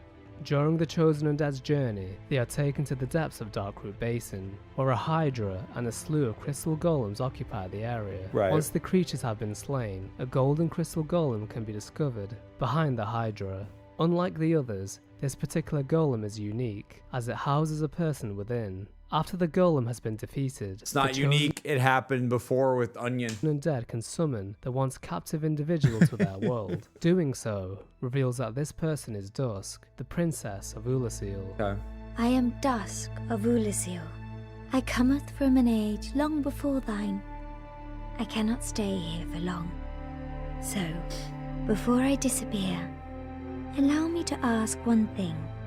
My home, Ulasil, is the home of ancient sorceries. My hope is to pass this profound knowledge to thee, with thine approval. Would this be of assistance to thee? Dusk explains that she is not in the correct time, and that the Ulasil sorceries differ to the ones utilized by the Chosen Undead. The sorceries she sells are better suited for utility, rather than for offensive purposes. She goes on to explain that her land Ulasil was reduced to ashes. It is unclear how the princess left her land and travelled forward in time. Time is convoluted and lore-drawn after all. But one thing is for certain, the sorceries of Ulasil are unusual and unknown even to the scholars of Vinheim. It is important to note the summoning location of Princess Dusk. It appears that the land of Ulasil closely resembles that of the present-day Darkroot Basin. The Royal Wood in particular bears resemblance to Darkroot Garden. This suggests that over time, due to lack of maintenance, the land was slowly consumed by vegetation, resulting in a dimly lit forest.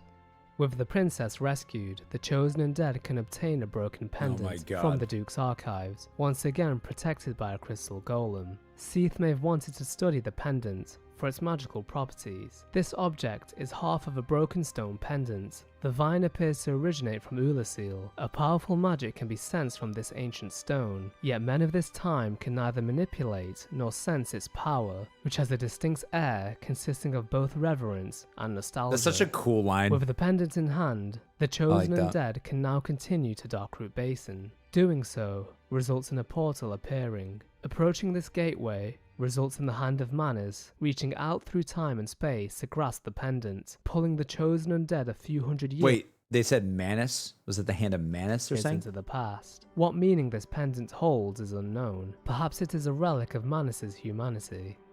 The first obstacle to overcome before setting foot in the land of Ulasil is the Sanctuary Guardian. This creature is a white-winged lion, Sanctuary Watchkeeper, who dreaded the spread of the Abyss. Upon closer inspection, we can see that the Guardian is a hybrid of various animals, as it has the features of a lion, goat, a scorpion-like tail, and a set of wings. More of a chimera. A ferocious guardian of the land. Once defeated, the Chosen Undead can venture into Ulasil's sanctuary. Dude, I actually, In this sanctuary, so weird aside, but that fight was very fun, even though I think I one-tried it, but we it was very discover fun. Elizabeth, a giant mushroom. Her appearance is similar to that of the mushroom parents discovered in the Great Hollow and Darkroot Garden. However, she cannot move and has no limbs. Perhaps the mushrooms evolved over time. When speaking to Elizabeth, she states, "Well, look at this one. From what faraway age hast thou come? Thy scent is very human indeed, but not intolerable. Ah, Princess Dusk's savior. Thine aura is precisely as she described. Aura. I thank thee deeply for rescuing Her Highness. But Princess Dusk is here no longer, snatched away by that horrifying primeval human. And so I must ask, couldst thou once more play the savior?" Primeval human. Her dialogue confirms the Chosen Undead has travelled through time. It also confirms that Dusk has been kidnapped by a primeval human. She then goes on to state that she is the guardian of the sanctuary, acting as a godmother of sorts to Dusk. An abyss was begat of the ancient beast, and threatens to swallow the whole of Ulasil. Knight Artorius came to stop this, but such a hero has nary a murmur of dark. Without doubt he will be swallowed by the abyss, overcome by its utter blackness. Okay. Indeed, the abyss may be unstoppable. Still, I have faith that Princess Dusk may be rescued yet. Here we learn that the primeval human, the ancient beast, has brought ruin to Ulasil, and that Knight Artorius, one of the 4 Knights of Gwyn, was dispatched here to rescue Dusk from the beast, and in turn, halt the spreading of the abyss. Elizabeth appears doubtful of his success, but she still has faith that Dusk may be rescued. She also confirms that the Chosen Undead was not the only person pulled through time. Not long ago, What do we mean? I had another visitor, a human like thyself, Oh, from a faraway shoot. time. Oh, shoot. Only he was dreadfully odious, and I'm afraid that he is still amongst us. By the time of Drangleic, It's so cool to think that there's someone from the further future. Elizabeth was revered as a saint that devoted her life to helping. Bloodborne type beat. Winter, what do you need? I'm trying to concentrate on the final moments of this. What do you need right now? You're done napping, so now you're gonna come up here to me. At the time of Drangleic, Elizabeth was revered as a saint that devoted her life to helping the needy by concocting medicine and potions. It's thought her great virtue was matched only by her sublime beauty, but who can say now? It seems knowledge regarding Elizabeth has changed over time, as she was described as having sublime beauty, even though she is a mushroom. Everyone Even though she is a mushroom. has their own taste, I suppose. Beyond the sanctuary lies the royal wood. Traces of the abyss can be seen throughout the wood, as well as magical elevators constructed by the residents of Ulasil. Many monuments from the time of the royal wood can be seen in Darkroot Garden, further enforcing the notion that the two areas are one and the same. As the Chosen Undead navigates the forest, they encounter a large black dragon, who briefly lands on a bridge before flying off into the distance. Nearby, the Chosen Undead comes across an individual called Marvelous Chester. His appearance is similar to the description provided by Elizabeth. Chester confirms he was pulled through time. Let me guess. Snatched by a shadowy limb and dragged off to the past? We ought to help one another out. His appearance is unique, sporting a black long coat and a top hat with a mask. Although he talks as if he is trustworthy, he will attempt to invade the world of the Chosen Undead further down the line. He chooses to use a sniper crossbow as his weapon, a large crossbow with a long distance used by Kareem snipers. This suggests he is from the kingdom of Kareem. If he is killed while invading, he will still sell items to the Chosen Undead, albeit reluctantly. He will also share some key information to the Chosen Undead, providing context to the events that took place in Ulasil. Believe it or not, Ulasil has brought the abyss upon itself, fooled by that toothy serpent. They upturned the grave of primeval man and incited his ornery wrath. What could they have been thinking? But to you and I, it's all ancient history. You have to ask yourself, does it really matter? The toothy serpent is most likely Darkstalker Karth, an advocate for the dark. The kingdom of New Londo was not the only city to fall due to Karth's involvement, as it appears Ulasil had suffered a similar fate. It seems that Karth had manipulated the minds of many for centuries. He wanted to harness the dark to overthrow the gods and usher in a new age of darkness. The folk of Ulasil could not avoid the temptation of power and chose to disturb the grave of the primeval human Manus, also known as the Father of the Abyss. In turn, this resulted in the spread of the Abyss. The wrath of Manus could not be contained. Wait, let me repeat that again. And soon Sorry. the residents of Karth to overthrow the gods and of many for centuries. He wanted to harness the dark to overthrow the gods and usher in a new age of darkness. The folk of Ulasil could not avoid the temptation of power and chose to disturb the grave of the primeval human Manus, also known as the Father of the Abyss. In turn, this resulted in the spread of the Abyss. The wrath of Manus could not be contained, and soon the residents would warp into servants of the dark, and bodies of humanity would emanate from the Abyss below. Manus was potentially a sorcerer from Ulasil, as all dark spells reference an Ulasil sorcerer on the brink of madness. Turning now to Artor. Interesting. Predator, thank you for 28 months saying, hey to see, it's been a while. I hope you've been doing well. Also, how did I not know you're doing Dark Souls stuff? I don't know. We've been doing it for a couple weeks now. Or it feels like a week or so. For sure. But I've been doing great. Very, very great. We're watching lore because I beat the game a couple days ago. Winter is... Let me make sure Winter... Hey, Winter, you want to go out? Huh? Go. Go be with your sister. Go. Yeah. Make up your mind. Go. No.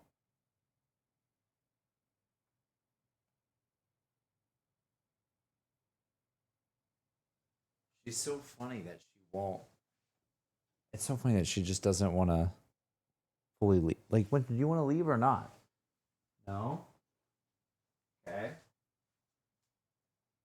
Go.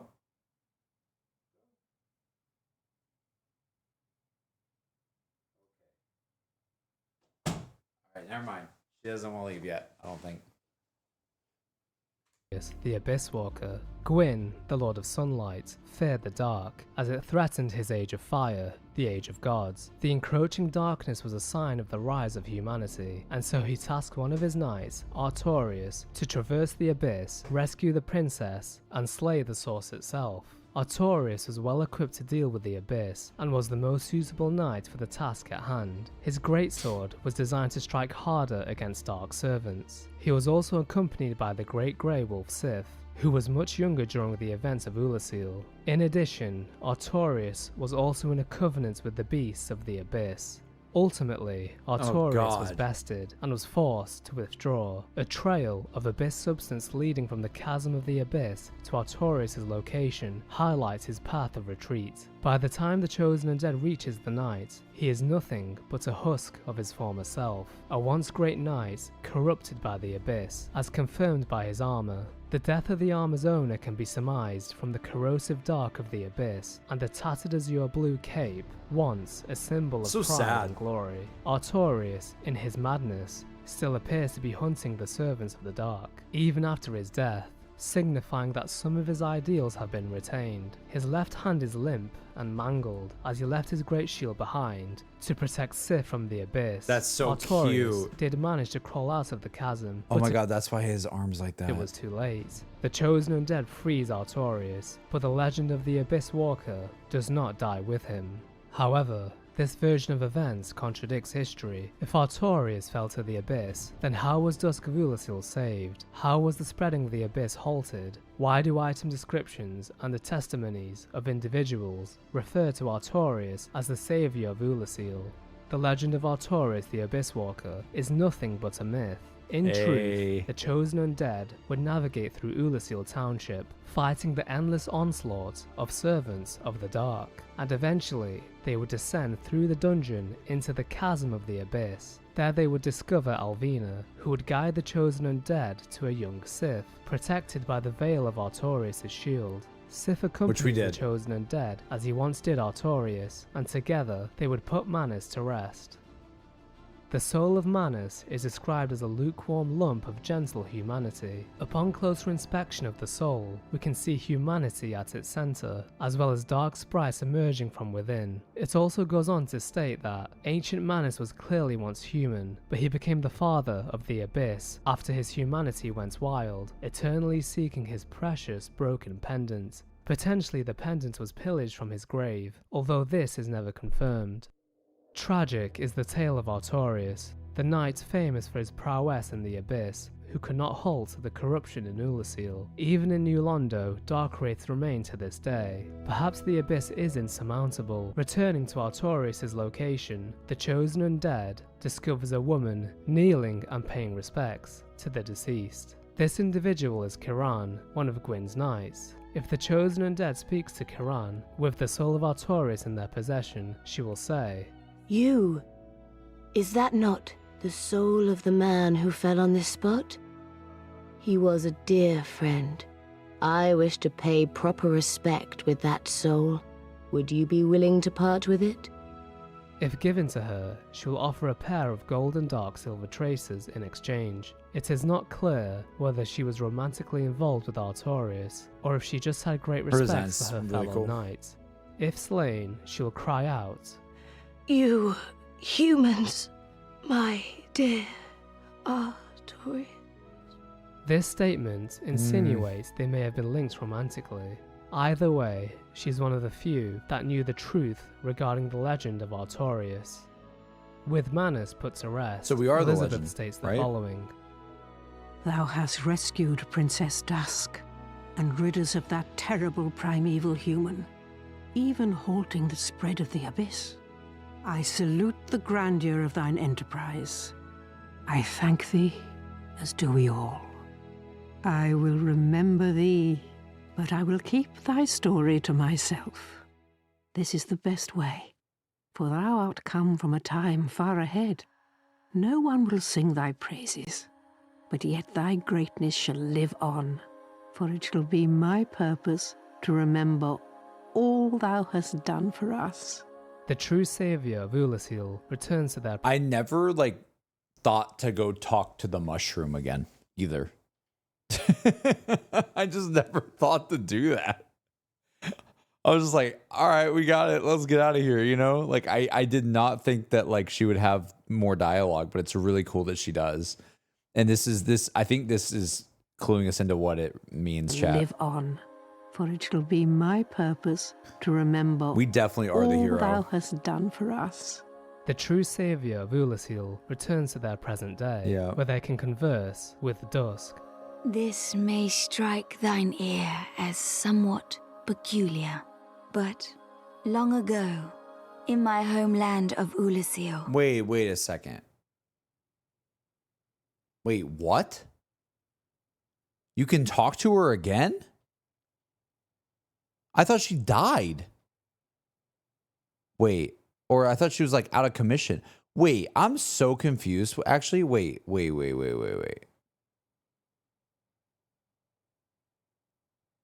Wasn't she dead?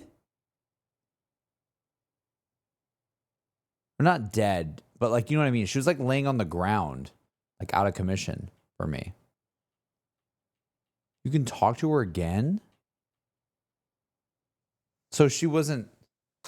I'm so confused. In my game, did I save her? I did, right?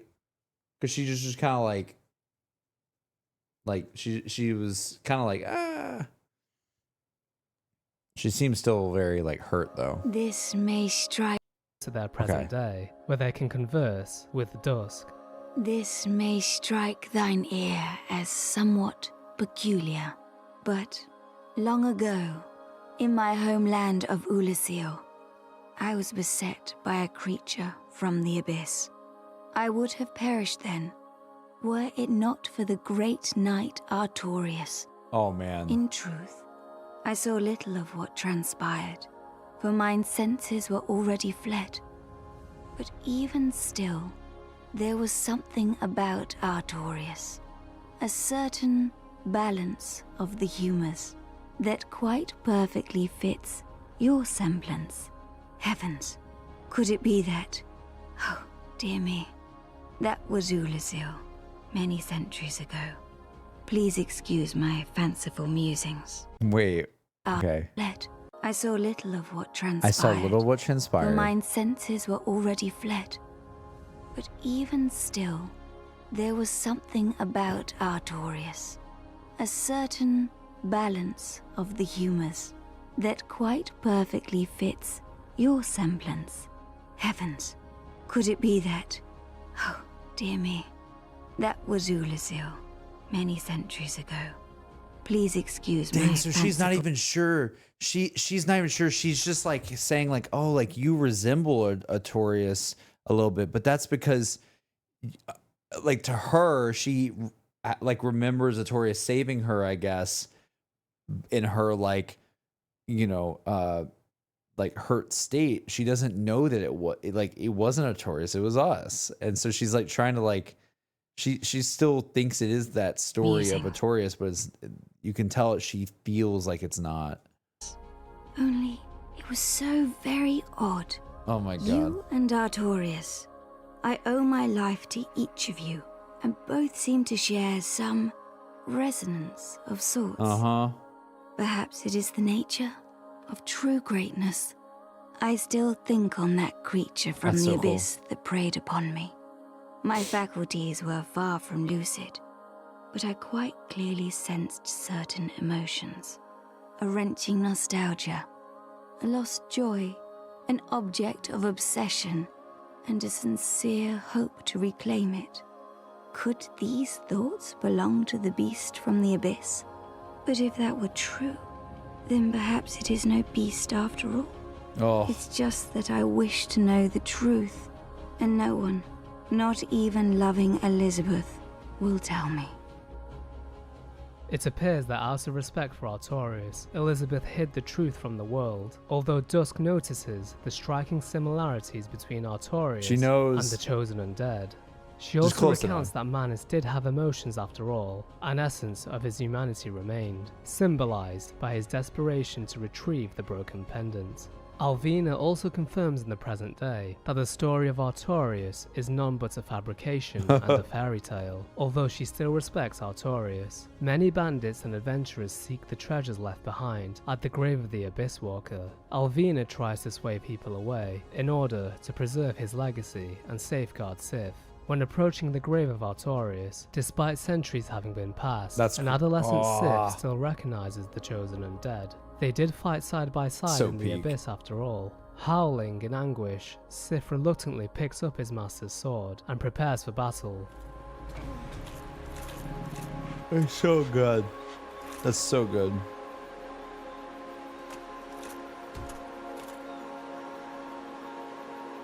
Remembers us, chat. Sif remembers us for a second.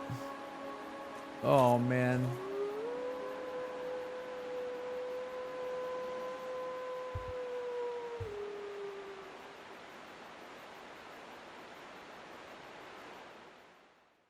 The Great Grey Wolf does not want you to traverse the Abyss and succumb to its corruption, and so fights against the Chosen Undead. But the Chosen Undead is bound by fate to obtain the Covenant of Artorias to traverse the Abyss once more.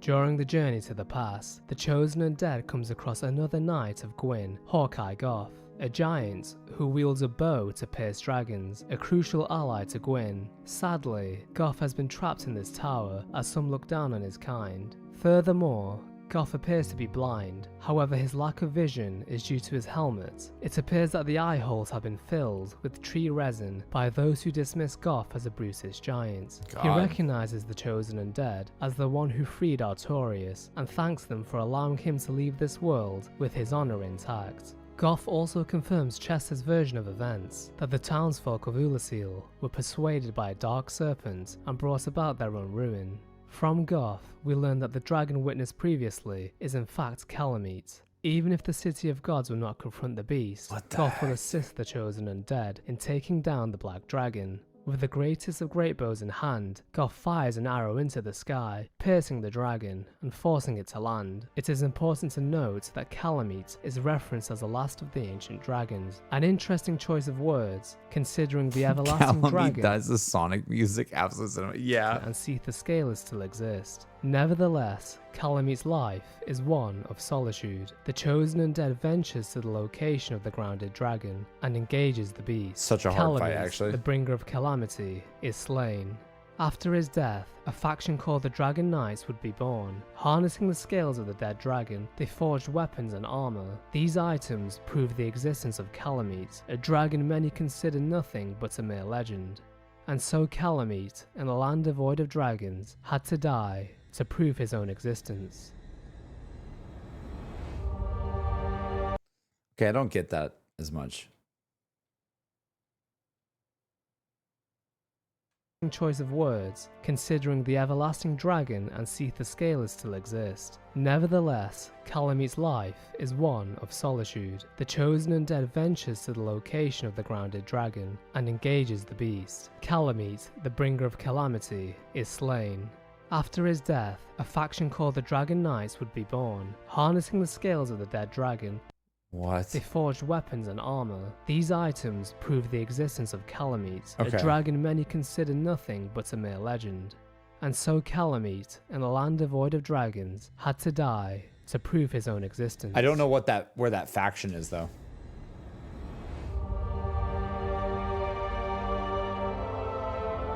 I don't remember seeing more characters.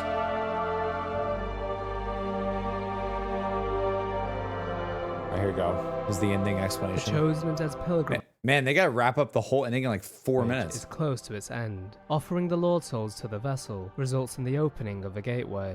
A blinding white light beckons the chosen undead. Here lies the final gauntlet. A myriad of phantom knights patrol the entrance, but pose no threat. The souls of those who are disembodied by the flame. Crossing this stairway leads to the kiln of the first flame, a wasteland coated in ash, evidence of the ferocity at which the flame once burnt. Black Knights defend the area, however, they pose little threat to the chosen undead, the slayer of lords. These knights were stationed to protect Gwyn as he linked the flame. On a narrow bridge, a suit of Black Knight's armor can be obtained. The knights followed Lord Gwyn when he departed to link the flame, but they were burned to ashes in newly kindled fire, wandering the world as disembodied spirits ever after. Wait, why are you guys saying? What are you guys saying in the chat? Huh? What? Wasteland coated in ash, evidence of the ferocity at which the flame once burnt. Black Knights defend the area. Why y'all writing that? What in this said that? Way leads to the kiln of the first flame, a wasteland coated in ash, evidence of the ferocity at which the flame once I'm so burnt. confused. Black Knights defend the area. What? However, they pose I'm like barely staying awake, and you guys are like, plin plin plum plum plum. I'm like, what is happening? Dead, the slayer of lords. These knights were stationed to protect Gwyn as he linked the flame. On a narrow bridge, a suit of Black Knight's armor I can do be like that you obtained. fight the Black The Knights. knights followed Lord Gwyn Again, when I he think that was departed cool. to link the flame, but they were burned to ashes in newly kindled fire, wandering the world as disembodied spirits ever after. Delving deeper, a golden summoning sign can be seen before the final gate. No This sign way. belongs to No shot. I was curious because we saw it in that other like video.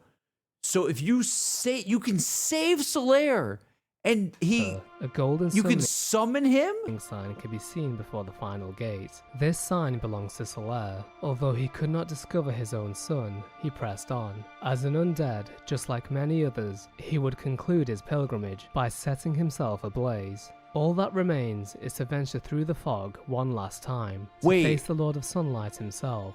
At the heart Wait, what? Wait, huh? discover his own son, he pressed on. As an undead, just like many others, he would conclude his pilgrimage by setting himself ablaze. Are you saying he can replace you? Wait. All that remains is to I'm venture so through the fog one last time, to face the Lord of Sunlight himself. At the heart of the kiln, next to the fabled first flame, stands Gwyn, the Lord of Cinder, for only cinders remain of the once great Lord. His appearance is representative of the sacrifice he made and the depths to which he delved to keep the flame from extinguishing. His family splintered, Gwyn had no choice but to link the fire with his own body. Offering much of himself to the flame resulted in him being stripped of his power and the decimation of his own army. His famous miracles of lightning are absent in this duel.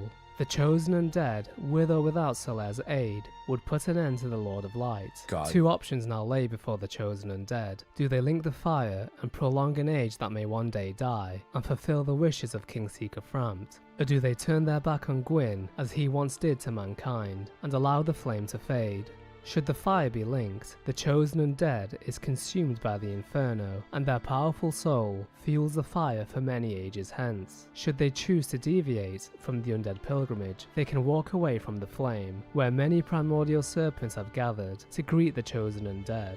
Among these serpents is Karth and Framt. Strangely, Framt kneels before the Dark Lord and offers their service, suggesting the serpent had a change of heart. Or perhaps Karth and Framt were never truly rivals, and regardless of the outcome, they would benefit from the struggle of those around them, as these imperfect dragons appear to have outlasted the everlasting dragons and the gods themselves. Nonetheless, the chosen undead now rules as a Dark Lord, reigning over the approaching age of Dark.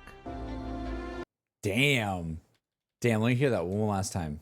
Framt were never truly rivals, and regardless of the outcome, they would benefit from the struggle of those around them, as these imperfect dragons appear to have outlasted the everlasting dragons and the gods themselves. Nonetheless, the chosen undead now rules as a Dark Lord, reigning over the approaching age of Dark.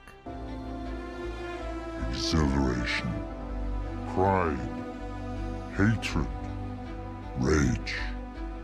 The dragons teased out our dearest emotions. Lead thy life as thou seest fit. Farewell, human. Regrettably, I have failed in my mission. No. But perhaps you can keep the torch lit. Well, now you know. And I can die with hope in my heart. If you require rest, now is the time. That is, after all, what the bonfire is for. When I gave you that flame, I gave you a part of myself. Please take good care of it. Be safe, friend. Don't you dare go alone. Please, save us all. Please. Oh, it's over. My sun. It's setting. No. It's dark. So dark. Was it all a lie? Have I done this all for nothing? Well, you saved me once again. Dear me, what can I say? This makes me kind of sad, man. I have failed you. My daughter risked life and limb just to find me. Heavens, I never asked her to do that. Mother's ambitions were misguided, no doubt. But surely 1,000 years of atonement is enough. Farewell, my mother, my sisters. Please, sister, do not cry. I am happy, really. No.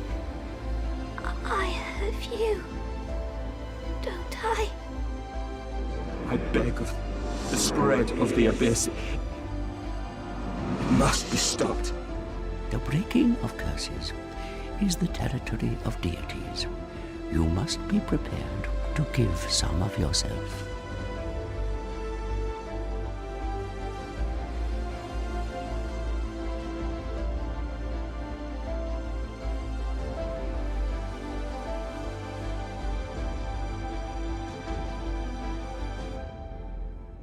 Wow. I can tell this is Satchel's text. Satchel definitely did this. I think one of the studio's characteristics is to embrace wholeheartedly what we feel is interesting, what we perceive to be worthwhile, cool, or beautiful, and to place these ideals at the foundation of the games we make. Real. Dude, what a video, first of all. So this video was made originally by, let's see, let me get this right. Yes, the Brothers Code is the YouTuber who made this. And then Satchel did like, slight text edits and stuff like that and cut out some things to not spoil me on the other games. But it's mostly Brothers Code videos. It's not Satchel's video. It's Brothers Codes. What's so interesting is like I as much as we sat here for 2 hours, I still feel like there's a lot of stuff that like I still have some questions about, but I think it's okay because first of all, there's Dark Souls 2 and Dark Souls 3, and I don't really know how those connect. I'm not really sure, especially with how some of this ends. That's very interesting, but yeah, like I like things that have a little bit more like interpretation to like what that means, and also like, ooh, what do I think the player would have done in that scenario? What do I think is the best route to go? Should we become a Dark Lord?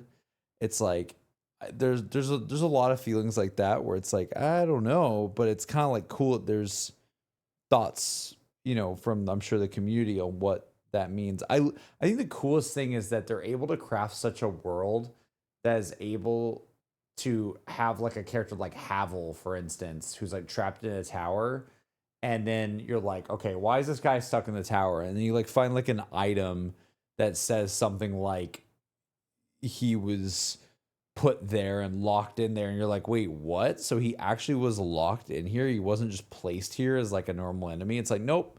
We at least wrote something about why he's here, and it's like it's just really cool they took the time to do all that. So guys, correct me if I'm wrong, so like when you summon Solaire, does he has his own bonfire? That's the bit that I'm a little confused about, is like there's almost like alternate realities or something you guys were saying in the chat going on with like how you're seeing other ghosts and you're seeing other players and you're hearing bells from other players. So like what exactly is it? Like what do they mean by that? So like he was able to do something on his end?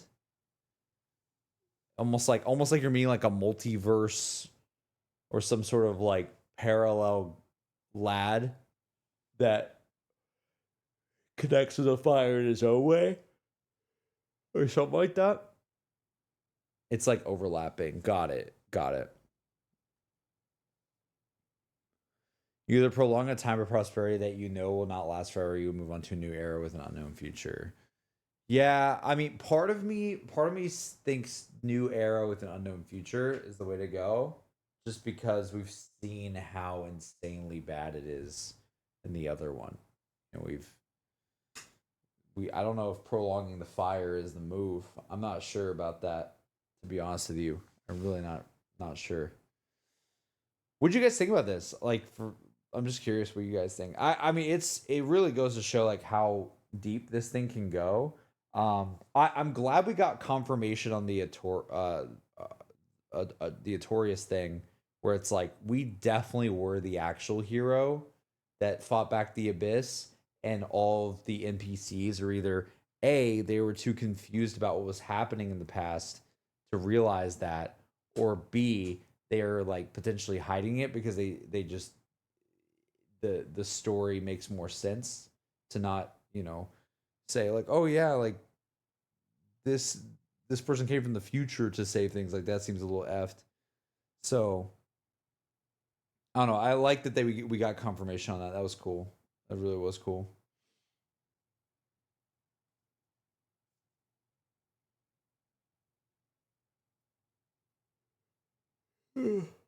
Also, the word Soulsborne games lore always goes hard. Oh, for sure. Absolutely.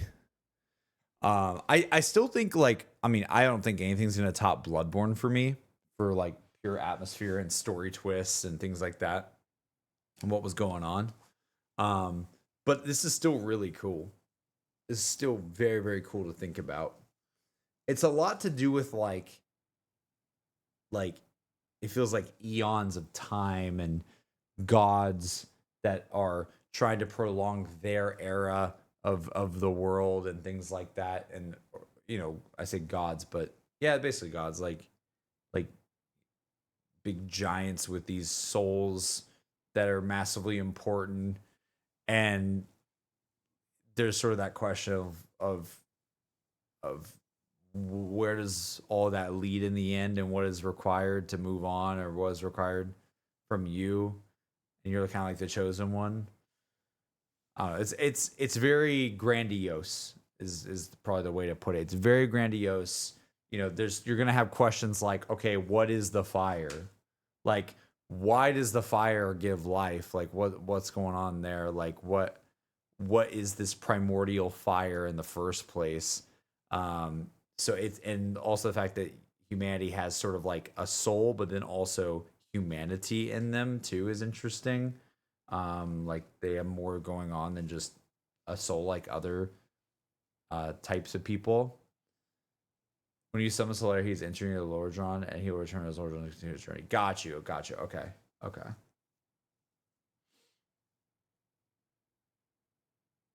don't like using the term multiverse to describe Lordron, but it's close to multiverse as you can get. Got you. Okay.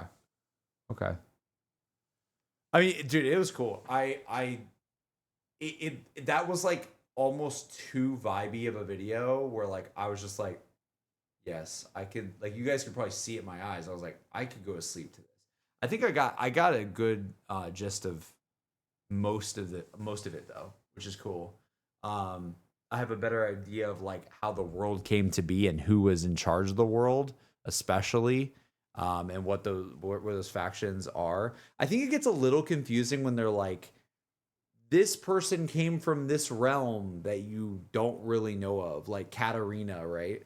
It's like, unless I'm wrong, it's like like things like that. It's like these NPCs come from this kingdom, which you've never really seen before, and I'm like, that's just hard for me to even think about. So there's bits like that, which I think where it gets like really complicated. And there's other bits where it's like really, really simple. It's like, yep, this person just said, I'm dividing my little soul thing into multiple fragments. There you go. 4 kings. Have a good one. Enjoy your time. Like that stuff's kind of funny how simple it is. Like, yeah, I just divvied it up. That's it. Yeah. Just if you read anything Miyazaki said in interviews about his inspiration of this game. No, not really. No. I've always heard, what was it, Elden Ring was influenced by Berserk, right? Or maybe Dark Souls in general. Oh my god, I'm so tired, guys. Holy hell. It's 2:30 a.m. I am exhausted, man. I'm absolutely exhausted.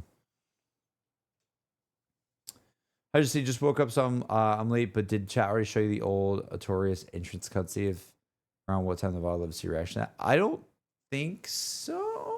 Unless that was like the cut quote thing that Satchel put in this video. But no, I don't think I saw that. Or the text that Satchel put in this video. Oh. Guys, I almost don't know how much more I can even look at stuff. I'm so dead. Oh my god, that like cooked me. That cooked me, dude. A 2-hour lore video. Woo. My brain is cooked. The other thing too that I think this video really showed is the NPC paths were far more complex than I thought they were. They're much more similar to like what happens in Elden Ring and like more of the newer Soul stuff. But I just didn't realize, like I assumed that, but like I didn't experience that as much. And I think it's just simply like without a guide or without knowing, you might go off and run off to a different place, never see Onion Man again for a bit, and you don't get to see like the resolution of some of those things, which kind of sucks, but like that's expected in some ways. I just didn't realize how complex some of that goes, where it's like, oh yeah, like there's a hidden wall, and there's a hidden wall with the big hat guy, right? And you can bring the big hat guy, and then he later gets trapped in the thing, and it's like, wait, what? Like there's so many different like cases of where these NPCs come from and like how you can save them, how you can interact with them, how you can find them again. It's very, very cool. Like just, I don't know, it was just cool seeing the different options that I could have had. Like even being able to have Solaire, being able to see like, have like more moments with Onion, which I didn't even know existed, and other ones that come back to camp that I didn't even really talk to too much. I don't know. It's just, that was cool. I liked seeing that. That was kind of like an eye opening of like, oh my god, like you really can miss that stuff totally. But yeah, I fell asleep for the whole first half of the video, dude. It's vibey, man. It's really comfy, cozy for sure, for sure. I'm glad you played through that NPC guide, super pure. Oh, I appreciate it. Yeah, dude, honestly, again, like I'm so happy with our playthrough. Like I like that we even switched up the weapons that we were using at the end a little bit. We got to use a really cool like legendary type of weapon. That was sick. And then I don't know, just in general, like I just like our playthrough. I think it was very fun. There's a lot of fun moments. One trying the final boss was sick. Dying a lot to the dragon, doing Sonic music to win, doing the Drake and Josh song to win against Nito. That was fun. Like there's just so many moments, man. It really is so many moments. But yeah. Took me 3 whole playthroughs to complete Onion Man's Quest fully blind. Damn. There's a lot taken from Berserk. Yeah. Gotcha. Oh man. I'm just honestly glad I was able to show some cool videos in the game as a whole. I appreciate you guys like linking me this stuff for real. Sorry, I wish I had more energy to talk more and comment more on it, and I hope I wasn't like dozing off midstream. But I retained it though. There's I retained pretty much most of the story. I just think that there's definitely like the biggest thing is like, oh, okay, here's where the factions of things come from. Got it. I think there's still some questions about like the humanity thing and like the abyss and like what is the complete deal with that. I think it gets a little bit like we're not sure, but you know, dude, the explanation on the devil world, like all the demons and like the lava world, like I got it. It all makes sense. Like they messed with the fire, they effed it up, messing with it. It caused all the witches to be screwed up, and like, which is really sad. There's a lot of just sad, like, I don't know, like family members or like friends or whatever it is, just like all being impacted by like these really massive decisions. And then it's like, yep, they're being tormented forever as these like creatures now in hell. And it's like, oh, got it. Cool. That's crazy. I can't even believe that's how you save Solaire as well. Like what? You have to like do something with the like one of the witches. Like I don't even know, man. That's crazy. The way they're describing it, like there's some secret thing to get there before he gets parasited up. But yeah, well, the background Jesse, thank you. I appreciate you. But yeah, it's a great idea. Add a forfeit for every death. Made it so much more fun. Hey, thank you. I don't do that all the time on stream. That's for sure. It's not every day you see a tipsy stream from me, or you know, lifting weights or ghost pepper queso or whatever the heck we were doing. But it was fun, man. It was really, really fun. I enjoyed doing that, and I think it's gonna be a memory for sure of like, hey, remember when we did that stream and I was like eating food that was really hot and spicy and drinking some dad waters and mom water. Shout out to mom water and dad water. Great time. That was a great time with the playthrough. But yeah, I think it's okay to still have questions about certain aspects of the game. Something's your best left for interpretation. Yeah, absolutely. And also, again, Dark Souls 2 and 3. And I know some things were cut out of this video. That's actual cut out for me. So I don't want to know what Dark Souls 2 and 3 are about. I'm so interested to know, like, does it take place after? Do they like say there's a canon ending to 1? Don't tell me. I'm just talking out loud here. I'm just very interested to see what they do with that. Like, where do they take place and how does that intertwine? At some point we will get to them and it will be a ton of fun. But tomorrow is not that day. It's probably gonna be a little bit later. So yeah, chat. I don't know. I don't know what else there is to yap about, but man, I love this game. The world and level design, especially the level design. Oh my God. So good, dude. Seeing that map tonight was crazy. Oh my God. Absolutely insane. I still know what the heck is dad mom water. It's just a brand. What game are you playing next? That's up for debate. I have thoughts about what I want to play next. I'm gonna say nothing right now. I'm gonna say nothing right now because I don't want to hype up or upset anyone. I have ideas of what I want to play next. But I am not. I'm also not completely sure in some ways.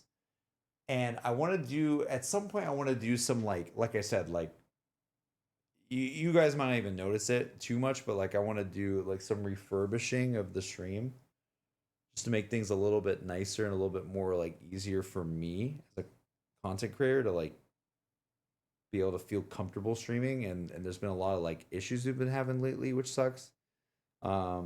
So there's a bit of that too. Like I want to do some refurbishment of how maybe alerts work, or how, I don't know, just how things work. Or the starting student screen, things like that. We'll work on that. But yeah, there's a lot of, I will say this, there's a lot of things I want to play right now. A lot of things. And I might not play any of the things I really want to play right now, or I might. I don't know. It's like I have too many. I have too many things like I would love to try. I would love to try Hell Is Us. I would love to play Wu Chang. I would love to play Hollow Knight. I would love to play Silk Song at some point. I would love to play like so many of these things that are coming out right now. And I don't know. I don't know which one it's going to be. And I need to be, whatever it is, I just want to be in the best headspace mindset to be in for it. And that can, definitely, that's what matters most. Not playing something just to play it, but playing something that I really, really am wanting to do. So I kind of need to think about it, to be honest, of what we're going to do next. And who knows what that will be. I'm sorry, I'm not trying to like tease you guys or anything. I'm just like, it's just medium expectations, I guess. But I don't know yet. Who knows? There might be like another yapping stream or something too, where we just chill for a bit. Because like finishing a game, I always like chilling, like mentally a little bit on stream. I don't like just immediately hopping in to something. So yeah, we'll see. We'll see how we're feeling. But yeah. Yeah. I am dead tired. I don't think I've ever been this tired on stream. This is like blowing my mind. I am so sorry, chat. But I need to go get some sleep. It's getting really late. We have a big day tomorrow. We're going a little bit out of town at the end of the day. So I need to, like, there's gonna be a lot of driving I'm gonna be doing tomorrow. So I need to get some sleep. But yeah, man, I'm just glad that we did it. We freaking did it. We beat Dark Souls 1, and we talked about it, and we watched some story stuff, and we saw some things we missed. And you know what? I know we're going to talk about more Dark Souls 1. This might, like, at some point, this is probably not going to be the end, because inevitably one day when we play Dark Souls 2 and everything, the conversation's going to come right back. And we'll probably, during Dark Souls 2, make a rule that we're allowed to talk about Dark Souls 1. And so I don't think this is the end of Dark Souls yapping. I think it's, going to be something I want to play at some point in the future. So yeah, I need to go. I appreciate y'all so much though. Thank you for being here this late at night. I know it's super late for Eastern Standard Time. But I appreciate y'all so much. I hope you enjoyed the playthrough. I would say today was kind of like a rough stream in general of just like, let's just yap a little bit, do something more chill.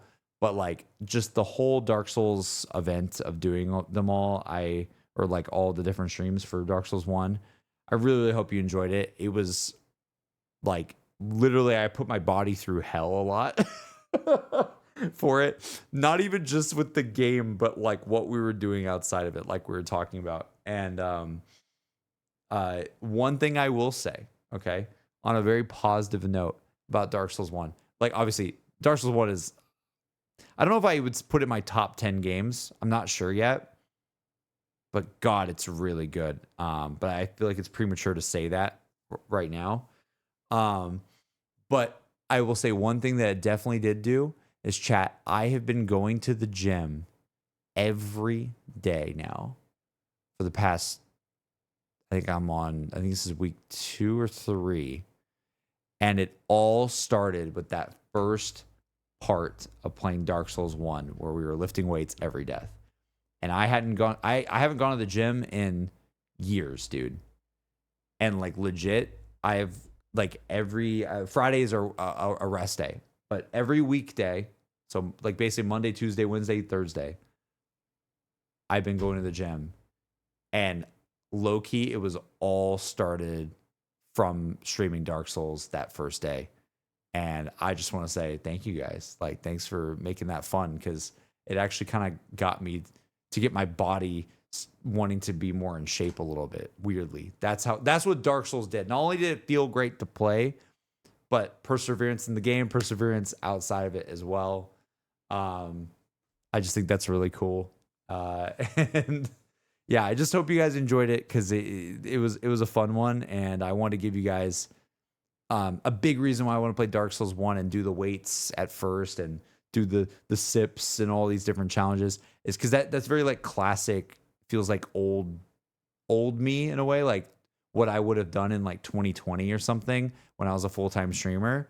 And I've seen a lot of people over the past like 6 months to a year or whatever, who were like, you know, they would say like JC doesn't really stream variety games anymore and doesn't really like play like, you know, like I miss the old streams, right? Like it feels like he's just playing a game that's like 200 hours long and that's all he does.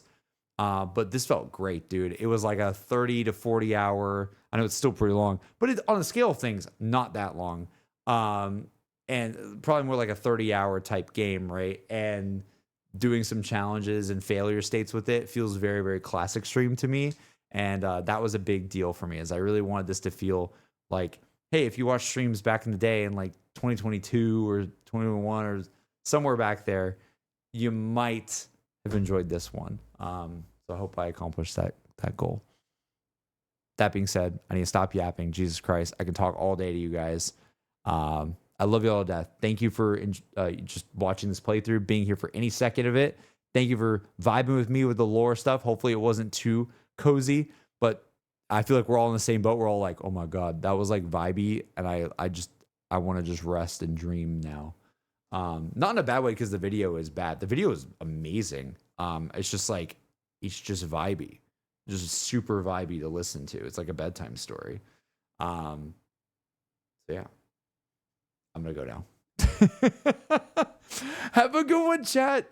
I will see you soon, okay? I will see you probably at some point this weekend for a stream, hopefully. And I don't know what it's going to be yet, but definitely stay tuned, because we are now in the transition phase of moving on to what we're doing next, whatever that may be. And I'll keep it open right now. Okay? Thank you for the amazing playthrough. Thank you guys for making it super fun. And thank you for all the riddles.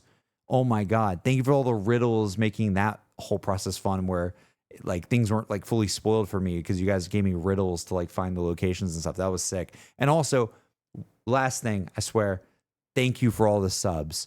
You know, a big reason why we were doing this was for like the wedding fund, right? Like it was kind of like a thing Emmy has always been wanting me to do, is like, you know, do more like intense streams or something to you know, just help out our livelihood more, and you know, not really a sub stream, but like, I don't know, like just kind of like, hey, I'm eating ghost pepper queso, let's make this like insane, right? Thank you for just supporting all these streams and all the subs and everything. I know it's a lot, and you guys don't have to by any means support financially, but it really was super successful because of you guys. So thank you again. And now I go. All right, chat. Bye. Have a good night. I need to stop yapping now. I'm so tired. I need sleep. Bye. I will see you soon. Okay. I will see you soon. Have a good one. Dark Souls is freaking amazing. I cannot wait to play Dark Souls 2 one day. I will definitely stream Dark Souls 2 and 3 one day on stream. I just can't guarantee when that day will be. And what games we're doing before then, I don't know. But I really do want to play Dark Souls 2 and 3 on stream. And so I think you will inevitably see a playthrough of that of me, as long as you guys want to see it. And I think you guys do. So appreciate you. Bye-bye. Bye-bye. Bye-bye.